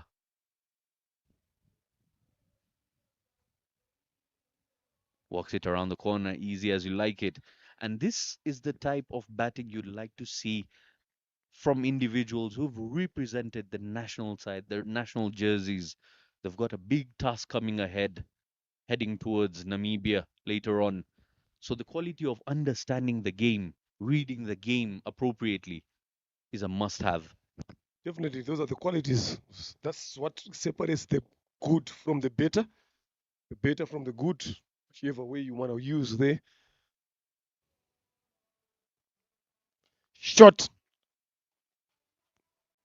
punished, but straight to the busiest fielder so far in this game. I'm telling you, if you had to measure distance covered for Georgette Ngabire, she's now almost clogging to around about 3,000 yards there. I'm telling you.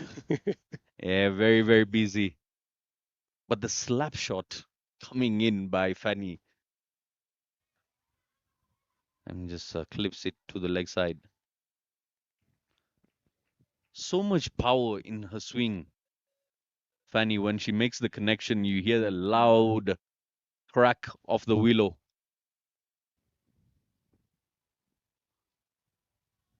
Down the leg side this time. Wide it is. Still have got 3 deliveries to bowl here. Pacific, Nyirandorimana. I believe it's also something positive for you as a coach to see someone like Nyomuza Shakila playing that captain's role and trying to better herself through the process. Look at that shot. Again, Very, Georgette. very Distance busy. covered there, it can. But look at the control. What Bishagir have shown. Yes, you spoke about that is why we are playing these elite years. It can to make sure that these players learn to take responsibility of their game and for their teams.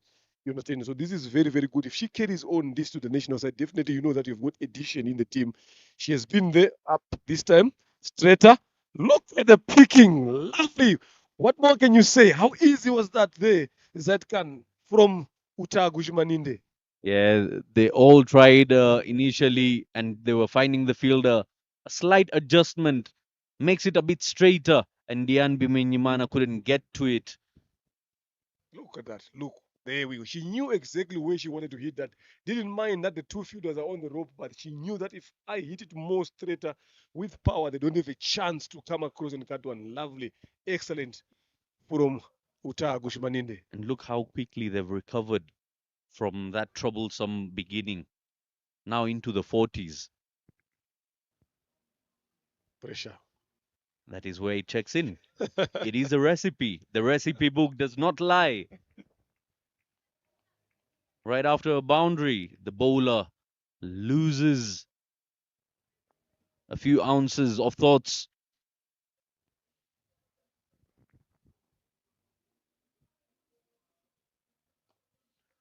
This time goes Recovers. Yep. through extra cover there, just rotating the strike, which is a positive thing to do. As soon as she played that shot, you can hear her saying to herself, she was not happy with that ball. She knew that she was not in control. And that shows how much she's valuing herself in the game here. End of the eighth, 43 for the loss of one. And again, you could see Ingabo Knights getting a bit too comfortable picking that early wicket, and they thought the game has got themselves in and they've got a hang of Ingenzi Heroes. Not to forget, there is the reason other batters are part of the team. They will come in, and you never know whose day it is. Anybody might click. We heard someone who has never scored 10 runs ended up scoring 49, chasing 100 runs in 9 overs.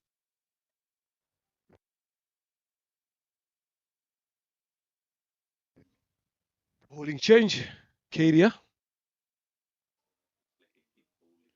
Yes, half sized. She's not that short, but I'm telling you, she will get that ball to the other end.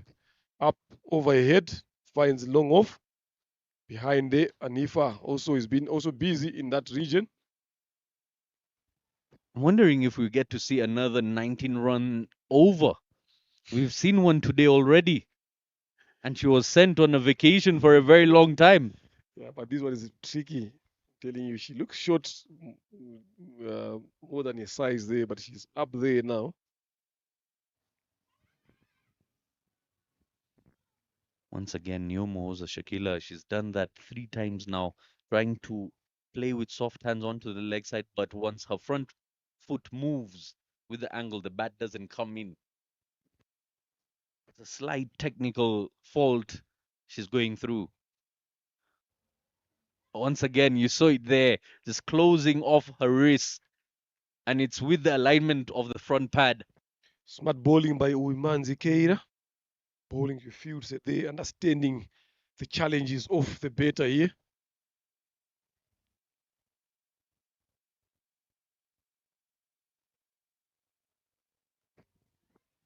Once again, swinging across the line. Previously, when she hit a shot straight, she received a boundary. But this time, when she goes and closes that front face, look at that. Ah, the batter is down on the ground. All chaos. No damage done in the end. Comedy of errors out in the middle. Pressure coming in here. I'm telling you, Uimanzi Keira is doing some fantastic bowling here, giving Shakira a hard time.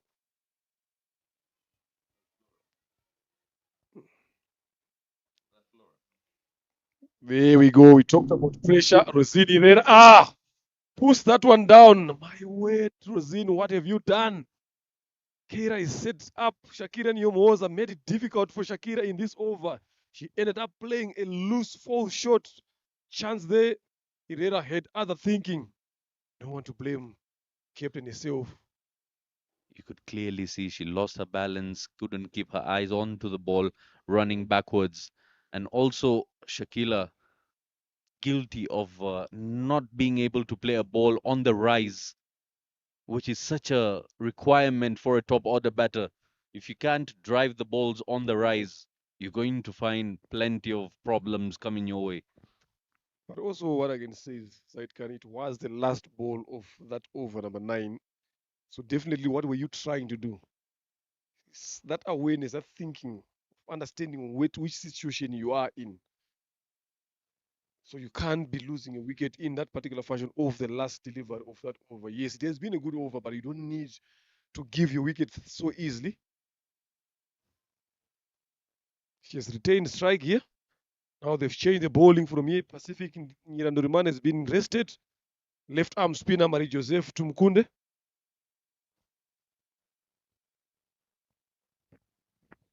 Ingenzi heroes in the dugout must be remembering how many quality batters are in Ingabo Knight's side. They need to post a decent amount of runs on the board so that they can have a chance of defending those runs in the second innings here. Yeah, their target should be 120 here. That should be the target. Anything less than that, I'm telling you, especially if it's way under 100, it's going to be hard for them to defend. They need to make sure that they cross that 100 mark, get it close at 120. Going to be hard and is going to be very, very tricky as well. Below 100 is not going to be an easy task because players like Dian Pimenyimana, who've been playing the anchor role and they understand their role now. Someone like Dian knows when to go for her big shots, when not to go for her big shots. She's been unfortunate on a couple of occasions where she got run out, but can't really say it was her fault. It was very, very unfortunate dismissals.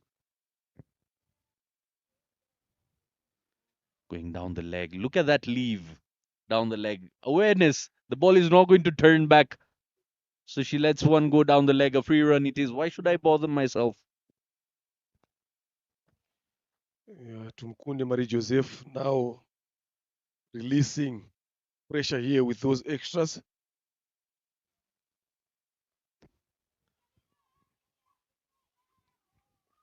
Running around there. As you can see, stealing a single there because the fielder wasn't able to hold on to it.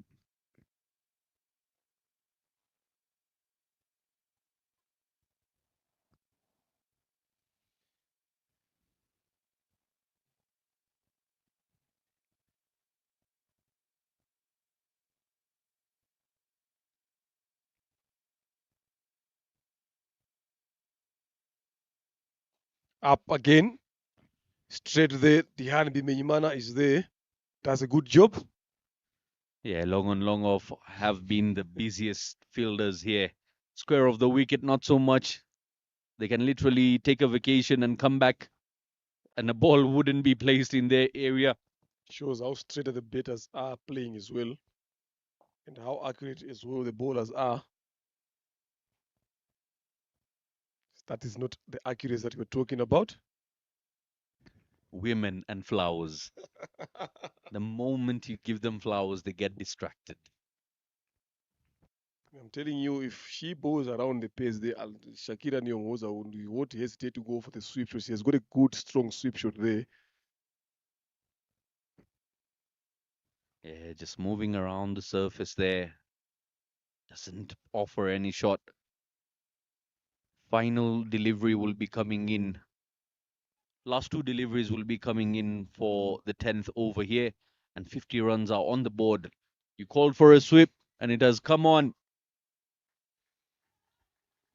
Yeah, she played, but she didn't time it very well there. But you can see the minds, the thinking, that she knows that if she keeps on bowling in there, this is the right option to use. Yeah, definitely working out all the angles and going for the shot that you've been working so hard with in the nets is the shot to go for. You don't try to experiment out in the middle, especially not when you've got to risk it all. in the finals. Look at that. Lucky escape for her. She gets a very, very healthy edge on it. And look at the presence of mind, stealing an extra run as well.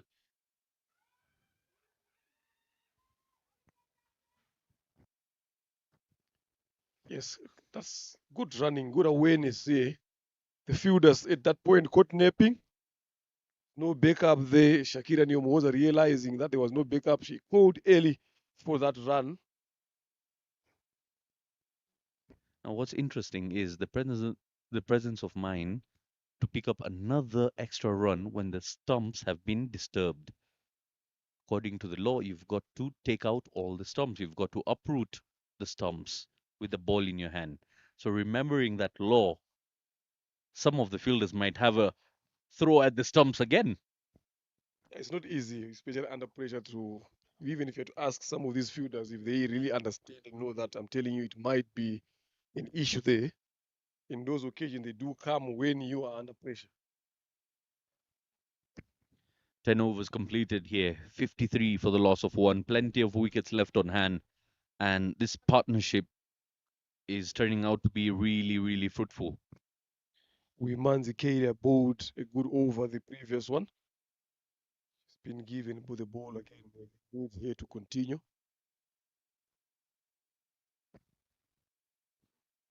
Still, she's supporting.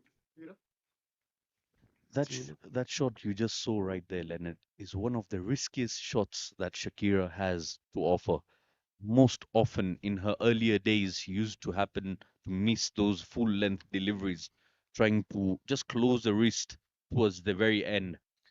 Yeah, but I think if someone like Shakira, look how tall she is. If she just advance on the wicket, then punch it down, they look at this one here.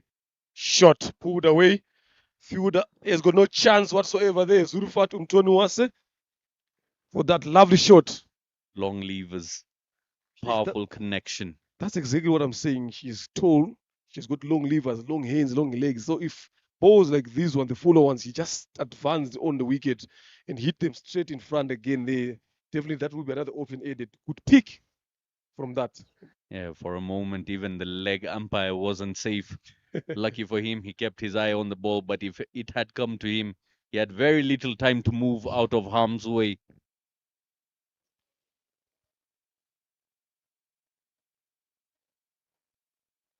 Edged. The Wu push to come back for the second. Belize gives the chase.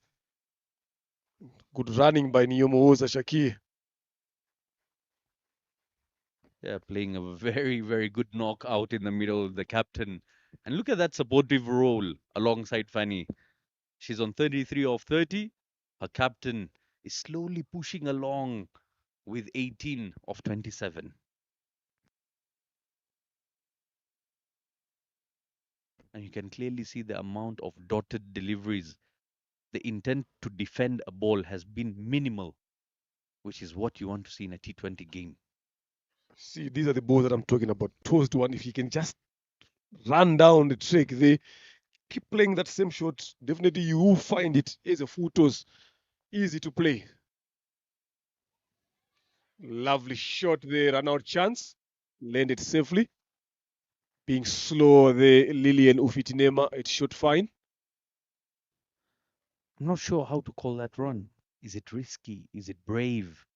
Is it I think smart? it's smart in the sense that she's right on the circle, not walking in a bit hard, played with soft hands on the right side of the fielder there, so that allows them to get that extra yard to reach in the crease. Look, Uses her feet this time. She's been listening to you.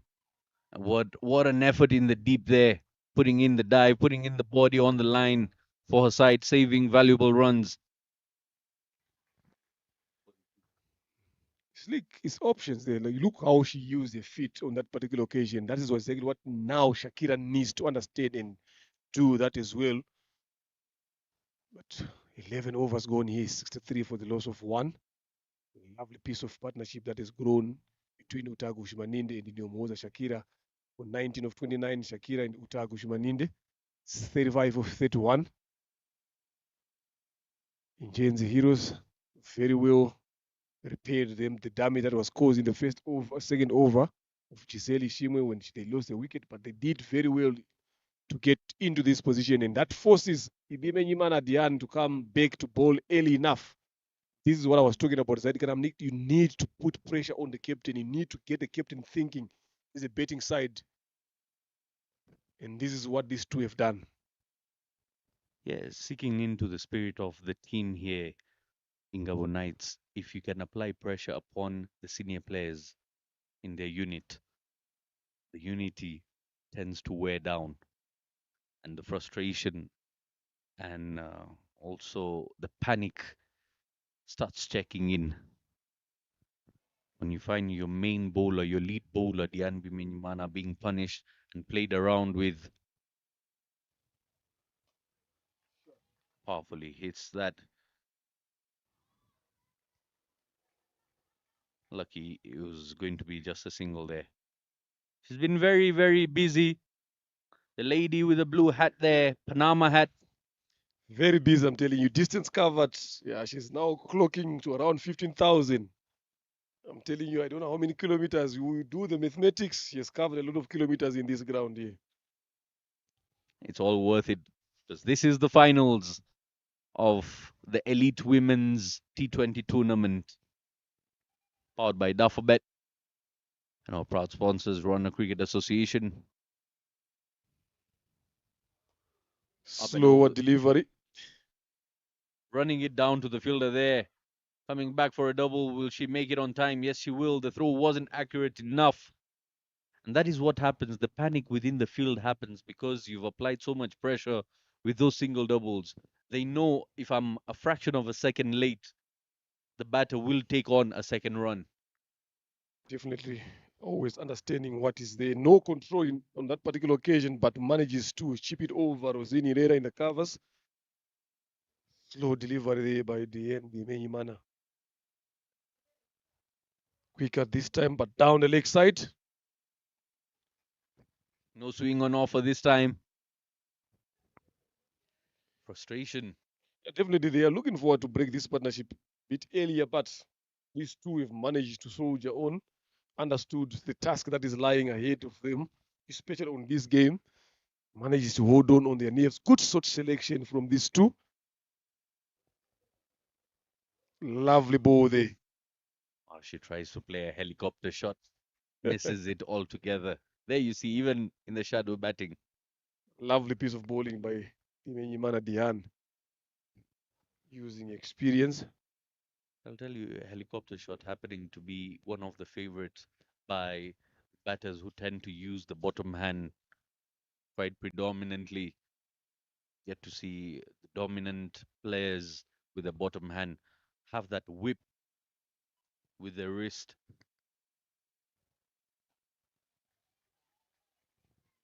Singles and singles, one after the other. Yeah, but it goes back to what I said earlier on about, people are worried too much about the power play, forgetting that the game is one in between here. This is a perfect example of what these two have shown. Right, remember you mentioned that the power play has been won by Ingabo Knights, but look at where they are now. So you don't need to give up because you have been outclassed in the power play. You need to keep fighting. Down the leg side as well here by Bimenyimana. I'll tell you, the form of the finals here is swinging more than a politician's vote before elections, swinging side to side. At one point, the momentum was with Ingabo. Now it's shifting back into Ingenzi. Who is going to take it when it matters the most? Gets hit on the pads and a shake of the head. Dian Bimenyimana cannot believe it. Yeah, they're in desperate of a wicket here. If you can have a look at it again, just to get an idea. There we go.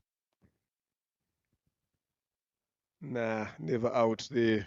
That is probably missing leg stump. Yes, it was on the back foot, but look at where Shakira is standing right outside leg stump. Good decision there by umpire Gastoni Busy.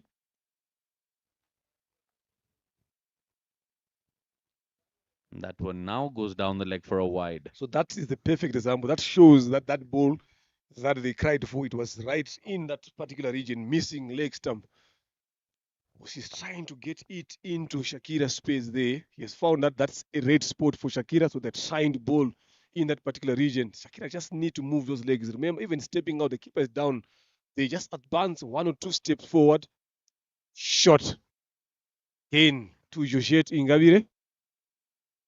Yeah, because technically, New Muhoza Shakira, like I mentioned earlier, her technique of defending a ball does not come with a flat face of the bat. The face is slightly angled towards the leg side. And that is why she's able to pick up a single rather than just defend it for a dot. The youngsters enjoying the vibes here at Gahanga, watching finals on the mount up there. Open with both arms to visitors. Do come pay a visit here at Gahanga International Cricket Stadium to catch the action live and support the game of cricket. 12 overs completed, 71 for the loss of 1.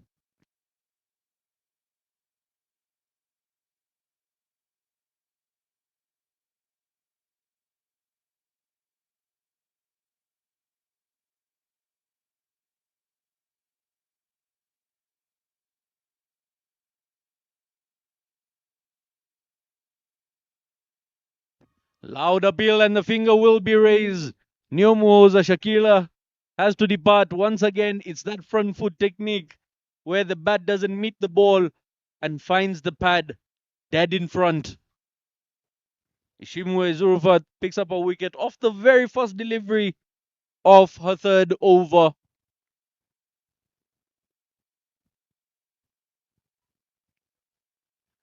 And now, who's going to be coming in to continue the partnership here? 21 she scored off 33 deliveries.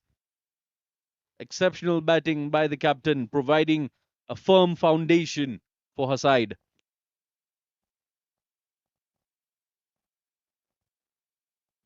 Yeah, right. Straight plumb in front. Trying to play across the line there as opposed to playing it more straighter. There was no 10 there on over. But she played a good knock there in Yomoza Shakira. In comes Uwase Giovannis. They are on 71 for the loss of 2 at the present moment. They need 1 wicket, brings many. We've seen that happening in the game of cricket. So it's up to Giovannis now to make sure that she also plays the same role that Shakira has played to support Uta Gushmaninde. And Uta Gushmaninde has not faced a lot of deliveries. I think there's been 11 balls since he has been off strike.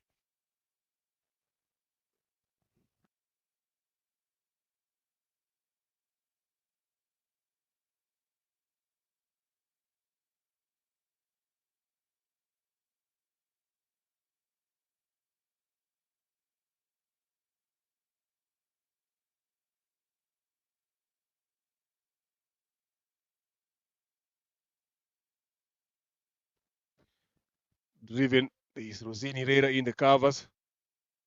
Denies Giovannis Owase to get off strike. Giovannis Owase, Zurufat Owase, Fani Uta Gushmaninde all play for Gahanga Queens at club cricket. Again, lovely piece off there. This is turning out to be a good over here from Shimwe Zurufat. This is what the captain has asked for. Given out. LBW again there. I said it, 1 wicket brings many. Wase Giovanni is struggling there. 0 of 4 deliveries. They've been given a good start. She comes in there when the team is good, is in a good position. What she just need to do is to support Uta Gushmaninde, but playing across the line, getting hit on the pads. This is what I've been saying with Zaitan here, the presence of the mind, understanding what needs to be done in certain situations and circumstances. So what some of these players are failing to understand and do, being exposed. Look at that there. No 10 whatsoever. But unfortunately, I'm telling you, if you look at where Flora was there, that probably was going to be clipping or missing leg stump line again there. Umpire Veronica Hero manages to raise the finger on that one, but if you have a look at it again, telling you, Giovanni was unfortunate to be given that one out.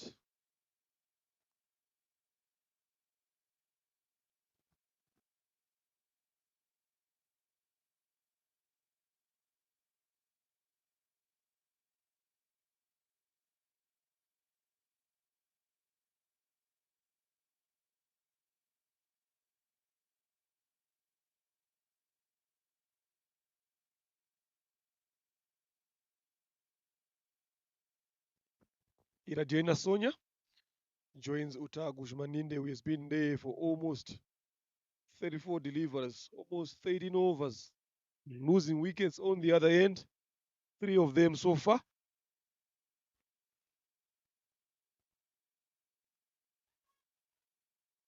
Short delivery this time, but couldn't be punished.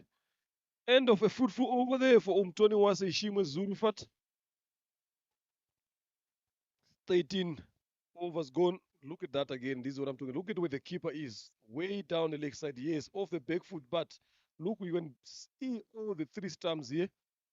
So unfortunate for Uwase Giovannis to be given out on that particular occasion. Decisions making here that we've seen a lot of decisions that have been going against the batters here. Something that needs to improve from officiating.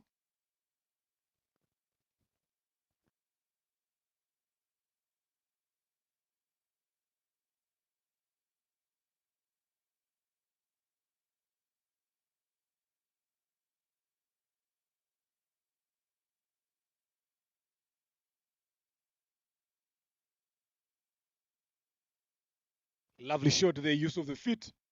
Takes Diane Bimenyimana at long off. Kushmaninde is on 39 of 35. He has been quiet because he was not doing much of the facing. She's been there for 35 deliveries, 39 she scored, and playing the backbone role. The anchor innings she's playing for Ingenzi Heroes here. The foundation has been laid. She's got to figure out a way to hang in there for as long as she can. She's done it for 13 overs. How much longer do we get to see her hanging in there? Nirandorimana has been very expensive in recent times as well. So let's see if she can come back into the attack here and bowl some magical figures in the finals. Uses her feet with the left hand and right hand combination. The headache is back into the finals. Yes, it has always been there. It's good to have these other guys that bet the other way. It also teaches the bowlers to change the angles in the event that if you get at national team level, you've good in the practice at this stage as well. So it's good to have that other angle coming in. And also the alertness by the fielders. Every rotation of strike, where to be standing. Use of the feet again over the bowler's head. Finds Diane this time. He's kept Diane and Georgette busy in that particular region. Uta Gushmaninde. She's been making sure they feel some leather, playing it in the vacant region, in the safest part of the ground for any batter. The gap between long on, long off.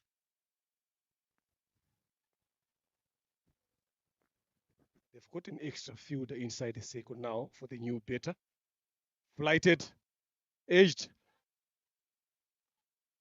Good running in the end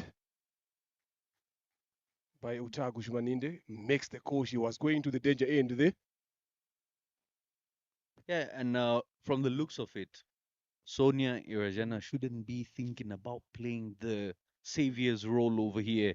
Be more of a supporter. Be the way her captain Shakila played out in the middle, and she got herself valuable runs. Just play alongside Fanny, and this is how she'll continue. Slow and steadily. She's getting into the big scores with so much ease. She understands what the task is, just to remain in there. Definitely, she's played a good, sensible inning here, mature one, on a special occasion, on a special day. Bode, full, tries to go for the bigger one. You mentioned it. You must not look forward to be the one, be the aggressor here. She just need to rotate. Yes, it was there, but just a little punch down on the ground would have made it better. Yeah, it's a God gift, I'll tell you, Mr. Leonard. I read body language. So from her first swing, I could clearly tell she's not in there to support her partner. She's in there to make a mark for herself and score a few boundaries. She got carried away and had to pay the price. 4 deliveries she faced, scored just 2 runs. Bowled by Nirandurimana Pacific. The drought of wickets comes to an end for her. Look at that. Straight as an arrow. Couldn't get underneath it. Misses it altogether. Mugwaneza Grace finds her way to the middle, finding her partner. She's in 40s. You know the curse of the 40s here at Gahanga. And it is the finals. Does she break the shackles here and get to the landmark for herself and for her team with 6 overs remaining? It shouldn't be that difficult. Easier said than done. I can only say that because I've got a mic in my hand and not a bat. Telling you, Zaidkan, from 1 to 41 has been easy, but from 41 to 50, I'm telling you, it will be hard. Driven straight to Rosini Herrera in the covers. It's a long way from 41 to 50 here than it is from 1 to 41. Definitely, from 41 to 50 is more like moving in decimals. You need to earn every single run. Right after we spoke about it, you can see she's fishing way outside off stump and getting nothing on the line. No fish to be caught.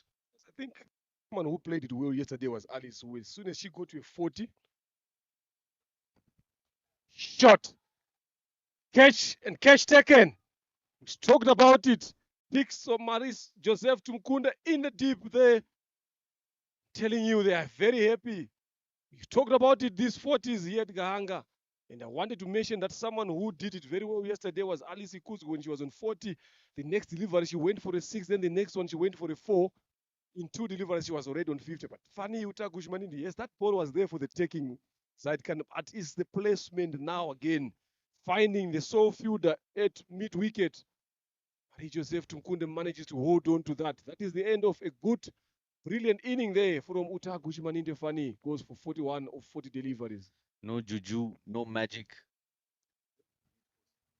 She gave it the treatment, but not enough. The dosage wasn't enough and comfortably taken. And that catch means so much for Ingabo Knights here. They found that tiny crack into the defensive shield of Ingenzi Heroes. Into the 70s, the wickets are tumbling. The middle zone right there. It's the twilight zone where the wickets tend to fall in quick succession here.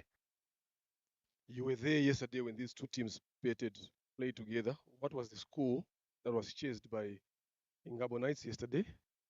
You still remember? 86. So definitely we are heading in the same direction. Now we've got Uwimana Ruth, Umgwaneza Grace, new batters at the crease. Look at that first delivery, no foot movement. Being vulnerable here to be another wicket. Yeah, the transition from batters to survivors is very, very quick.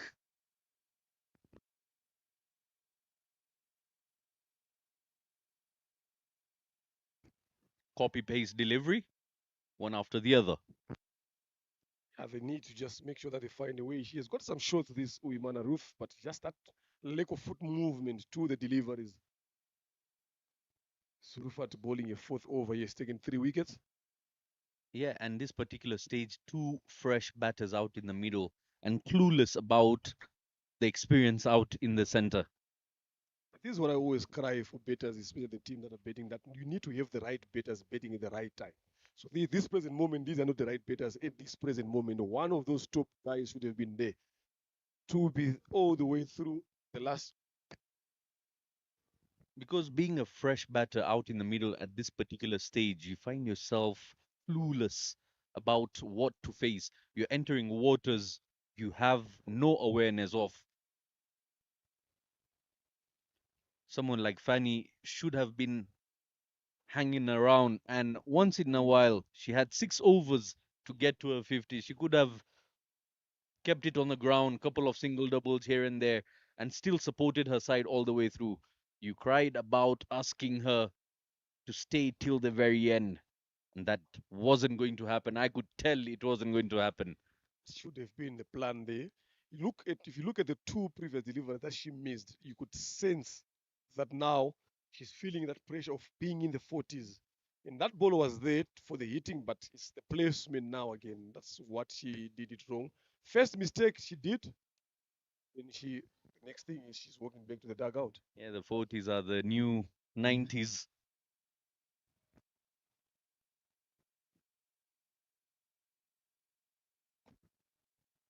Here she comes again, Nirandorimana. As you can tell, there is not too much to the bowling. It's not extraordinary. There is no too much pace behind it either. Just the right length and right line.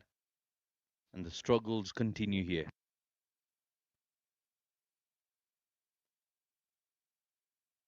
See, punches like that, if it was a genuine batter, those balls would find them all the way to the boundary here.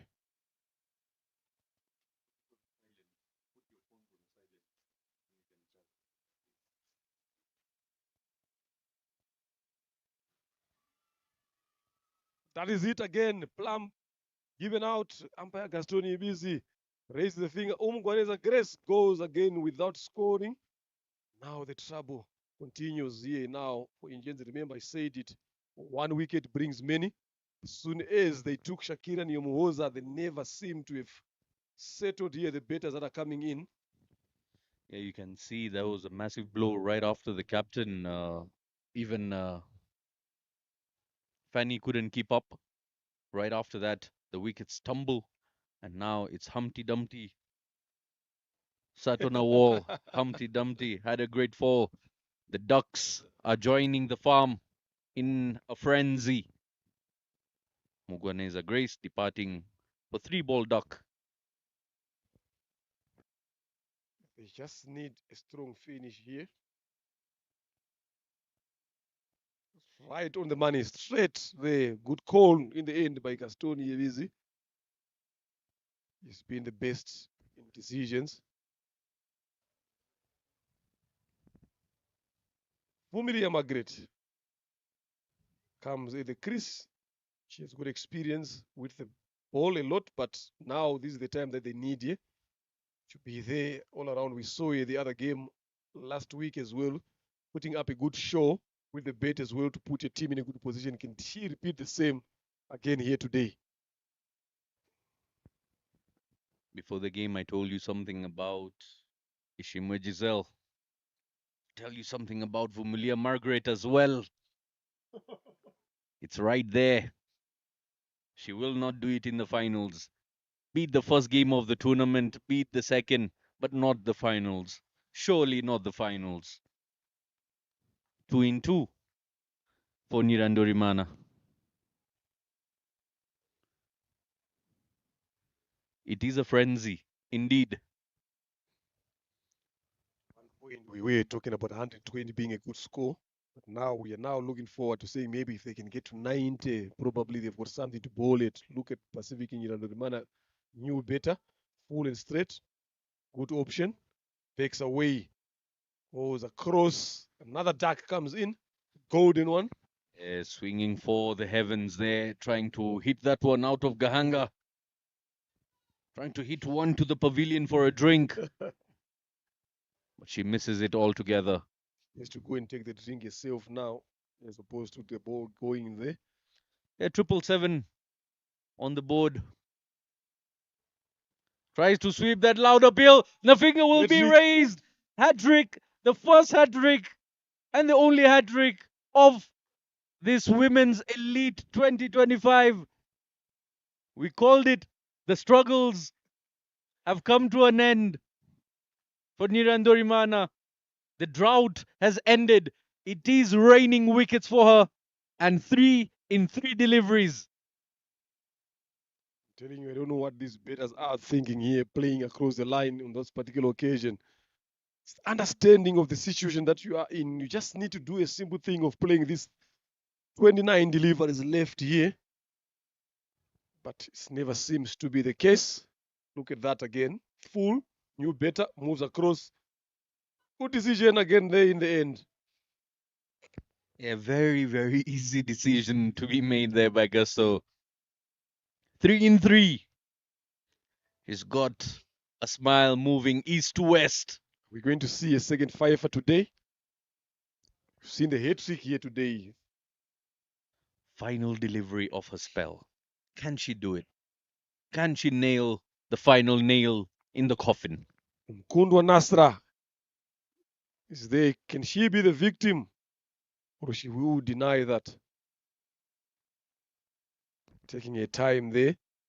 She understands what is at stake. It's also needed.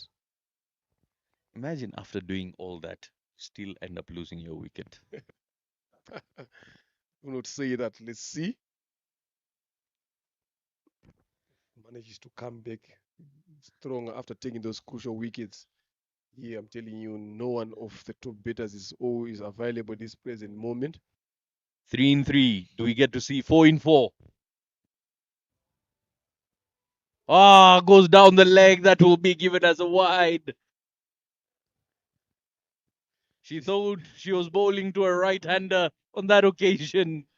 She also gave a chance to claim that wicket number 5 if she can. Now she's still got one ball left.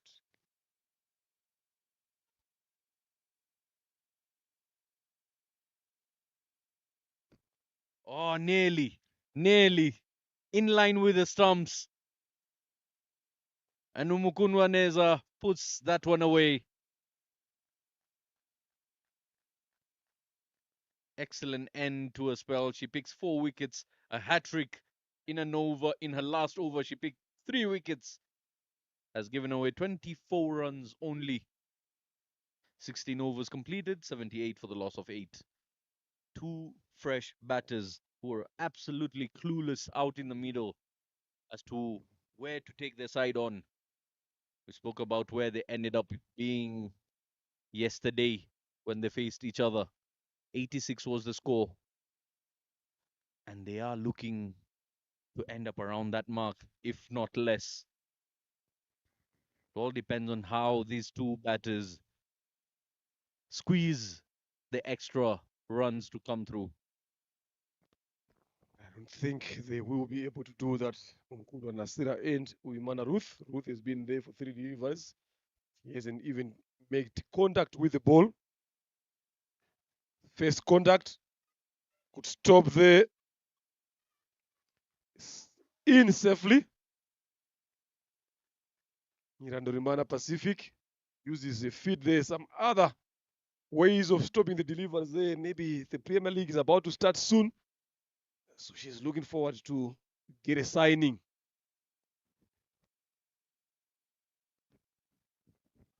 Trying to get done with the finals as quickly as possible here. Wimanzi Keria comes back to ball. These are her friends. Plays together with them in the same squad, under 19 as well. Now they've made it. She has broken through. Having a few words of guidance there, the captain. I like the trust there from the captain, understanding since he started playing the first game, they've never dropped her. She's been bowling exceptionally well. And that is what happens when you get a chance. Pitches it full and just a bit lazy on the recovery there. She could have stopped it herself. You can hear the shout from the dugout to say you have to play all the overs. Don't try to go for the fancy shot. Just keep rotating, keep playing it on the ground in the gaps, and play all the overs.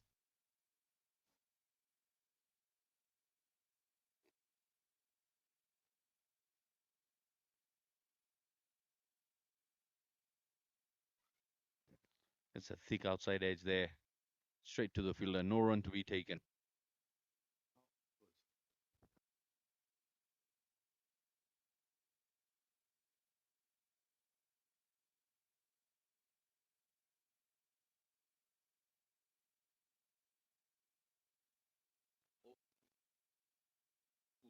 Get it in the same frame. He's hard. Lovely bowling here so far. 2 runs in this over. Now closing on a good note. Fuller driven. You can see every single run is celebrated. They know who they've sent in. The dugout is very supportive of every single run coming off the blade. Final delivery of the 17th over now.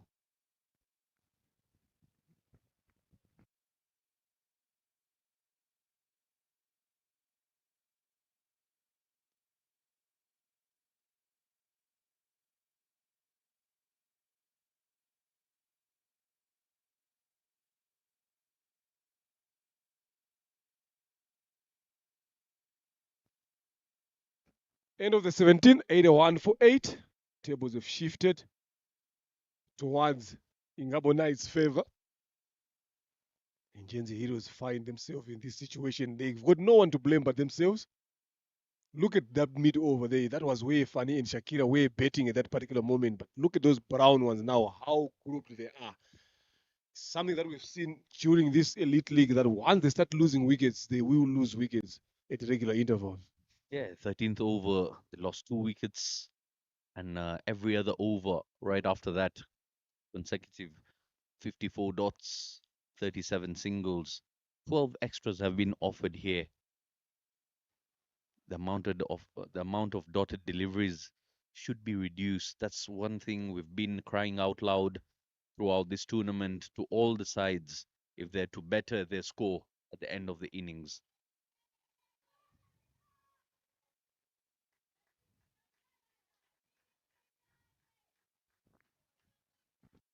They still have 3 overs left into the 80s now.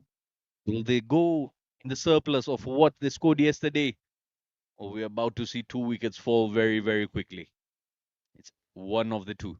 It's one of the two, I'm telling you, especially with the batters that are there at the present moment. And now Herrera Rosin, one of the senior bowlers in the squad. Full, driven back to here. Nasira Umkundwa. Every ball has been sheared now, especially from the batting dugout. Bowling leg spin. And she's got some good amount of drift as well. Good variation, and this is the perfect time to try them and get them sorted. In comparison to the regular off spin she bowls, the leg seems to be turning more. This time gets that lucky edge.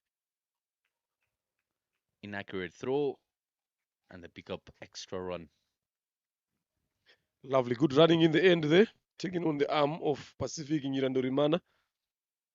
Yeah, I've seen it quite since we started working with that leg spin. It turns more than the off spin. I'm telling you, I'm like, that's what happens with variation deliveries. Look at that, bowling her regular off spin on that occasion. The variations on offer. That's the beauty of bowling. You can change your bowling action. It's very okay as long as you stick to the bowling arm. Edge put down. Irakoze Flora. Typical wicket keepers' behavior. The moment they drop the ball, they tend to just run around the field all over the park like nothing happened. It's all right. It's all right. I put it down. It's part of the game. Do not worry. We'll pick them up very soon. End of the 18 there. 8 of over the loss of 8 into the last 12 deliveries. I don't know what message is being put across there by Giselle Ishii, but now she's got Bib on. Maybe she's giving them a particular target that they need to put there. You spoke about 86 yesterday, so they've got 2 runs away from that. It was a tight game yesterday, so they're hoping to get the same. I believe the message from the dugout must have been try to maximize playing out all the remaining 12 deliveries. You need some runs anyway. There's no point of playing them when you're not getting something. Like now, someone like Diane Bimenyimana, she has got pace on it, delivers. Try to edge those ones. Bode! All over. What a delivery. I told you it's one way or the other. They either get cleaned up or they add some runs. 84. 2 runs away from what they ended up with yesterday. It's a deja vu moment. Have we seen this before somewhere? Oh, yes, we have. Just yesterday. And I was with the same man. 84. 9 wickets down. The night watchman finds herself out in the middle. Has she carried the lantern? Has she carried the candle? Is she going to bring some light to this innings? Do we get to see them go past their former score? Look at that top of off. A banana, a boomerang swinging right back. That was a demolition job by Dian Bimenyimana, wrecking the furniture behind the batter.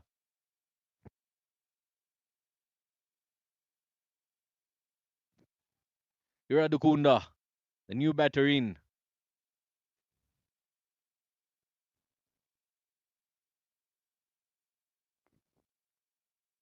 Oh no.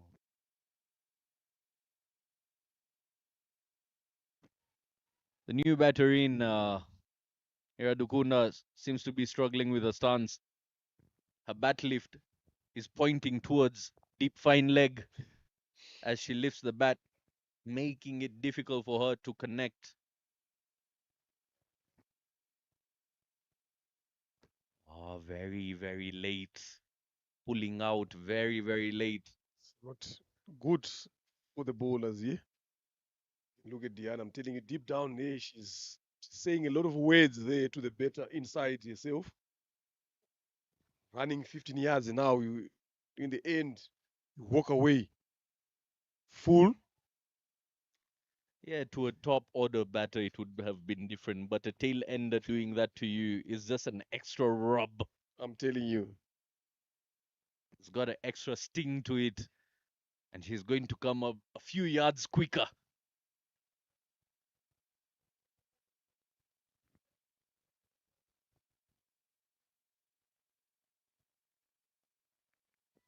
Puts one in the air, catch it is the call. The feet weren't long enough to get to the range of the trajectory. You can see the captain there consoling the fielder. You did well. You did all you could. You maximized, but still couldn't get to the reach. Yeah, but she's been athletic. She's been also being handy in the women's career, especially on the ground. Eh?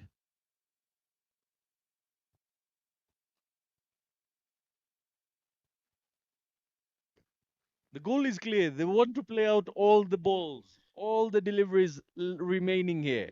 You gotta put runs on the board. You never know how many runs you add here, what they will do in the end of this game here.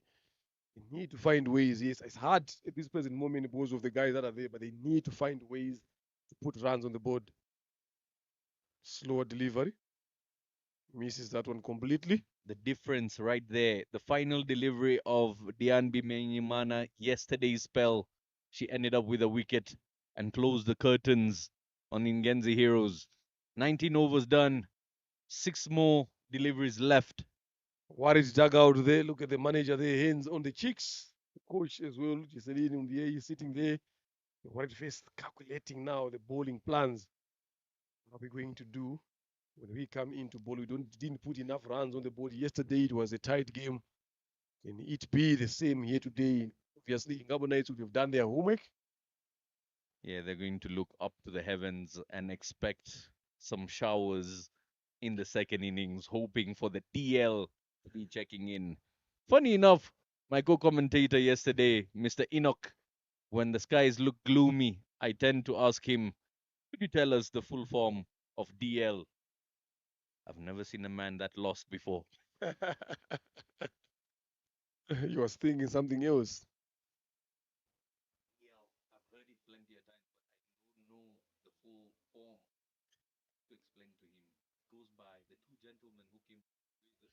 Mm. In Lewis, yep.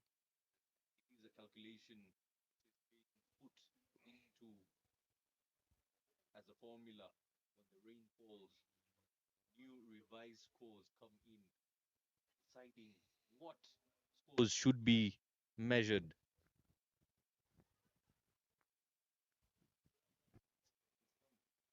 It looks like it's Yeah, but it won't there. It will finish.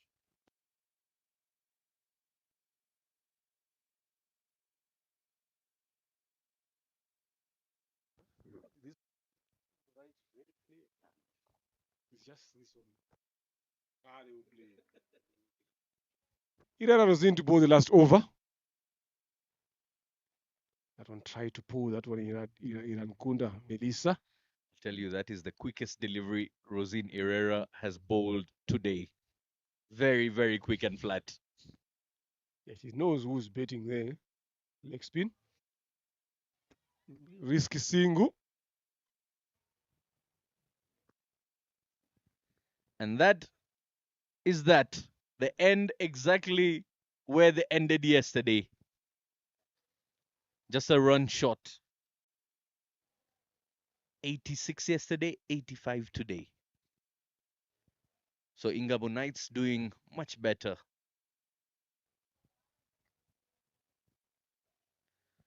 End of the first innings, 85 all out is Ingenzi Heroes. The way they started, we were looking for a score above 100, but 85 is what they've settled for. Ingabo Knights will be looking forward to scoring 86 in the next 20 overs of play.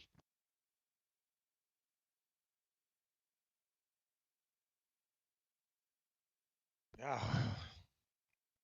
They look at up top the Utagush Maninde, brilliant logo 41 of 40.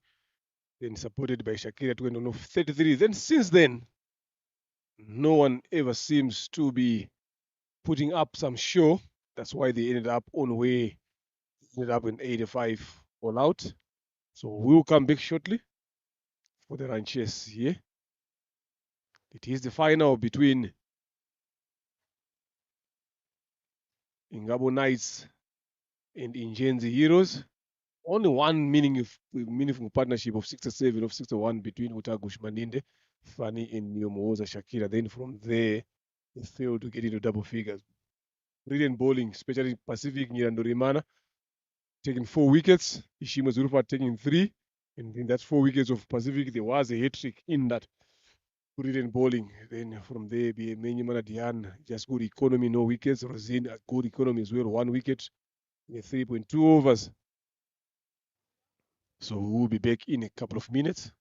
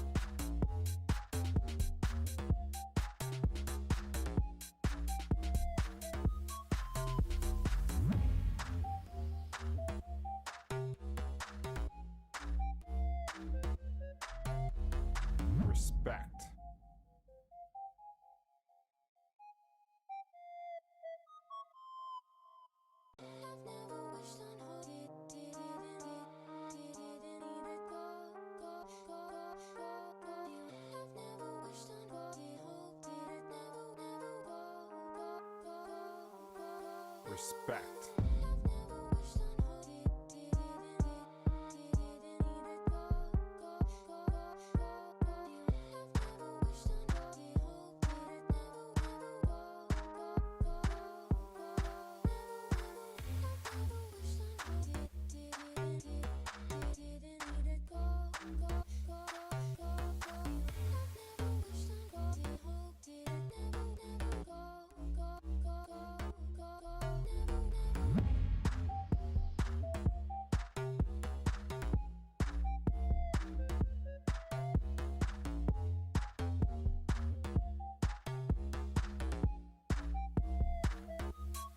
Respect.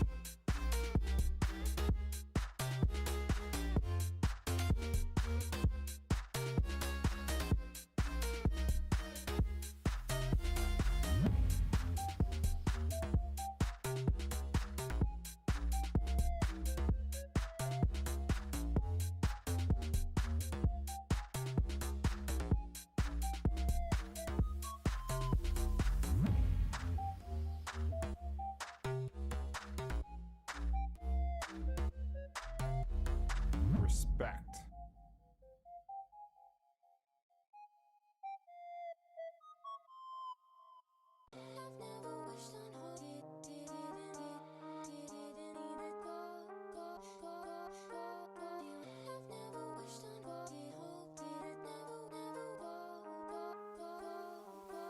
Respect.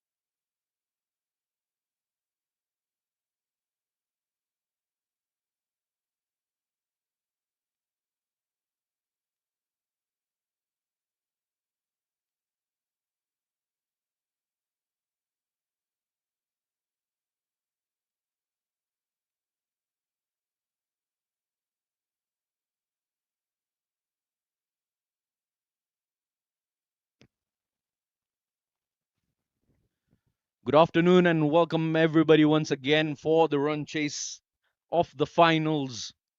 It is the finals of the Women's Elite 2025, powered by Runner Cricket Association and Duffer Bet alongside Sportsbox. The visuals are on.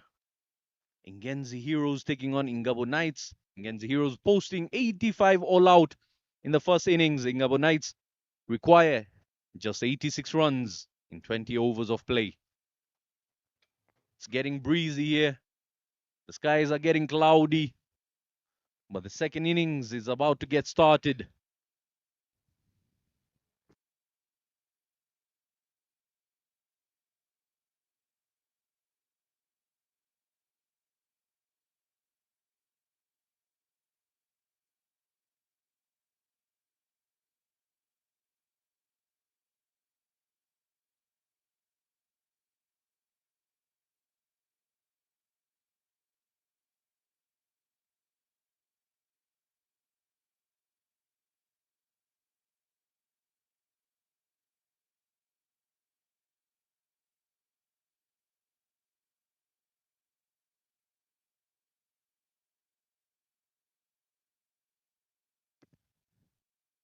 Ufitinema Lilian and Ingabire Georgette to begin the batting here. Mukunwa starting the attack from the pavilion end.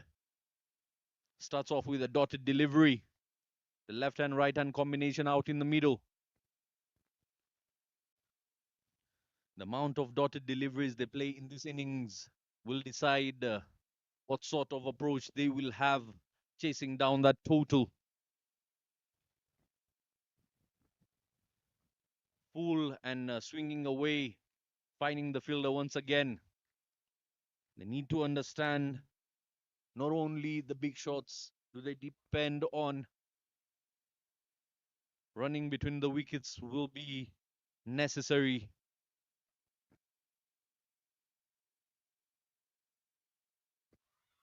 Loud appeal. Not given, that was on the full there. Interesting decision there by Gusto. If that was pitching, it would have been a fair decision, but she connected it on the full. Full, connected, couple of bounces, the chase is on, and it wins the race to the boundary ropes. First runs on board as a boundary. Signs of aggression here by Ingabire Georgette. Full delivery and absolutely clubs that. Shima Giselle gave it a chase at full pace, but the ball was struck firmly.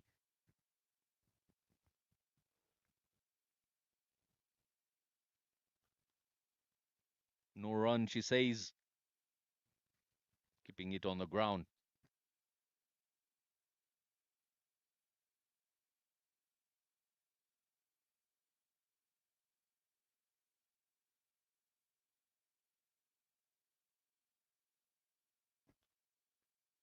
No run once again, back-to-back dots apart from that boundary.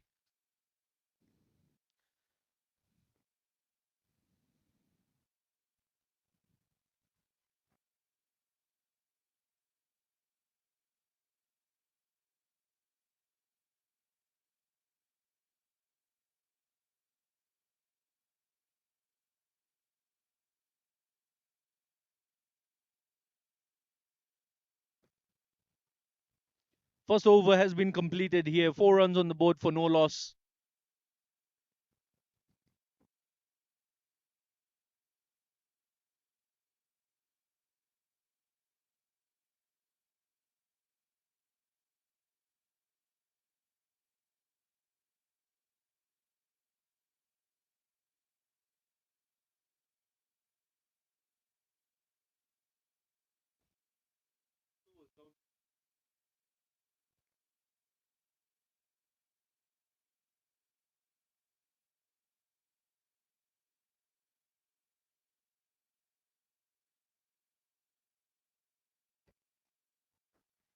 Mugwaneza Grace comes into the attack from the airport end.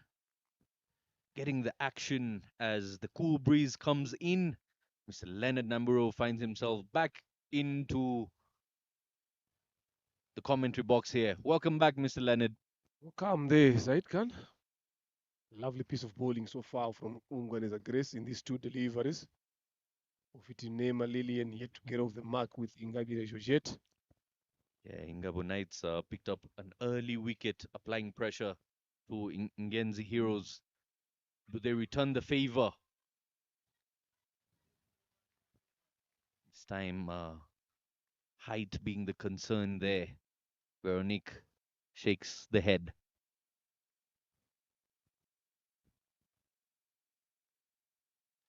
Sweeps that one straight to the fielder. No run to be taken.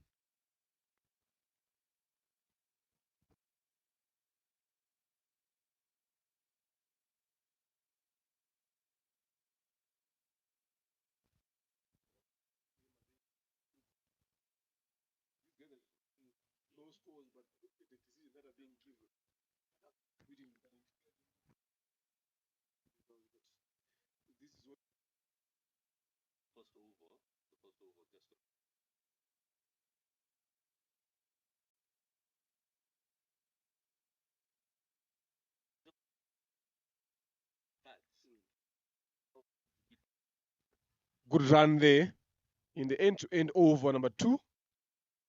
It's 5 for no loss. They need to keep wickets here. In Gabo Knights, they know how important it is to get wickets, but they need to be a bit positive here. They don't want to put themselves under unnecessary pressure by not scoring. 81 of 108 here is what Ingenzi Heroes will be looking forward to close that gap between Bows and Bets to force them to go for the bigger hits. Yeah, moving in a surplus at the moment, but the current run rate is fairly low. 81 in 108 balls. Required 4.5 per over. Muguaneza Grace gave away just 1 run in her first over. Her partner needs to do the same. Yeah, Umkundwa Nasira, one of the leading wicket takers. Look at the way the ball is dipping into the right-hander. She did that in the previous over against a left-hander, and it was a full toss delivery. As the batter tried to sweep it, she missed it completely. The decision wasn't given in the favor of Ingenzi Heroes. Yeah, the good thing about Umkundwa Nasira is she's always on the channel. She's always on the stumps. Everybody, look at that. They're always on the stumps. It doesn't give you room to work the ball around. That is how effective she is. Yeah, and you can almost feel Ufitinema Lillian, after having faced 8 deliveries, the patience is soon bound to run out. And that's where that in-swinging delivery becomes a headache. Look there. She's always on the money. Quality bowling. It doesn't give you a lot of room to work the ball around. You need to do something extra to play here. Now you see Ufitinema Lillian trying to play that on the off, turns it into a dotted delivery. Her mind tells her to play it on the leg side. Once again, slight fumble, and she completes a single, but a wild, wild throw there. Pressure is starting to creep here. I'm telling you, taking those risks in terms of running. That shows the quality of the bowling that we have seen here, the fielding. Yeah, at times on the offside, it's not easy against the right-handers. Couple of pitches in the middle, and also that plastic, that turf, the practice turf coming out there in the middle. At times it takes a bump, and very risky for the fielders. A wicket here, Zaidkan, would make things interesting. A wicket here will make things interesting. That's what they are hunting for. Yeah, they need to bring it on as quickly as possible. Ingenzi Heroes here. Yesterday, Ingabo Knights, they did pick early wickets against Ingabo Knights yesterday, but they weren't able to capitalize on the early pressure. They let the grip loose, and the opponents got away. They like the approach here by giving these slow bowlers early upfront ball. They've got someone like Giovanni Zuwazi. Good shot there. But good fielding in the end by Uwase Giovannis to cast that one to a dot. Lovely. They've still got Giovannis to bowl, but now they've trusted Grace and Umkundwa Nasra to come and bowl here. Yeah, still the strangle is still on. Third over, single digits, as you can see, 6 runs. Look at the Manhattans out there in the middle phrase right there. Courtesy of Fanny from Ingenzi Heroes playing a very, very powerful knock.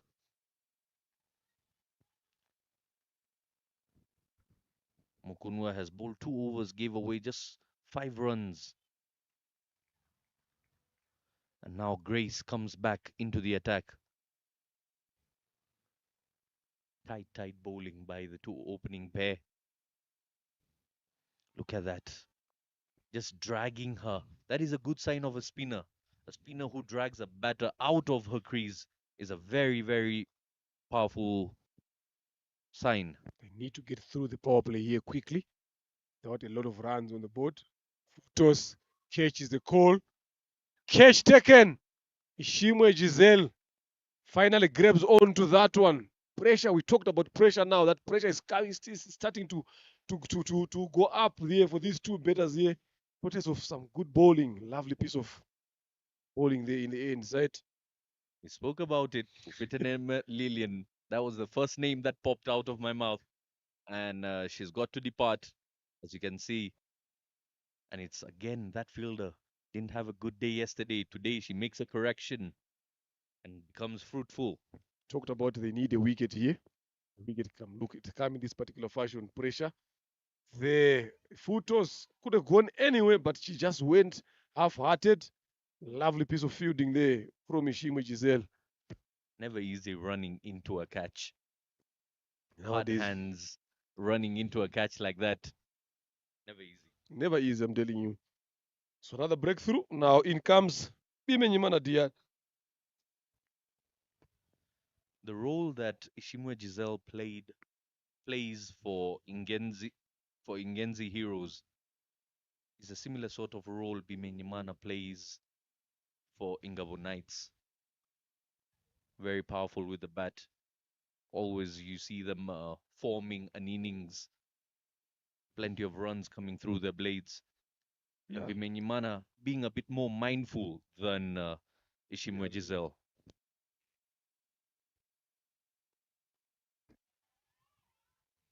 And it's not going to be that easy to dismiss Diane Bimenyimana, especially giving you catches, whatever. It's either you get it out LBW or maybe bold.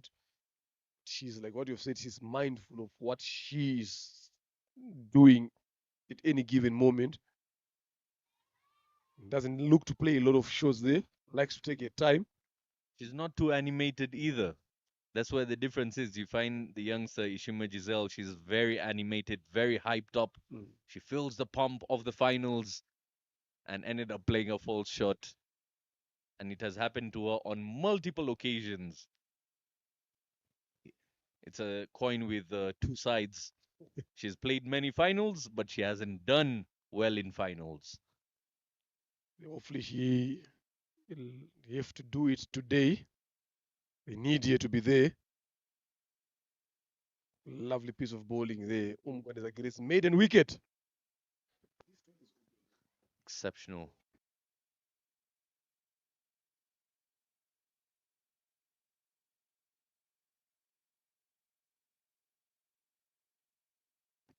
Four overs completed. It's still 6 for the loss of 1 now. 80 needed in 96. The surplus is getting narrow. 80 runs now needed in 96. You can see the amount of dotted deliveries in just 4 overs of play. 21 dots have been played already. Swinging away from the left-hander, beautiful delivery. If they can put an extra fielder at slip, that would be really nice to watch. Mukunwa is swinging with breeze, heavy breeze here at Gahanga against the left-hander Ingabo Georgette. Full and knocks her over through the gates. She does it. Picks up the second wicket here. Excellent work.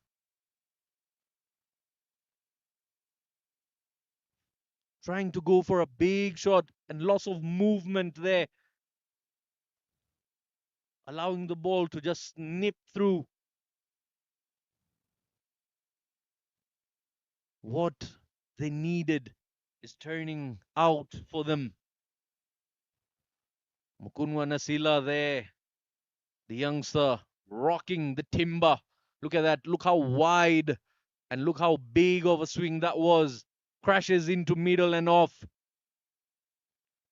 Bamboozled the batter. Irakoze Flora, the new batter in. The struggles continue. Now it's 6 for 2. Oh, the pressure of the finals is checking in.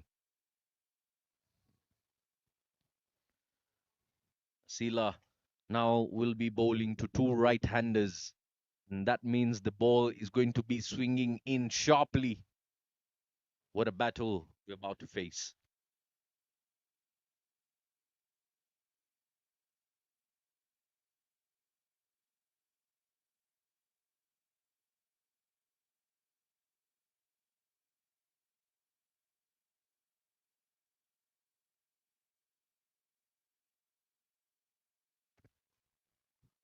Clubs it onto the leg side.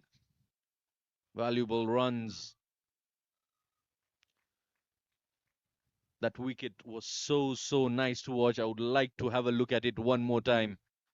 The amount of swing on it was just, couldn't find the words to describe it.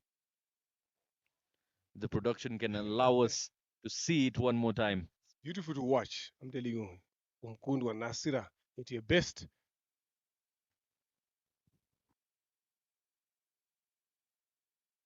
Here we go. Have a look at it again there.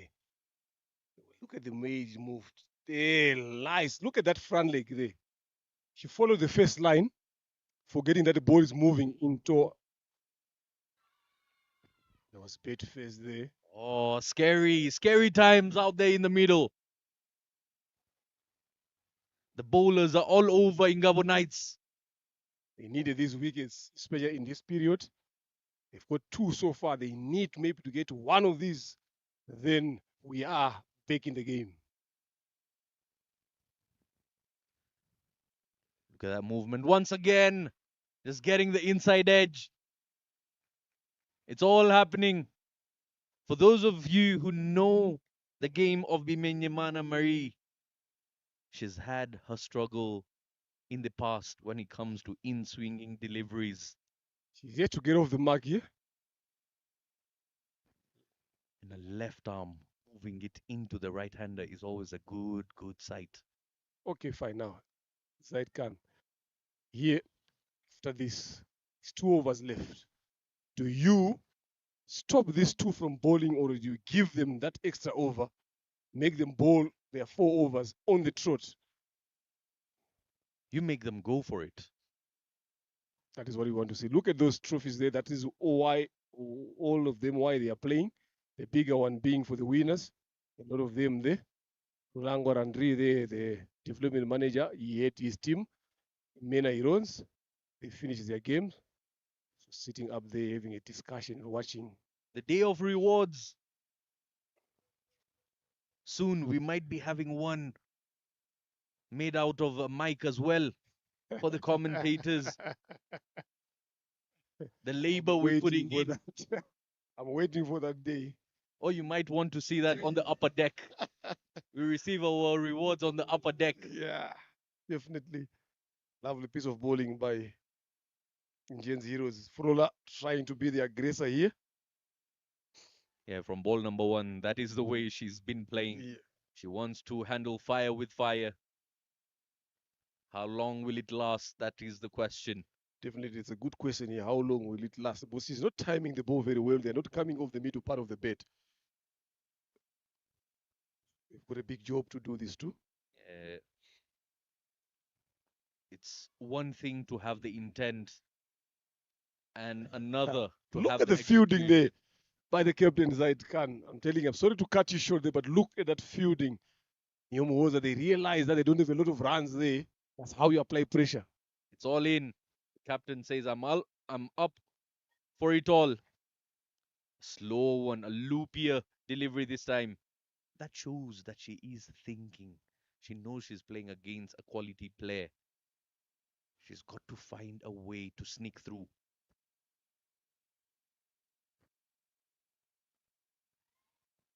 Once again, off the back foot. Pressure building up here.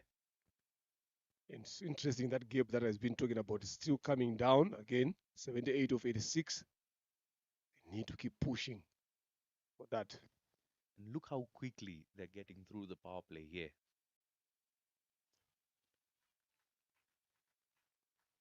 Final delivery of the power play, and they're still in single digits.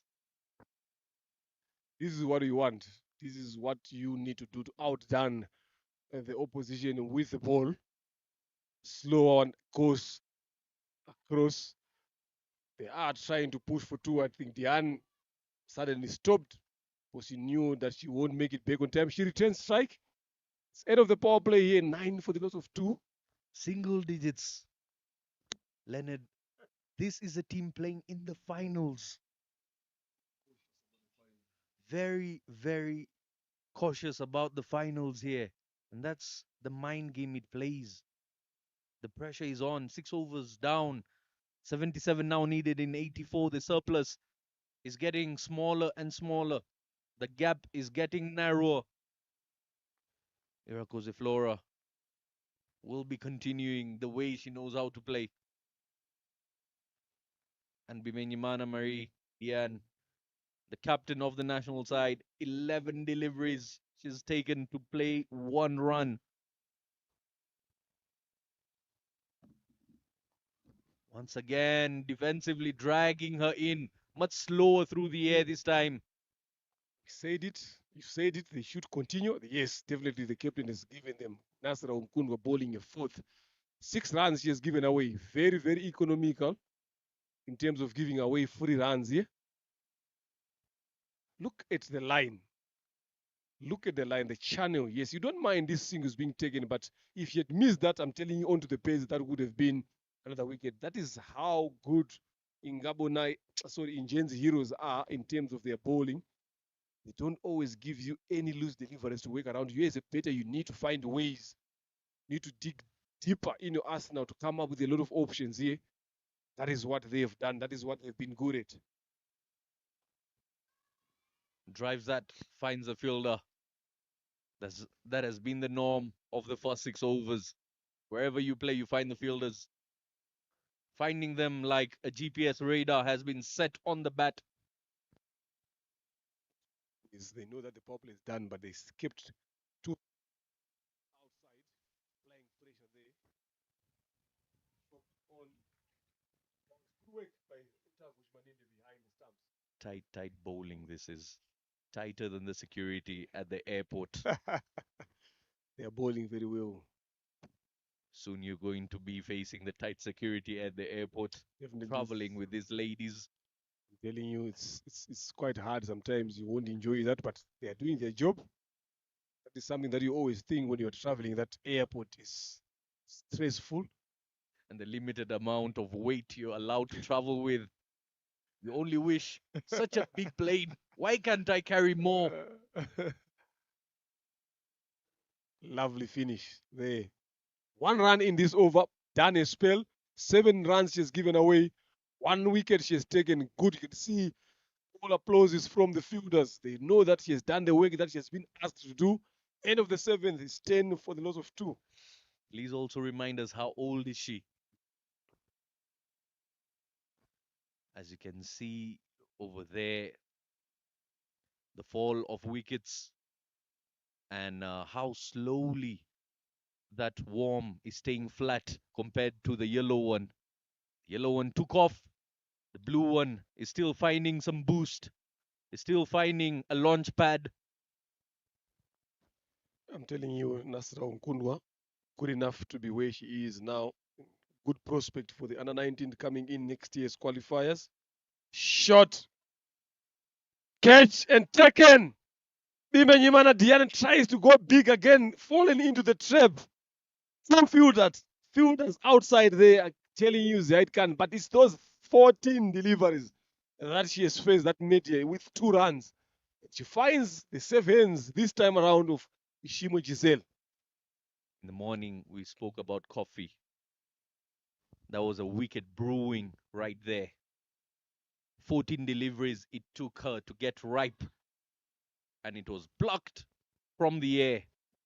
Look at that. Hard hands. A desperate shot it was to find some runs. Yes, it has been caused by those 13 dot deliverers that they faced. And now she opted to go for that shot, but picking Giselle Ishimwe, 76 from 77. Now, game on here. Striking at 14, not good enough, not healthy at this present moment. Umungwaneza Grace. She is the leading wicket taker so far now. She has added more. Murekatete Belis comes in. This one now, straying down the leg side. They've been disciplined well enough. Look, they're going at 1.40. The required is 5 points. And again, throwing away a wicket off the very first delivery right after the power play.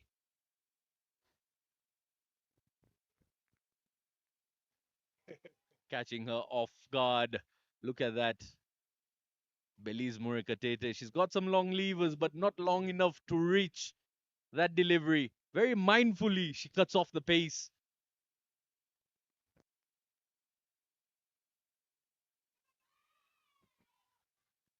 Vocally getting loud. Our Ingenzi heroes here. Keeping themselves in the game here. And what I'm liking, and I'll keep saying it again, they've kept everyone inside, regardless of that the power play is gone. They don't want free runs here. They know that they are defending a lower total. They need wickets, so you go for the attacking option. Yeah, the game is swinging side to side like a pendulum. So the most important thing now is the bowlers that are going to come after these two. Those are the ones that are going to determine which direction this game is going in. This, I'm telling you, these two bowlers bowled very, very well. Front, hard on the ground, finds fielder. Giovanni Suwasa. So the bowlers that are going to come in up here, sees a no ball, overstepped there. So can Belize Murekatete, oh, she kicked the stumps. So can Belize Murekatete now capitalize on this? I'm telling you, these two bowlers, Grace and Nasra Mkundwa, have bowled very well. Grace is bowling a 4th over. She's given away only 5. Nasra gave away 6. She gave away 7 and took a wicket. Grace has taken 2. So they've bowled very well here up front. Now it's the most important thing. Whoever gonna come after this one, Margaret Vumilia. The need to sustain the pressure. They need to keep it going. Powerful hit this time. Fielder is down on the ground, but she's saved valuable runs. She is in pain. Struck her on the knee there, on the shin. Nasra Mkundwa.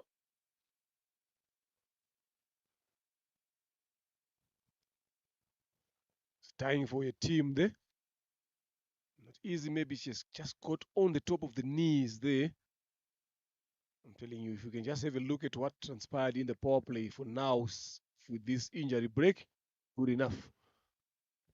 Yeah, bowling to Belize Murekatete, you've got to be mindful about what length you bowl.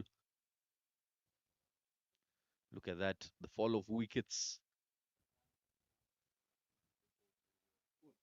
Economy of 1.75 and economy of 1.3. Excellent figures there. 3 wickets they share with 20 dots each in their spells. This is high quality bowling this. When needed, in the finals, in the game that matters the most. Mugwaneza Grace at the very top.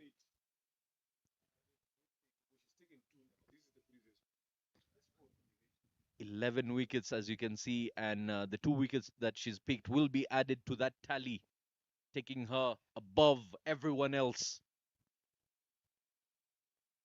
with an economy of just 3.13. She's bowled very well throughout this elite women's league. 74 needed in 73 deliveries. That's what we've been talking about now. The shift of pressure. They're going at 1.53 runs and needing 6. It's always going up. It's always climbing up. Wickets are also tumbling. Something that they need to be worried about.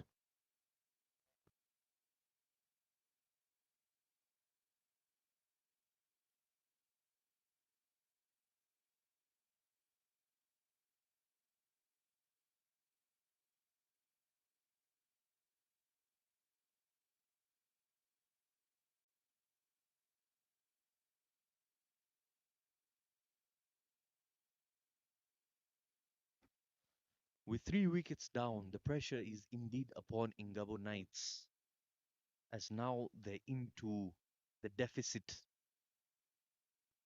of deliveries.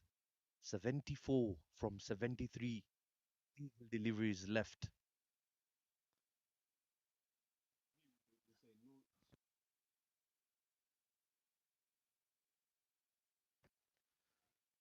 They need to be watchful about the amount of dotted deliveries they face from here on. High quality spells have been bowled up front to give themselves a firm start to the second innings here, defending those runs.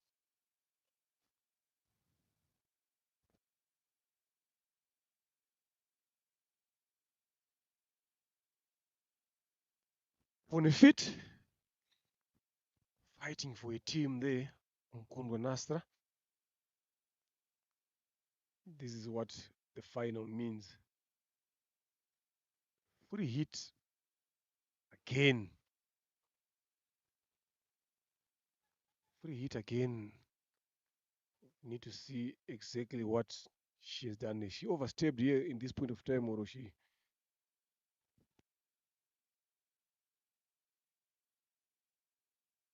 Two, no ball free hits has been given in this over. The other one just went for 1 run. Can't get that one out there. Lovely piece of bowling there from Umgwaneza Grace.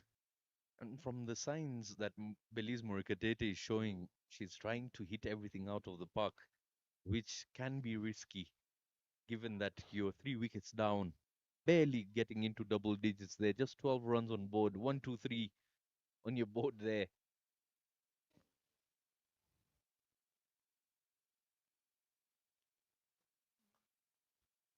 Hitting that one down the ground. The calculation is right there, Leonard. 1.63 is the current run rate. Required is already over 6 runs per over. End of the 8th, straight in for the loss of 3. They need to work a bit extra hard here. Ingabo Knights, especially these two, Ilakoze Flora and Margarete Belize, both a first 6 deliveries, 2 and 1 respectively.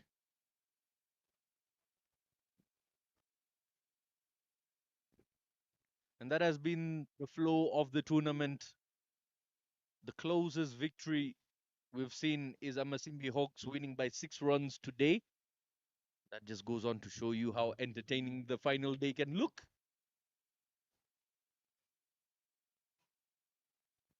We've got a change in the bowling.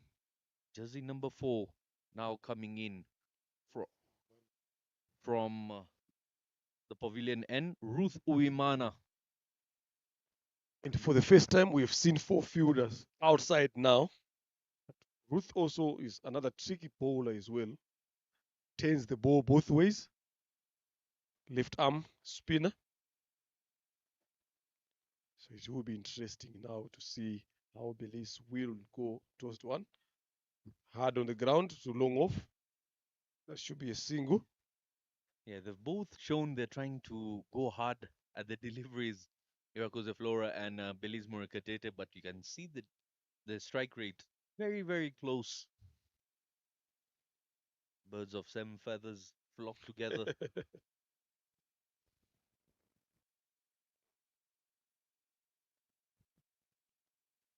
It's about this very moment where someone takes responsibility, showing some character, and understanding why their team made it to the finals. Can they handle that business out in the middle? They need to work a bit more extra harder here. Use of the feet, upish. Good recovery in the end there by Ishimo Giselle. Irakoze Flora not in control on that particular occasion. Giselle Ishimo was on the boundary then when the Flora came in the circle. They know exactly who they are bowling to, what they are capable of doing. That was almost a chance there. Yeah, very, very quick in the field, Ishimwe Giselle. And that's what allows her to gather that recovery very quickly.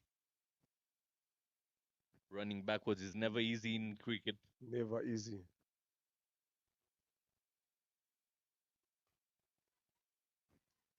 See there, so much power behind that shot, but control very minimal. Getting the toe end of the bat. Yeah, and at this present moment of time, Ingenzi Heroes will be happy with these singles that are coming in, knowing the position that they are in now. Overs are going down, balls are finishing. So at one point, these two batters will be forced to go for the bigger hits, like that one. 6 it is! Irakoze Flora out of nowhere takes on Uimana Ruth. There was a fielder there in the deep, but no chance whatsoever. Shakira Nyomhoza, she's tall enough. That is cleared here. This is what I've been saying. There will be a stage whereby they need to go for the bigger hits. Mr. Lennon Namburo depicting that action like a script written himself. What a blow that was. Long levers, I told you. Both powerful hitters. 22 now off 3 wickets after 9 overs of play. Irakoze Flora at 9 of 9. Feliz Morakatete on 3. Flora has shown that character of going for the powerful shots. This time makes a sweet connection. She joins the elite club of sixes. How many more can will she add now? Change of bowling from the airport end there of Umiria Margaret. Right arm leg spin. And it's going to make Belize also feel the heat and the need of going for the big shots. If a partner can do it, she'll feel she can follow right after. Yeah, Margaret that's one that maybe it has just brushed something there down the leg side. Came off the pads there. Vermilia not able to do much with the bat in hand, but she will be looking forward to something with the ball in hand.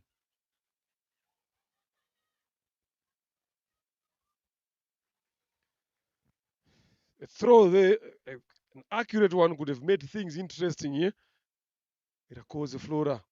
I tell you, from the body language of Vermilia, it looks as if she wasn't really even interested looking at where the ball had gone after she let go of it. Even recovery, she was walking very casually back to the stumps there, not looking for the throw coming from her teammate.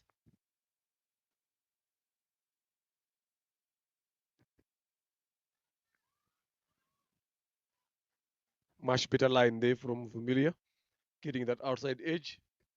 We spoke about it earlier, Leonard. How will the coming bowlers manage to sustain that pressure that was developed with the first 6 overs of play here? Plays that one down the ground. Should be a single. Yeah, it's very important to understand where you are, what you're supposed to be doing.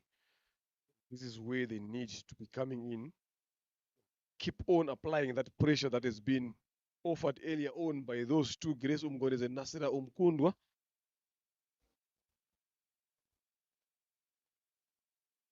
Wide this time. Again, we didn't see a lot of this in the first 8 overs. We're starting to see them now.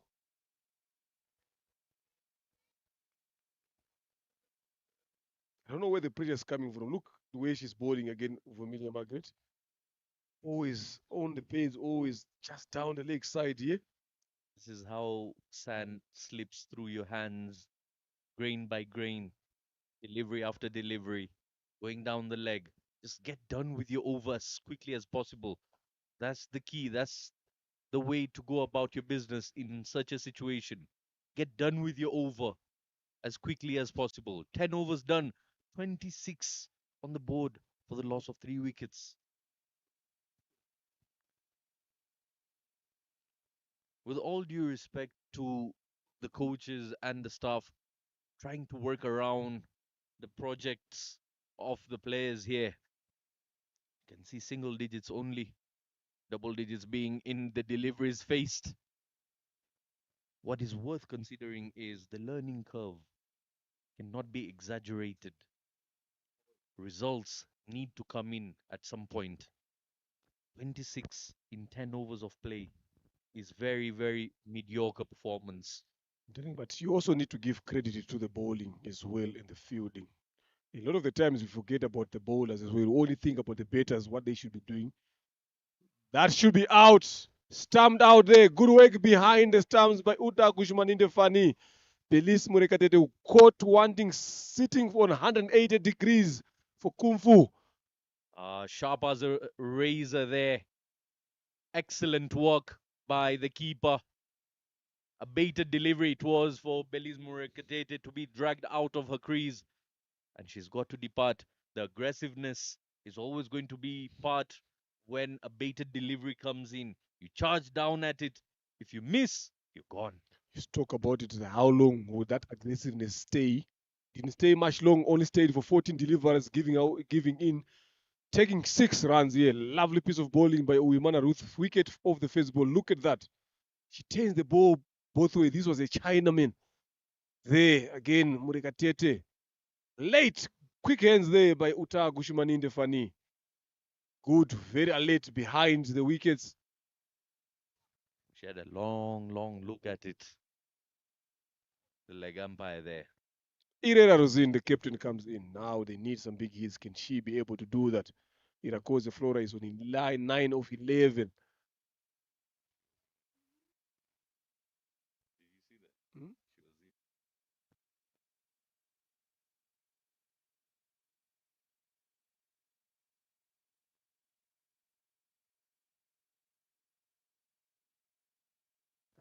Good comeback delivery there after taking a wicket. Rosin Irera has got a job to do here. She knows the equation. She was sitting in the dugout, obviously discussing what needs to be done.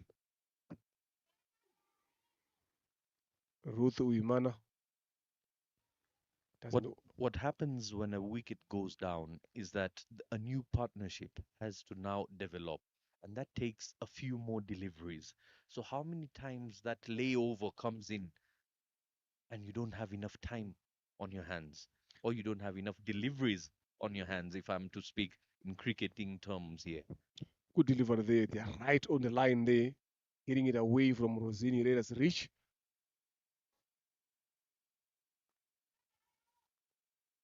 I say you need a lot of time, but now they don't have that time to do that. You need to be switched on from ball number 1, especially in this period that they are in here now. The captain being out there in the middle, Leonard, Rosin Herrera, is known for showing some support, is shown is known for showing some support to a phone batter out in the middle, trying to show support to her partner out in the middle. But the likes of Irakoze Flora are in for that role as well. So if you've got two batters playing the same role, who's going to be the aggressor here? It's all about understanding your role. 11 overs gone here. It's 26 for the loss of 4. Look at that blue worm. It's never crossed the golden one. It's always down there. And those brown dots are coming in. We've got 5 of them so far. So they need to make sure that they get that worm a bit more up, cross that one. And for Maria Margaret, comes back to bowl a second over. She's always bowling round that leg stump. It's missing the leg stump here. Flora is not happy with that, asking the umpire, but she's moving a lot quicker outside the off stump there. So that also gives the umpire the room to shift the line as well. I wonder why Vumilia is trying to bowl that line when there's so much gap outside off stump. Much better this time. In the air, should be taken, will be taken. Look at the ground covered. Look at the celebrations there. Irakoze Flora is not going to hang around as well. Another batter that ends with a single digit. Remember what I said, I don't mind you getting caught on the boundary. Yes, you're trying to do something, there's power there, maybe we can say you've picked the fielder, but get caught in the circle is what worries. You need to understand yourself as a batter. What are you good at? You're not good at clearing the rope. Why do you want to go? Yes, hit a six on that particular occasion. It was there, but are you good at that consistently? Is what you need to understand. Look at that delivery there. Up, wider, tries to go area. Look at Giovanni Uwase. Good safe hands there. Another wicket goes. Yeah, it didn't look like she was in control of it at all. And what's worth noticing is that the required run rate hasn't gone below the current run rate in a very, very long time, if Since they've ever. started, I'm telling you, it has never gone there. It was always asking every time. So now it keeps asking. Muka Musoni Anifa joins in Ireda Rosin. This just goes on to show the value of a partnership.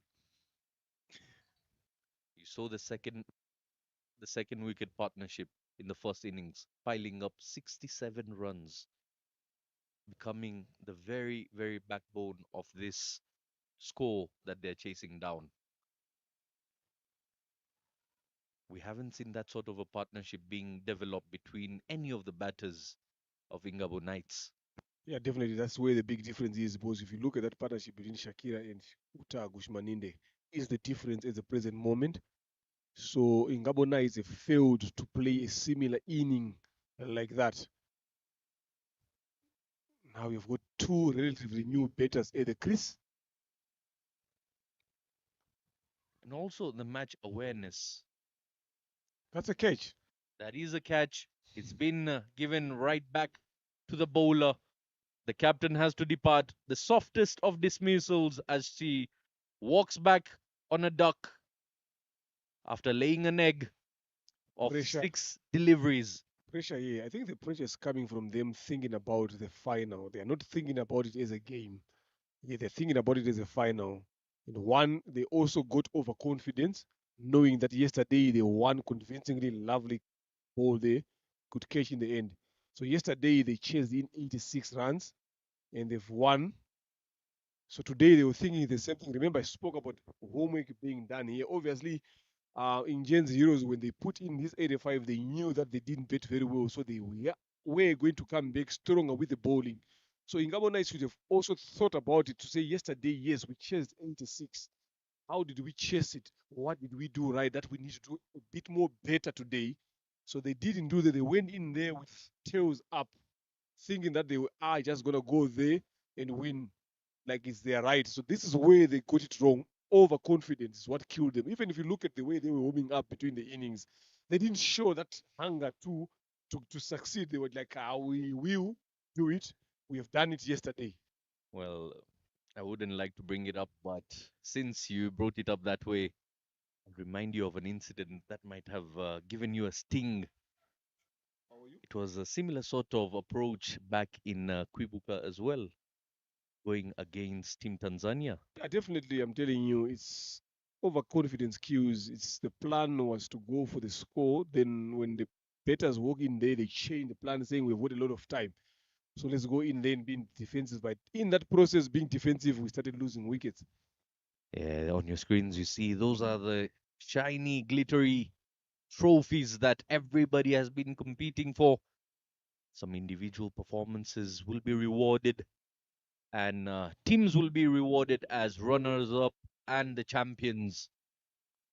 Let's wait and find out.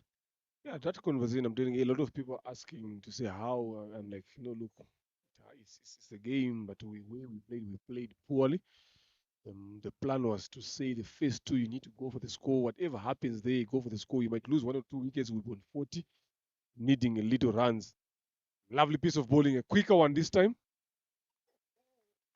But like what I always tell people that sometimes, even I even spoke to you in the morning, that sometimes as a coach, someone who's in charge, you tell people what to do. But the moment they cross that rope, they have got their own ways of thinking. They think that they've got the best way to get things done right. Then when the game ended, we asked them, why did you guys change the plan? They're like, we thought we had time. Then I'm like, no, this small total, when you think you've got time, obviously you're going to be in the negative. Go for it. If you lose wickets, 1 or 2, you'll be on 40, on 50 already. Now you need 20 runs to win. Then you start what? Up in the air. Another maximum comes in. Mukamusoni Anifa joins the elite now. Is it going to be the elite? Because now sixes are coming in at ease. But that's a good shot. Wimana Ruth being the victim for the second time. Yeah, a free swing of the bat there.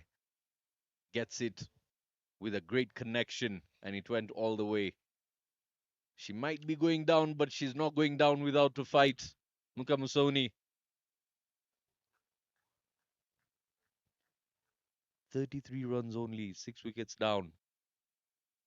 They get a big hit. What is to follow it up? A hit down the ground. At times you see batters going for a big shot, and once they execute a big shot, the follow-up delivery is where they feel a bit more confident about going at it once again. Yeah, definitely. Mukamusoni is here for a mission. Telling you he's not here to waste time. Clips that one to the square leg for a single. Looking to come back for the second. Sent back by a partner, Tumkunde Marie Joseph.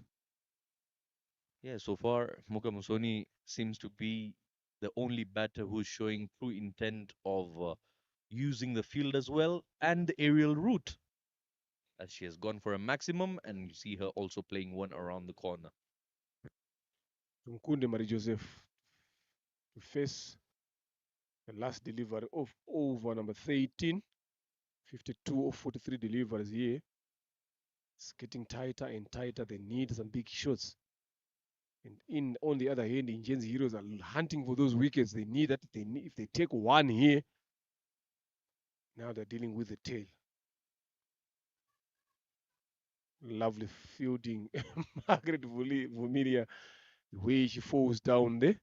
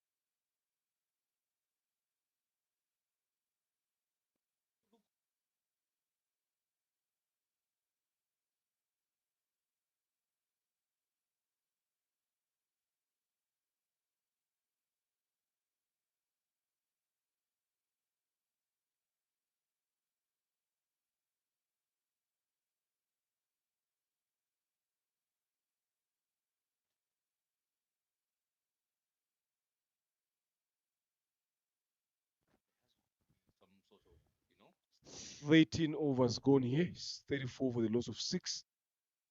Giovannis Uwase now gets the ball. Full, driven to long on for a single.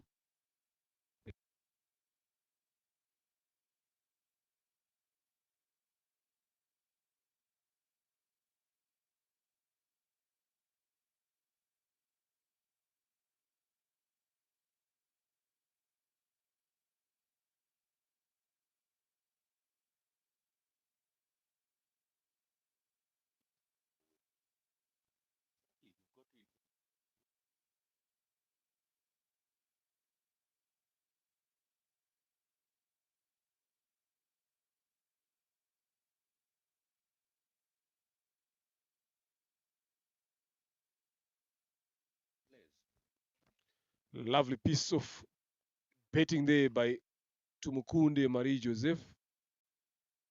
Just getting that single there. Giovannis Uwase trying to bowl the Yorker length a lot.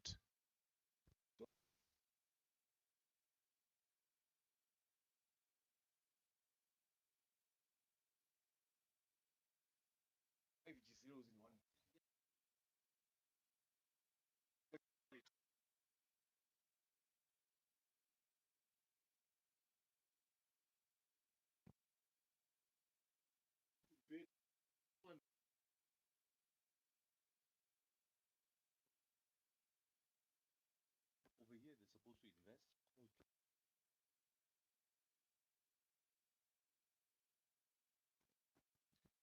Lovely piece of bowling and fielding there. Yorker again, but full toss driven. Direct hit. A lot of action happening right here, I'm telling you. Smelling a wicket anytime soon here, Zaid Khan. Yeah, the pressure is still on. Ingabo Knights, they're trying to find ways to make ends meet here.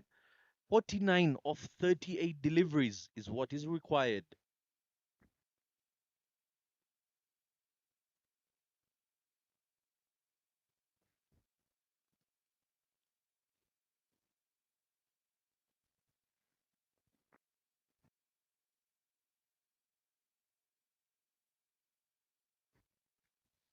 Turns that one around the wicket to Mukunde. She makes it in time.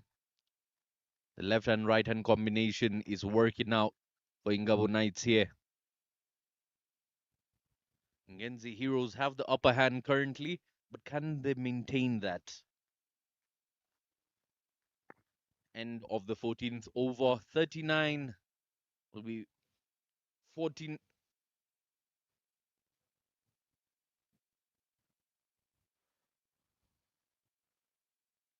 As you can see, the amount of dotted deliveries getting very, very close there.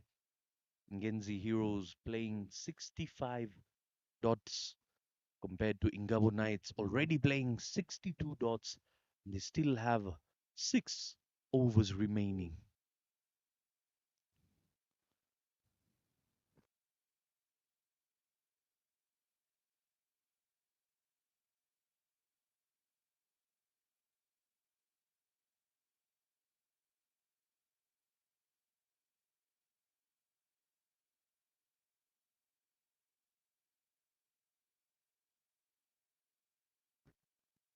Final delivery left here of the 14th over.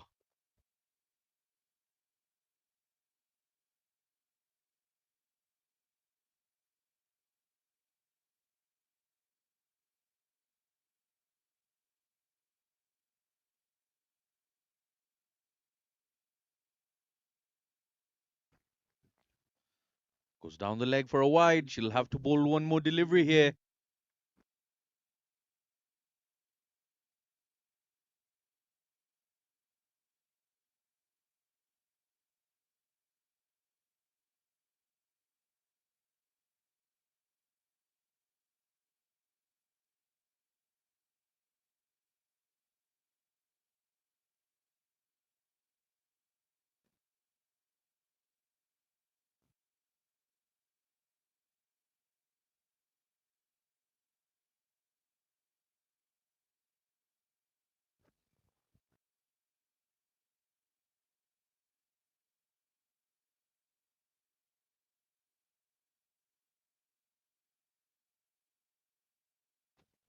There is a comparison there again.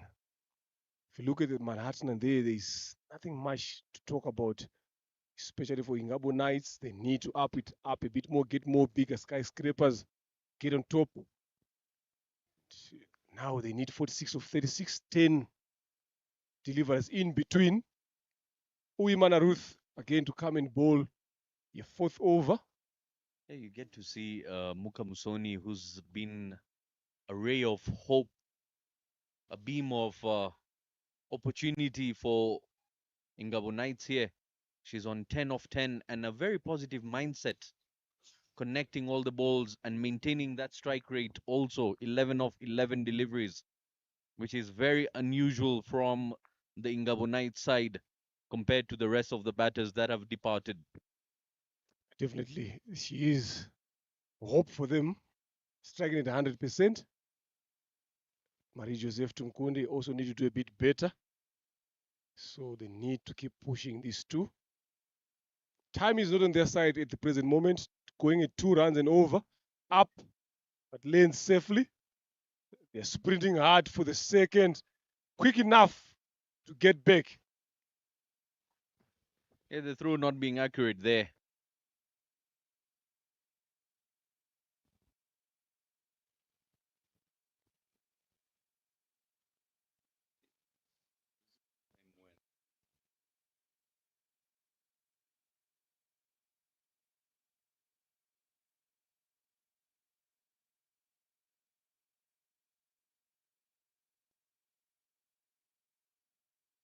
In the air, catch it is the corner fielder, gets underneath it, and it will be another wicket. Wicket number 7. Tumukunde has got to depart. Celebrations for Uimana as she picks up her second wicket. Lovely piece of bowling there as well for Uimana. Good catch by Fumiria Margaret. The Knights are having a night upon themselves here as they get crumbled upon the pressure. If you see people like Ishimwe Zurufat coming in to bat, you know that you are now in the tail, in the back end of the tail there. Hands on their heads there. Look at Uimana Ruth. I'm telling you, she's a smart bowler here. Coming over the wicket to a lefty, turning the ball away from her. She turns the ball both ways. That is why she's a tricky bowler. Yeah.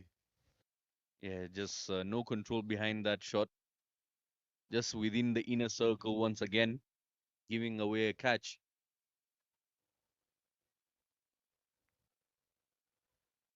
And mainly because of the desperate attempt, shot hit out of desperate seeking of runs.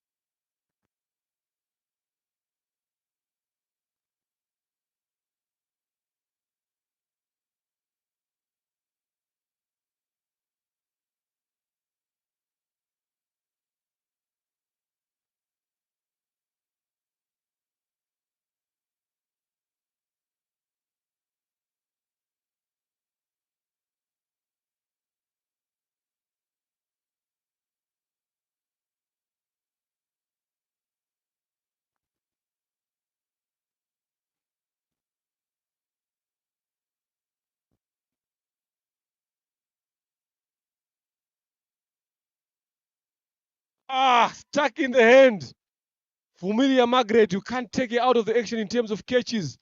Ishimwe Umtoniwase Zurufat again joins your farm there. Zaid Khan, a lot of ducks. I'm telling you, by the end of the year, you will be the richest person in agriculture in terms of animal husbandry and farming. We're developing one duck at a time. I wonder But if they lay eggs, how many eggs are they going to lay each? we're quadrupling at the moment. 2 wickets falling in this very over. And you can see how the pressure can crumble aside. You spoke about the tail. The tail is not wiggling at all. Not even. Uiman Zikeira comes in. Look at that bull delivery. Look. Back of the hand as well, turning the other way. She was thinking that it was turning away from her, but it was turning in towards her. Then she played against the spin. Good catch in the end, jumping. The first time I've seen someone taking the catch, jumping up.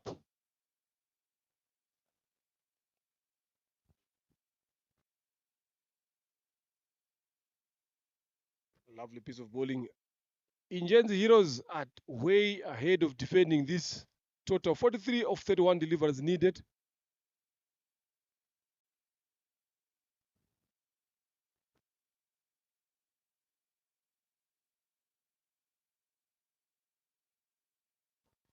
Another wicket there, bowled there. Uimana takes 4 wickets.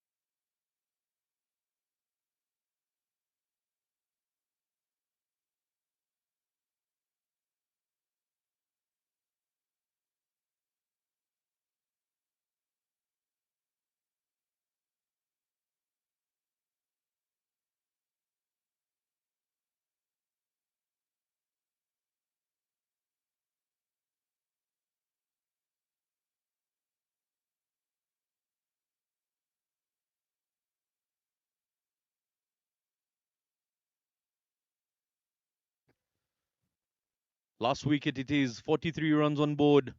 Nirandorimana facing. Clubs it onto the leg side.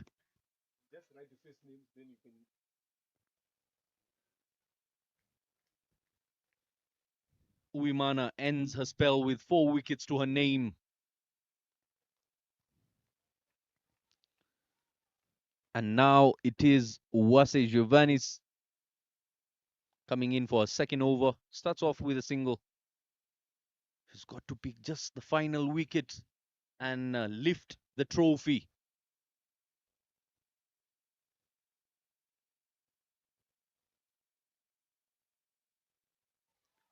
Oh, swing and a miss there.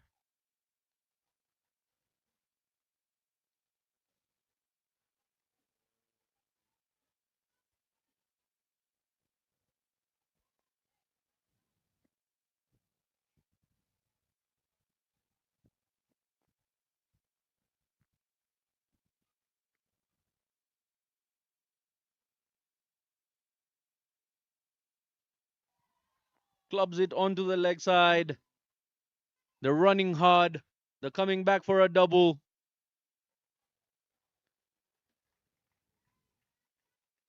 .42 needed in 28, 27 legal deliveries now. They're fighting hard. Still very possible.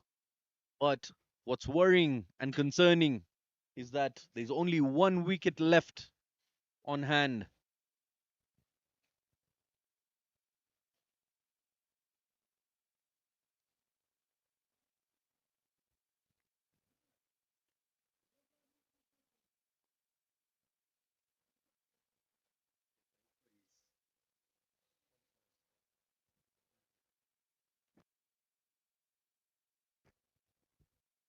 Here comes Giovannis.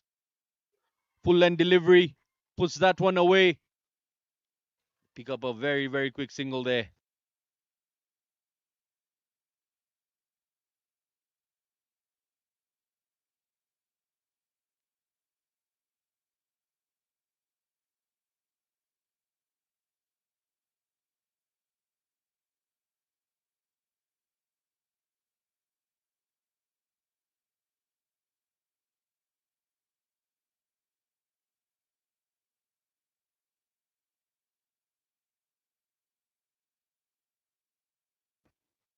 The catch has been taken, and that will be a wrap up. Ingabo Knights have lost in the finals here to Ingenzi Heroes. 47 all out. Ingenzi Heroes winning this competition by 38 runs. The final wicket goes to Uwase Giovannis. Coat and bowl there. Musoni has got to depart. And that will be the end of the Elite Women's League 2025. Ingenzi Heroes are the heroes of this year's Elite, as they will lift the trophy. There we have the scorecard. Only a single batter to reach double digits, Mukamsoni. Yeah, not a lot of things to talk about there in terms of the betting here. I'm telling you, it's only Mukamson and Anifa who managed to go to double digit. The rest, they failed to get off the start. They have defended this 85 runs here in 15.5 overs. An excellent bowling display by Ingenzi Heroes. Mkuno Nasra up top there, 4 overs, 7 runs, 1 wicket. Umganiza Grace, 4 overs, 6 runs, 2 wickets. Very economical. Good start by the two. Uimana Ruth followed up, 4 overs, 19 runs, 4 wickets. Excellent there. Margaret Vomilia again as well. Good, excellent 2.5 economy. 2 wickets in giving away 5 runs in the 2 overs. Uwase Giovanni's into a second over, finishing up the game there. Lovely piece of bowling display. 4 extras, very disciplined. They are the champions of this year's edition's Elite Women's League. Ingenzi Heroes managing to hold their nerves to defend 85 for 10. And they've won it by 38 runs. Lovely cricket that we've watched. That brings the end of the Women's Elite League for the year 2025. powered by Davabet together with RCA, bringing the live action to us in YouTube as well as Sportsbox, Dreamcatchers TV. It's where you will find all the action. If you've missed what has transpired here today throughout these past 2 weeks, we'll go there and catch up all the action. Thanks to everyone who has played a bigger part in making sure that we have got this lovely cricket action that we've watched. Ingenzi Heroes winning by 38 runs. They are the 2025 champions for this. So you join us. We are going to be live streaming again the presentation of the tournament to find out who have been outstanding throughout these leagues. So don't go away. Stay tuned.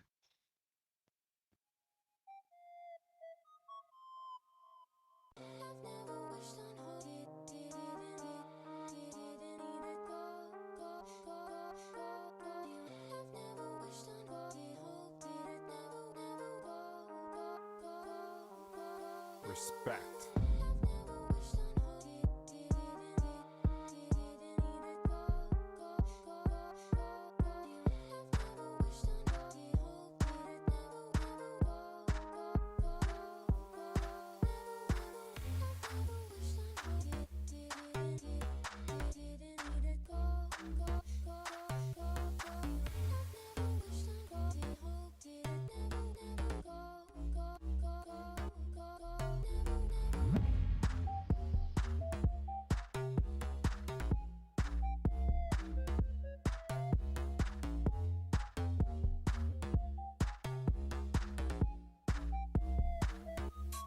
Respect.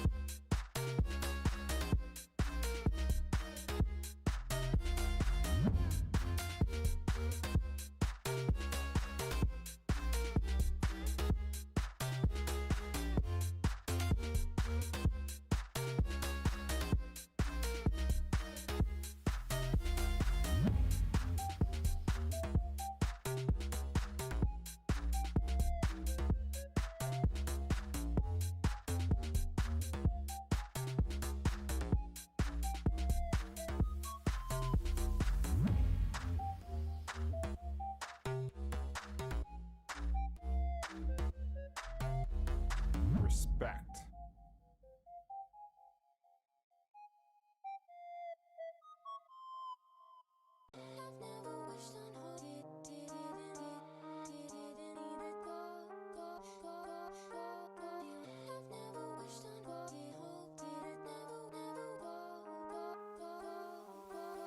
Respect.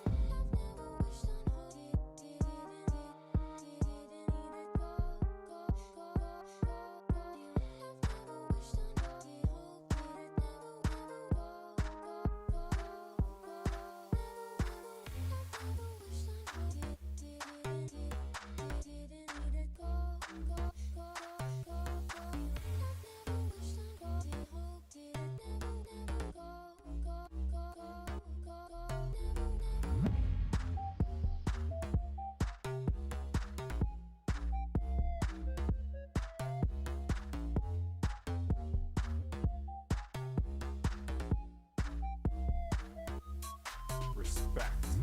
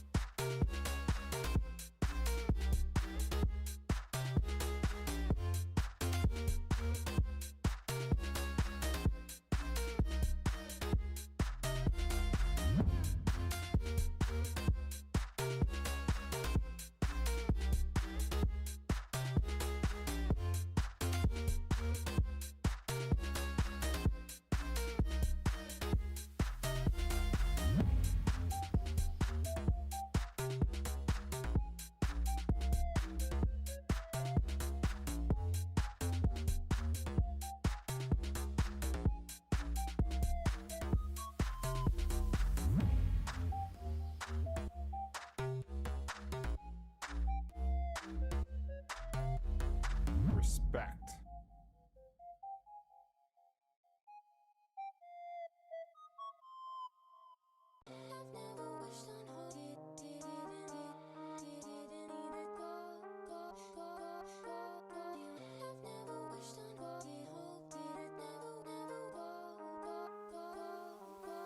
Respect.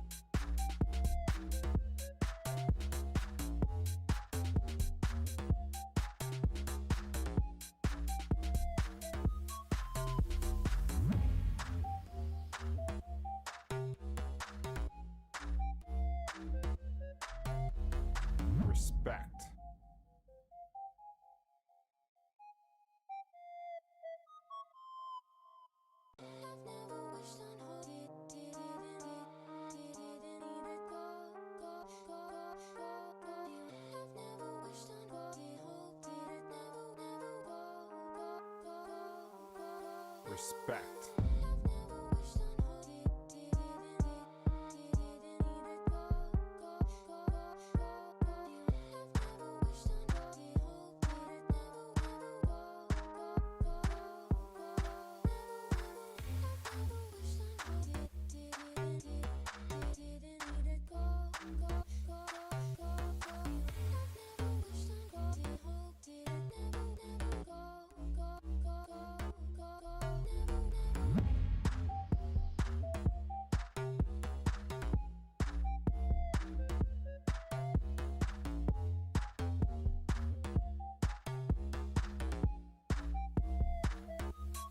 Respect.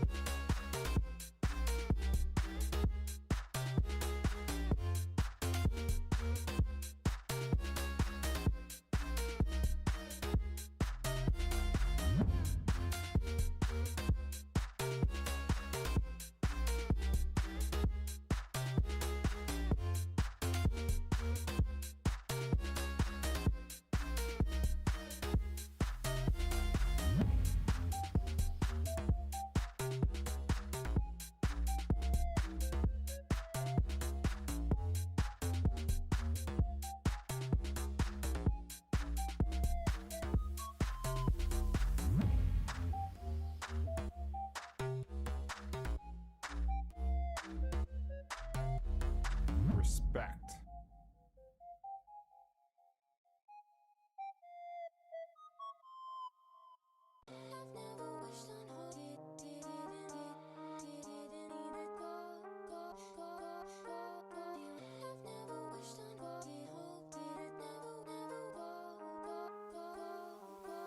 Respect.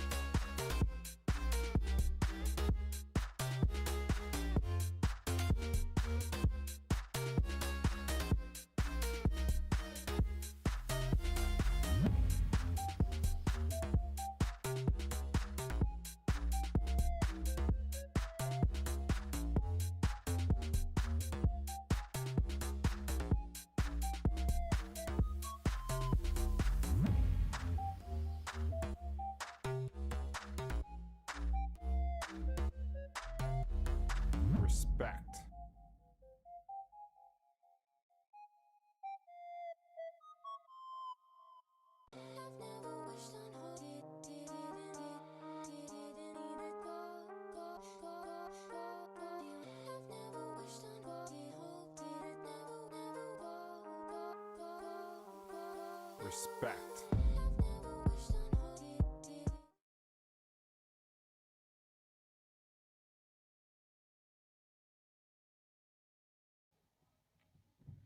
Good afternoon and welcome everybody for the post-match presentations of the finals. We've come to this day, a day that everybody has been waiting for, the finals of the Women's Elite 2025. The competition being played between Ingenzi Heroes and Ingabo Knights. Ingenzi winning this competition by 38 runs. I'd first like to call upon the captain of Ingabo Knights, Rosine Herrera. Rosine.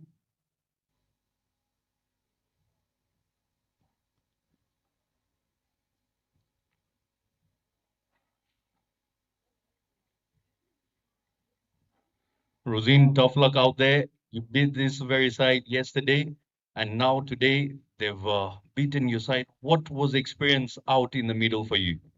First of all, I'm thanking my team for the best performance I've seen in the first inning, but our batting didn't click on. That's why. So the experience was to keep shaping up our batting. What was the toughest challenge out there in the middle? Our first top batters didn't batted well, so we have bad start. That's why. And the middle batters didn't manage to up the gear.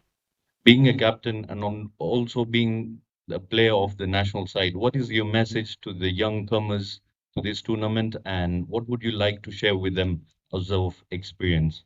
What I can share them is all about working hard and respect the game. Once you respect the game, also respect you. Thank you very much. That was the captain of Ingabo Knights, and now the winning captain, Shakila Nyomoza.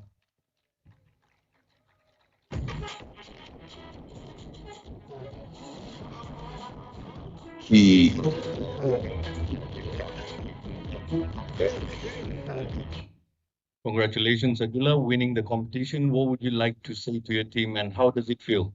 So we are feeling well this time. Turi kwiyumva neza nyine ntabwo tuzi nyine ino siko nyine ukuntu yari imeze ariko nyine twaje nyine dushaka kuzamuka nyine ntabwo tudashaka kuba wini byoroshye bashaka kurwana niyo badutsinda bakadutsinda ko babikoreye. When you saw a total like that, was the feeling always there that you can be able to defend it? And what was the message to the bowlers? What were you trying to execute out in the middle? For us, we don't want it to come and the ball. Oh, come on. Can you remember that? Yeah, Randy. What she's trying to say is she didn't want to bowl loose lines by the bowlers, and well done very much. Thank you very much, Captain. And now for the player of the match, I would like to call upon the match official, Ijihozo Anjniko, to hand over the player of the match.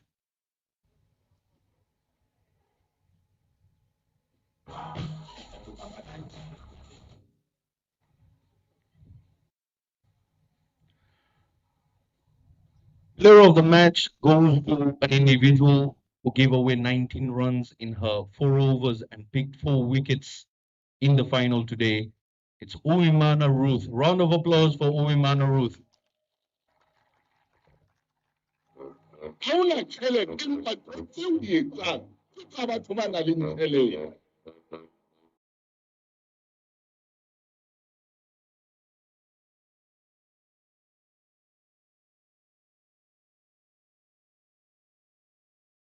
Please give her a round of applause.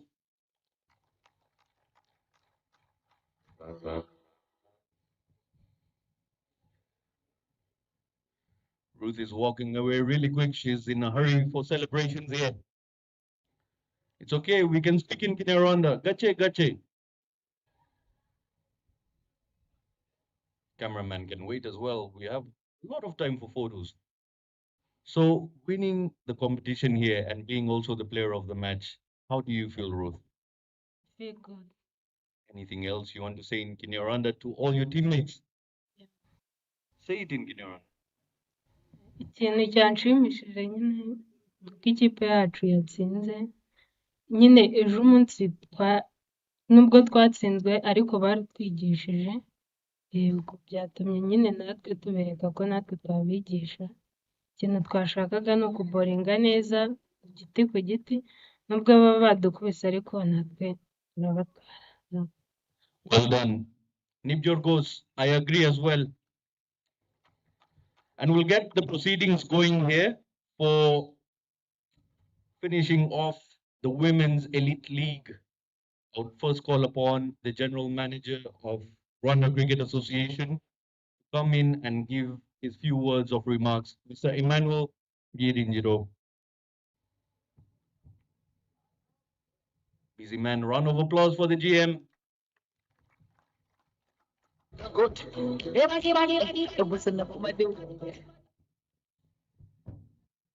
Muriwe.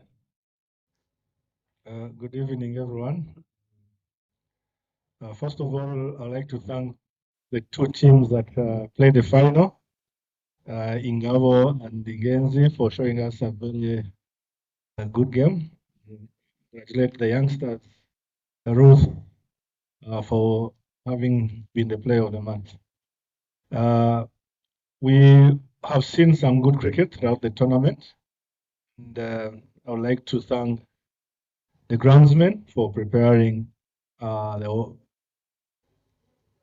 fields for you to play, the umpires, and of course, the coaches who have been working hard to ensure that the players are ready for the games. Now, this tournament was good, and it's a good preparation for our girls. In a few weeks, we'll be going to Namibia. Coach and your team, we wish you all the best in Namibia.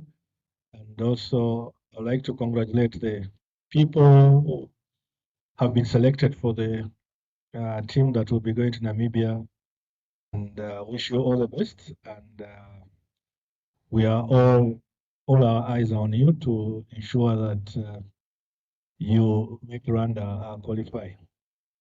Without wasting much time,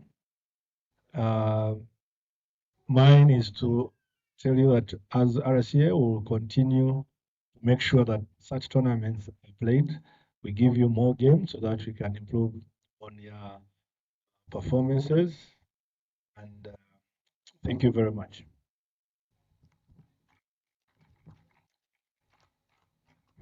Sharp, sharp. Very, very quick by the General Manager here. As we move on to individual awards, we'll first call upon Mr. Tweezer Adele to hand over the Best Fielders Trophy.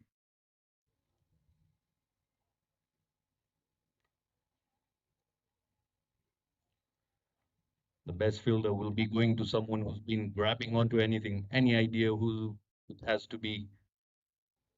I can't hear anybody. But we'll get things continuing here.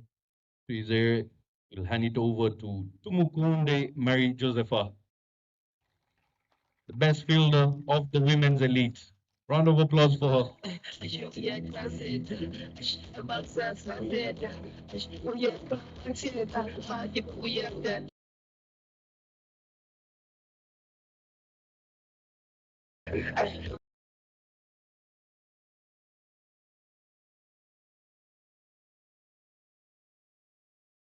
Smile.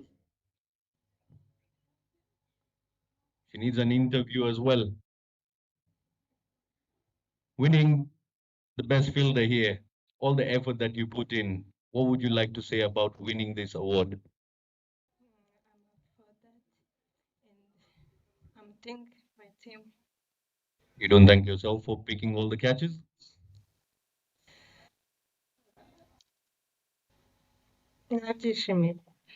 Thank you very much. Ladies are still very shy to open up. And now we'll move on to the category of Best Bowlers Trophy, the Best Bowler Award. And for that, I'll call upon Gingo Kenneth Bryson, assistant coach of the men's national side. Please come over and hand over the trophy to Kubaneza Grace for the best bowling of the women's elite. Round of applause for the youngster.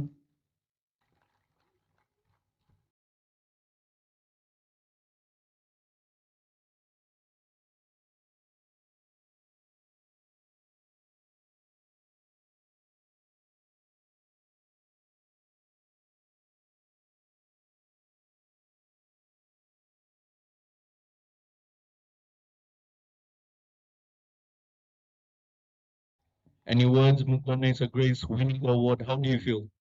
Feeling good. Okay, that's it. You don't feel any other way. Any message to your teammates? Ushaka kuvugichi kuba chipe awe abachinyi muntu abantu busangira. Nababwira uko twakoze cyane ndabishimiye. Arishimye cyane. And now we're moving on to Best Batter Trophy. And for that, I would like to call upon Mr. Tuizere Adele.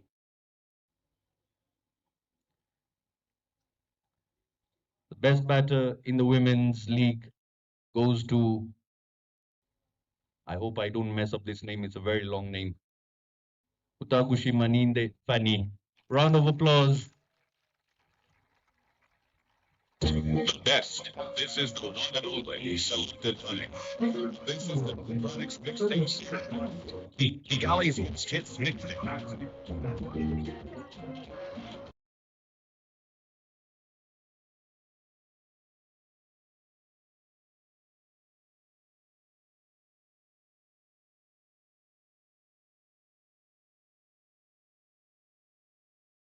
Congratulations, Fani. How do you feel? And what's your message to your teammates? I feel very better because it's the first time I am the best batter in with these senior players. Thank you very much and wish you all the very best. Now we're moving into the category of the MVP, the most valuable player of the women's elite. And for that, I would call upon the head coach of the ladies national side, Mr. Leonard Namburo. It's a name we've heard before, and she's been prolific all throughout the tournament. The award goes to Mukwanesa Grace.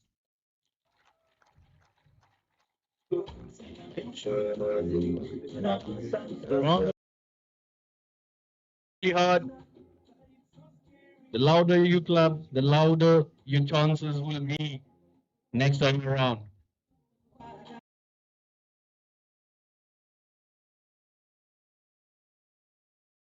Is in the background. The money man, Mr. Leonard Namburo, hands over the first check. All smiles, a little bit of a smile. Hey, right there.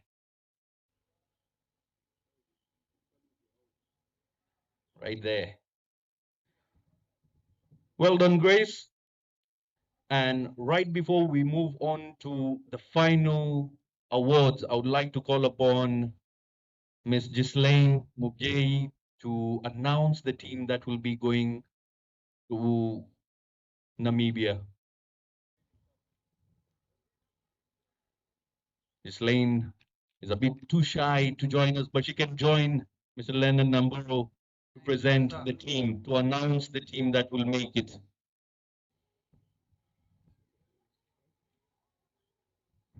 Good evening, everyone. I don't want to waste much of your time. I think the performance that we have seen throughout the year, selection does not start in one tournament. It starts when the year started. So these are the 14 that will be traveling to Namibia for the Division 1 qualifiers. We've got 14. I'll start again leading the team as well. Captaining the team is Diane Bimenyimana, Merve Wase, Ishimwe Giselle, Mtono Wase Clarisse, Henriette Ishimwe, Alice Ikuzwe. Where are you guys? We need to see you up front. Bimenyimana Diane, Merve Wase, absent here. She's nursing an injury at home. Giselle Ishimwe, Mtono Wase Clarisse, Henriette Ishimwe, Alice Ikuzwe, Mrekatete Police, Yomuhoza Shakira, Wase Giovannis, Urakoze Flora. A big one, a round of applause. Welcome back to the squad after a long time. The hard work you have shown through. You've joined the squad, take a game. And like I said, selection does not start in one tournament, it starts all throughout the year. Immaculate Mugawenimana, Irera Rosin, Shimamana Rosette, and Usabimana Sylvia. And the non-travelers, we've got 3. In case we keep messing with injuries, they should be prepared to join the squad. Bushmaninde Fanny, Ingabo Georgette, Mira Sarah. So these congratulations to these ladies that will be representing Rwanda to the one of the most important assignments in the world of cricket. Congratulations guys for making the squad. We hope you guys are going to perform better. The trust and the onus is behind you. So congratulations once again. Thank you.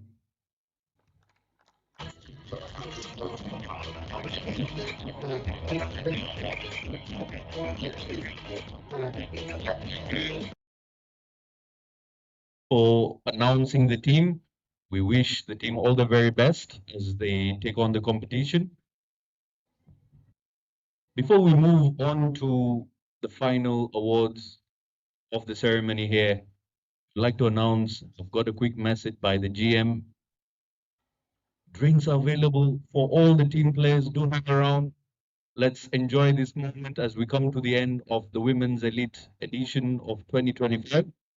Now, to hand over the runners-up trophy, I'll call upon the General Manager, Mr. Emma. Please come over to hand over the medals and the awards for the runners-up.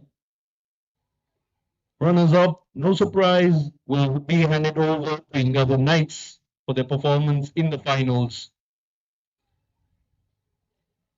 Team Ingabo Knights, please step to the front, receive your medals and the award.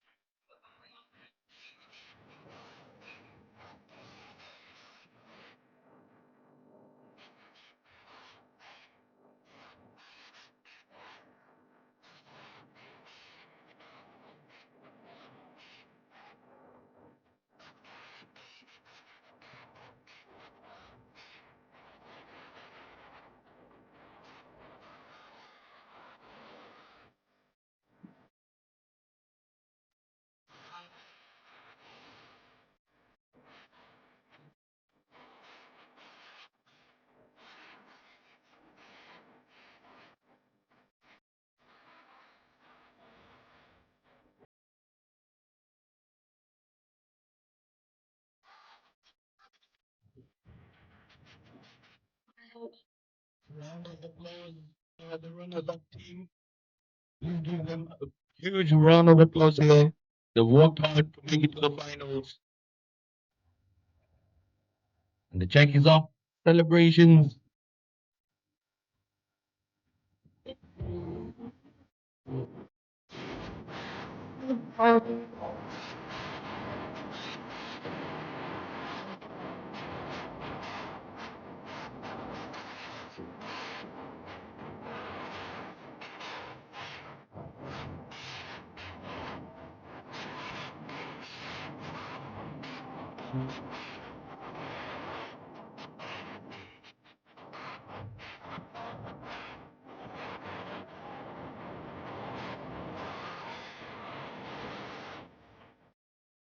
Congratulations Team Ingabo Knights, you worked really hard, and once again, all the very best for the next time that you happen to play the women's elite. Moving on to the Champions Trophy, I would like to call upon Sir Charles Harbour to have a few words and hand over the trophy.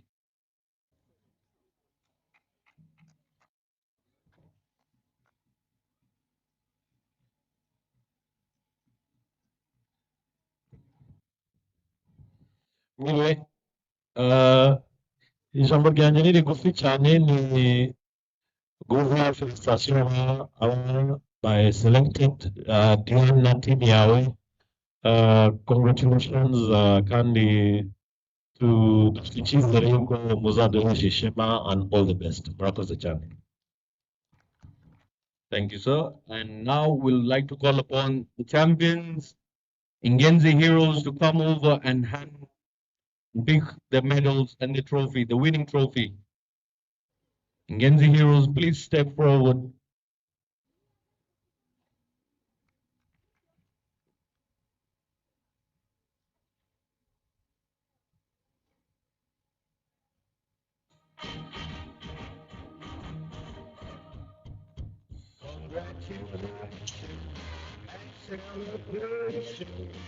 When I feel everything that you're in love with me.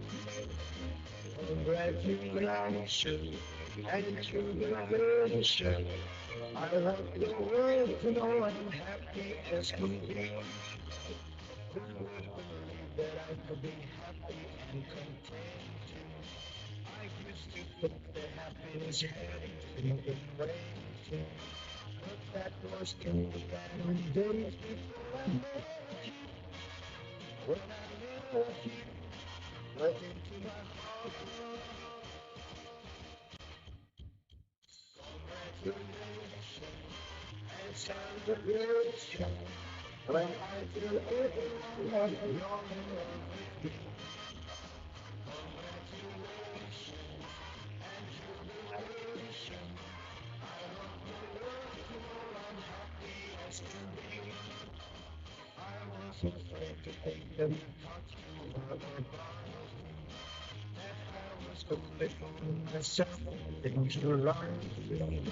But since you maybe said you wouldn't live without me, that road without me, you wanted to stay. Congratulations and celebration when I tell everyone that you're in love with me. Congratulations and jubilation.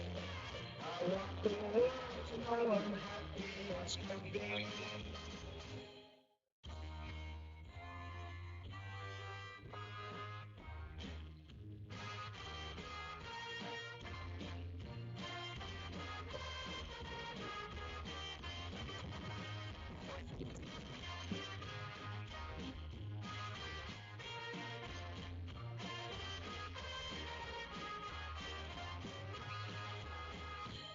Congratulations and celebration when I tell everyone that you're in love with me. Congratulations and jubilation. I want the world to know I'm happy as can be. I want the world to know I'm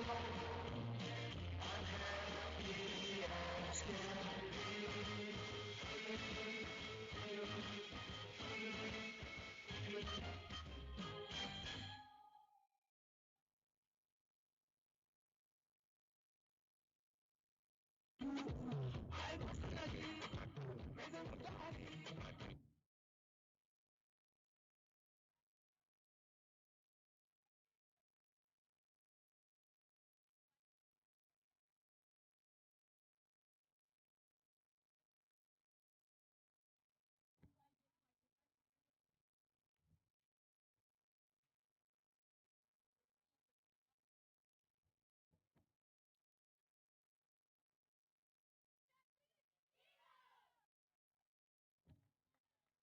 Well done. Round of applause for the winning team, Ingenzi Heroes. lifting. Give them the music.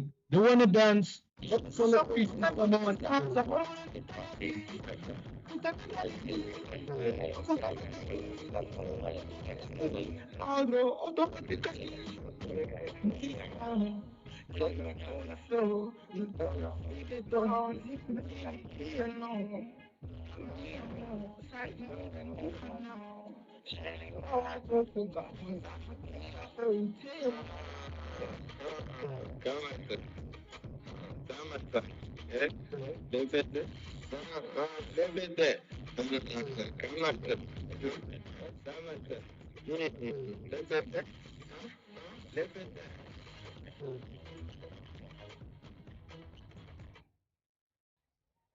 Well done, well done, well done. Right, as we come to the end of the ceremony, I would like to first also inform the individual performers, be the MVP, best batter, best bowler, and the best fielder, to also come and receive the checks. There is some money to be sent to your accounts. So please do step forward and come take your photos with your checks to be collected.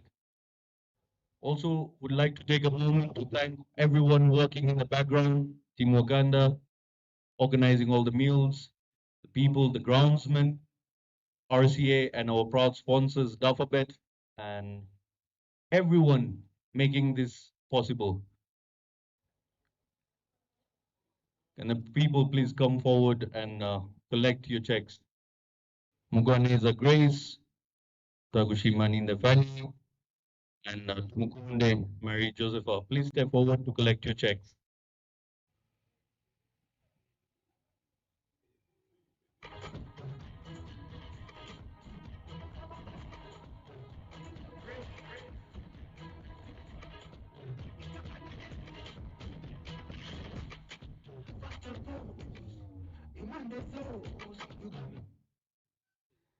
As the photos are being taken, we'd like to thank everyone who was part of the ceremony and the tournament. Thank you very much. Until next time, this is Zaid Khan signing out.